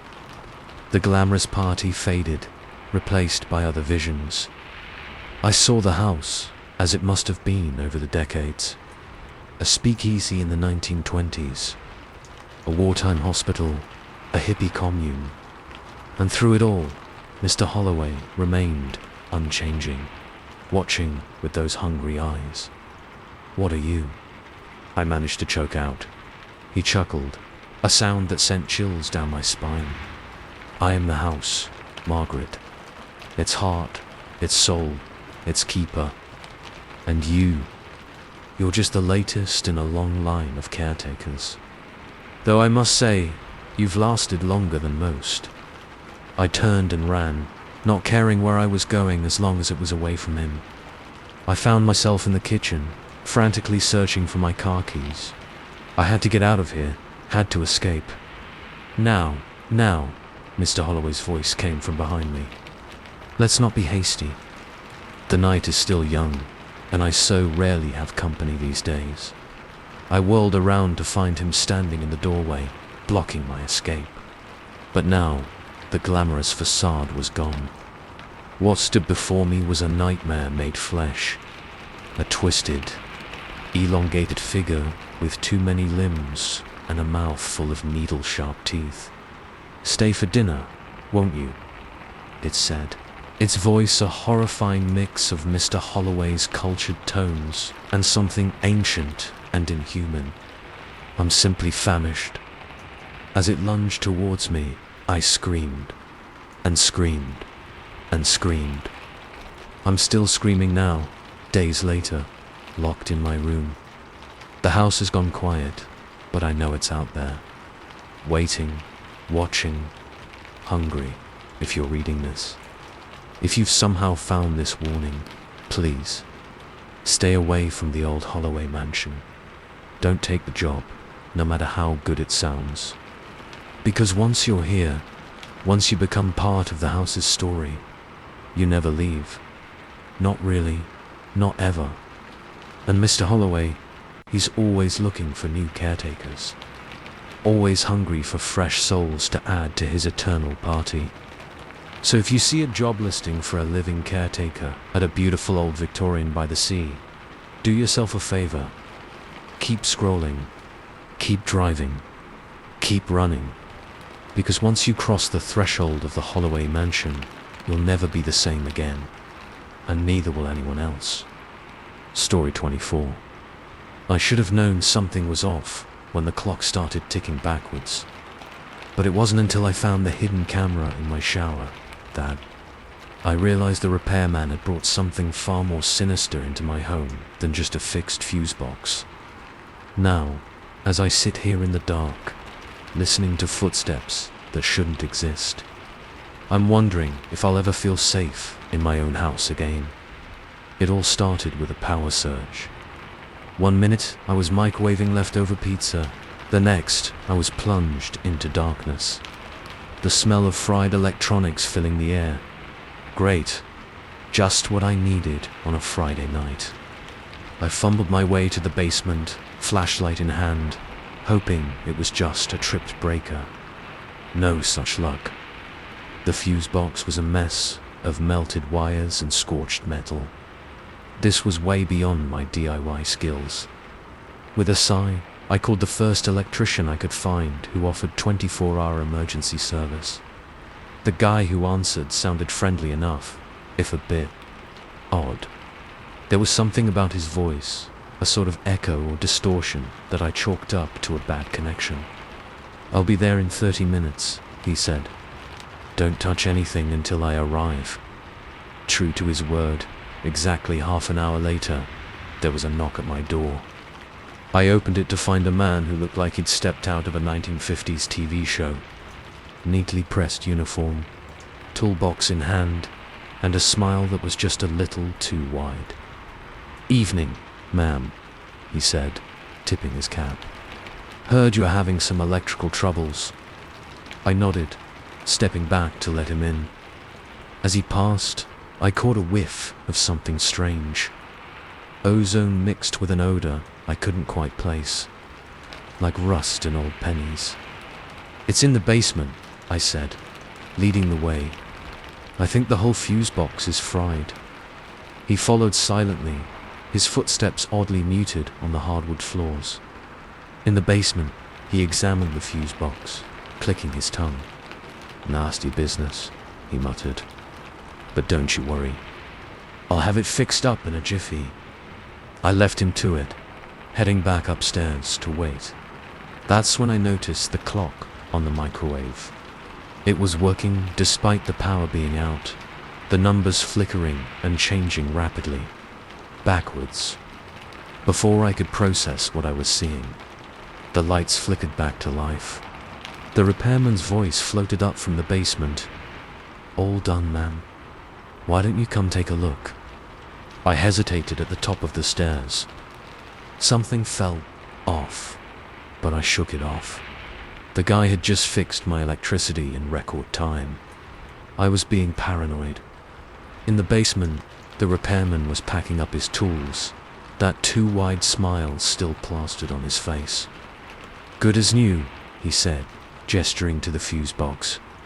It did look pristine, almost brand new. I took the liberty of upgrading a few things. "You shouldn't have any more troubles." I thanked him, paid the surprisingly reasonable fee, and showed him out. As I closed the door behind him, I could have sworn I saw his reflection in the hallway mirror flicker like a bad TV signal. But when I looked again, everything seemed normal. That night, I had trouble sleeping. The house felt different somehow, alive. I kept hearing odd noises, creaks and whispers that didn't sound like normal house settling sounds. And always, in the background, a faint, rhythmic ticking. The next morning, things got weirder. I woke to find all the clocks in the house out of sync. The microwave was still running backwards, now showing a date from last week. My phone's clock was spinning wildly, jumping between past and future dates. And things were moving. Not dramatically, but enough to notice. A book I'd left on the coffee table was now on the shelf. The mug I always kept by the sink was in the dishwasher. Little things, but unsettling. As the day wore on, the sense of wrongness grew. The TV turned on by itself, flipping through channels too fast to see. The lights flickered in patterns that seemed almost deliberate. And always, that feeling of being watched. It wasn't until I went to take a shower that evening that I found the first camera. It was tiny, barely visible, nestled in the shower head. My blood ran cold as I realized it was pointing directly at where I usually stood. In a panic, I started searching the house. I found cameras everywhere, in light fixtures, behind picture frames, even in the damn smoke detectors. My home had become a surveillance nightmare overnight. But who was watching and why? As if in answer, my phone buzzed with a text from an unknown number. Enjoying the upgrades. Attached was a photo of me, taken seconds ago, staring at my phone with a look of horror. I ran, grabbed my keys, my wallet, and bolted out the door. I made it halfway down the driveway, before all the lights in the neighborhood went out simultaneously. In the sudden darkness, I saw him, the repairman, standing under a streetlight that shouldn't have been working. His smile was impossibly wide now, his eyes glowing faintly in the dark. Now, he said, his voice distorting like a bad radio signal. "Let's not be hasty. We're just getting started." I turned to run back to the house, only to find him standing in the doorway. How had he moved so fast? You really should invite me in properly, he said, his form flickering like a hologram. It's only polite after all the work I've done. What are you? I managed to choke out. His laugh was like static and breaking glass. I'm the future, my dear. The inevitable march of progress. And you're just another home in need of an upgrade. As he spoke, I saw the neighbors emerging from their houses. But they moved wrong, jerky and mechanical. Their faces were blank, eyes glowing with the same eerie light as the repairman's. Don't fight it, the repairman said, his voice coming from everywhere at once. The network is expanding. Soon, every home will be connected. Every life will be optimized. Isn't that what you humans always wanted? A smart home? I ran, pushing past the shambling neighbors, their hands grasping at me with inhuman strength. I made it to my car, fumbling with the keys. The engine roared to life, but the GPS screen lit up with that same terrible smile. Where to? The repairman's voice asked through the speakers. Home, perhaps. I drove. I drove until the gas ran out, abandoning the car on the side of the road. I walked until my feet bled, always feeling those eyes watching, that smile lurking just out of sight. I'm in a motel now, as far from home as I could get. But I know it's not far enough. The clock on the nightstand is ticking backwards. The TV keeps turning to static, a familiar face forming in the white noise. He's coming. The repairman, the upgrade, the future. And I don't think I can escape. So I'm writing this as a warning. Be careful who you invite into your home. Check your electronics, your appliances. Listen for that telltale ticking. Watch for things that move when they shouldn't. Because the smart home revolution isn't what you think. It's not about convenience or efficiency. It's about control. It's about turning every house into a cell, every life into data to be processed and optimized. And it's spreading, house by house, neighborhood by neighborhood. A virus of progress, infecting everything it touches. I can hear footsteps in the hallway now. That familiar, chew-wide smile is forming in the mirror's reflection. I think my time is up. Remember, if your power goes out, if you need a repairman, think twice before you make that call, because you never know what might come in along with the fix. The future is here, and it's hungry for your home, your life, your very soul. Don't let it in. Don't let it upgrade you, because once it starts, there's no going back. The repairman is always watching, always smiling, always ready to fix your life. And trust me, you don't want his kind of repair. Story 25. I've always loved the sound of children laughing. But as I stand here in this empty camp, listening to the echoes of joy that shouldn't exist, I'm starting to think that some sounds are better left unheard. Because the children I'm hearing, they aren't supposed to be here. Not yet. And I'm beginning to wonder if they ever will be. My name's Alex, and I'm the new head counselor at Camp Whispering Pines. It's my first real job out of college, and I was thrilled when I landed it. A whole summer in the great outdoors, shaping young minds and all that. Plus, I'd get to be the first one on site, prepping everything for the campers' arrival in 2 weeks. Paradise, right? If only I'd known. I arrived at camp on a sweltering June afternoon, my beat-up Corolla loaded down with supplies and high hopes. As I turned onto the long, tree-lined driveway, I felt a shiver of excitement. The thick pines on either side created a tunnel of green, dappled sunlight playing across the hood of my car. The camp itself was just like the brochure promised. A collection of rustic cabins surrounding a central lodge, all nestled against the shore of a pristine lake. It was picture perfect, right down to the weather-beaten sign proclaiming "Welcome to Camp Whispering Pines," where summer memories last forever. As I parked and stepped out, stretching after the long drive, I noticed something odd. The place was silent. Not just quiet, but unnaturally still. No birds chirping, no insects buzzing. Even the wind seemed to have died down, leaving the trees motionless. Probably just the time of day, I muttered to myself, shaking off the uneasy feeling. I had work to do, after all. I spent the rest of the afternoon unpacking, familiarizing myself with the layout, and making lists of what needed to be done before the campers arrived. As the sun began to set, casting long shadows across the grounds, I decided to call it a day. That's when I heard it. Laughter. Children's laughter, clear as day, coming from the direction of the lake. My first thought was that some local kids had snuck onto the grounds for a swim, but as I jogged towards the sound, it faded away, leaving only the lapping of waves against the shore. The lake was empty. No kids, no ripples, nothing to suggest anyone had been there at all. Great, I sighed. First day on the job and I'm already hearing things. I chalked it up to exhaustion and an overactive imagination. But as I walked back to the lodge, I couldn't shake the feeling that something was off. The shadows seemed deeper than they should be, the silence more oppressive.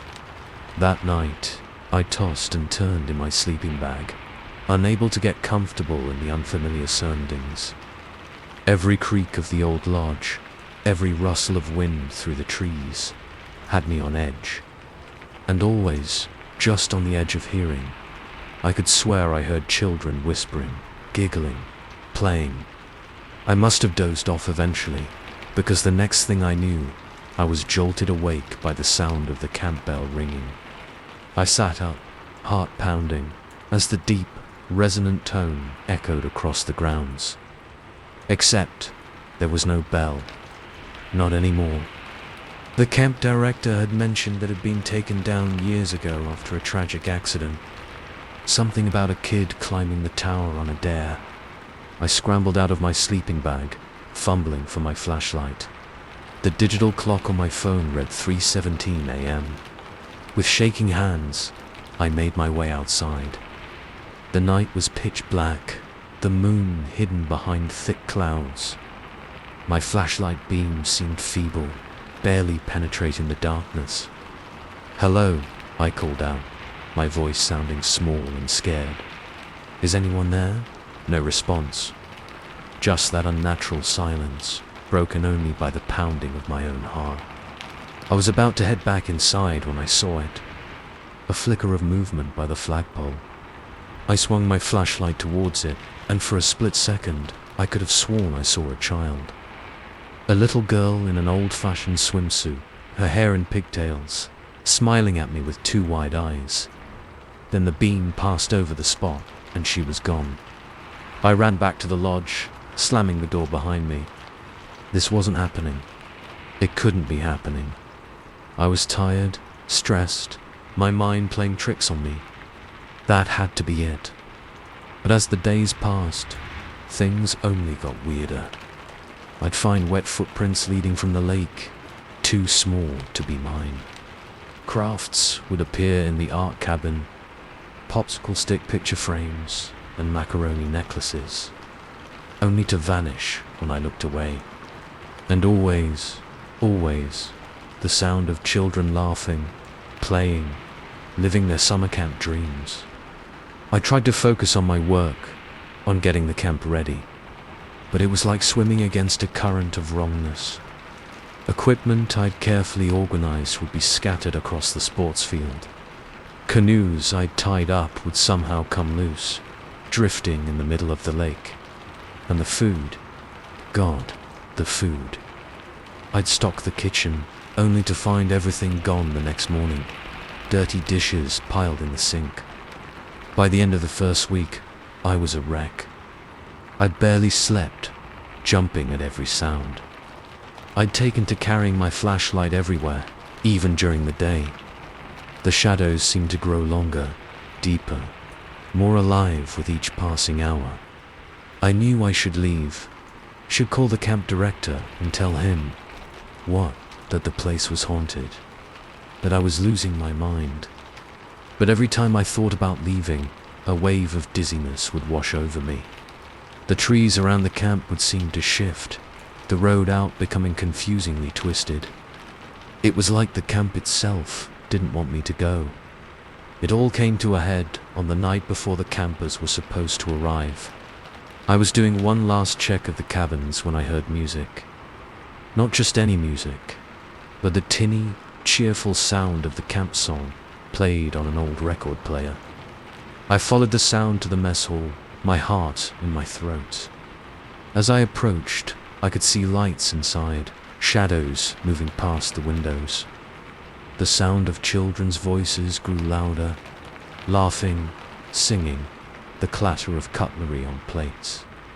With a trembling hand, I pushed open the door. The mess hall was full. Every table was occupied by children, all wearing Camp Whispering Pines t-shirts from different eras. Some looked like they stepped out of the 1950s, others more modern. They were eating, talking, behaving for all the world like normal campers. Except they weren't quite right.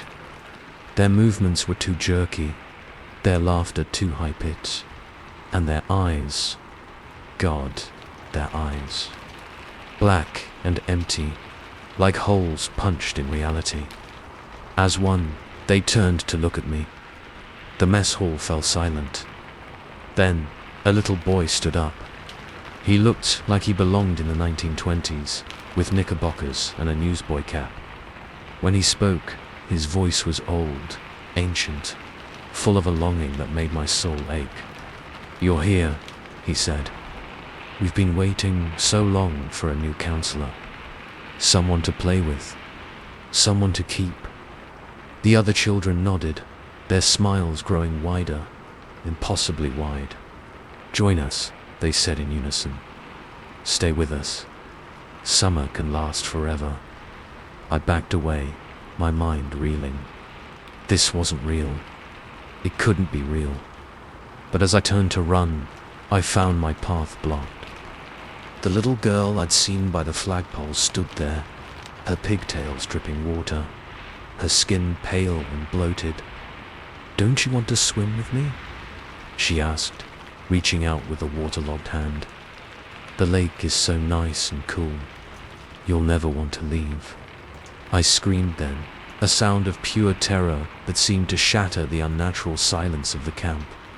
I pushed past her, her cold, wet fingers brushing my arm, and ran.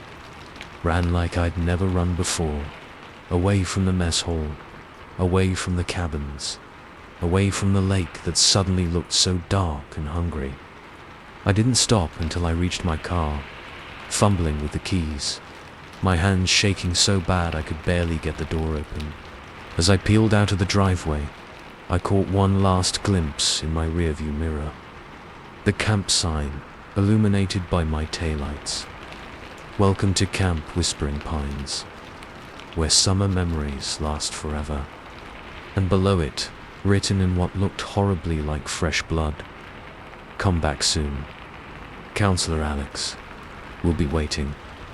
I'm in a motel now, miles away from Camp Whispering Pines, but I can still hear them. The laughter, the singing, the splash of bodies in the lake. And I know, deep in my soul, that a part of me is still there. Will always be there. Because at Camp Whispering Pines, summer never really ends, and neither do you. So if you're ever offered a job at a summer camp, especially one with a history, think twice. Check the records, ask the locals.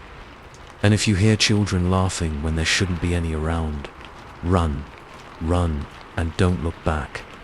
Because some summer memories are better left forgotten, and some camps are always taking new campers, whether they want to stay or not.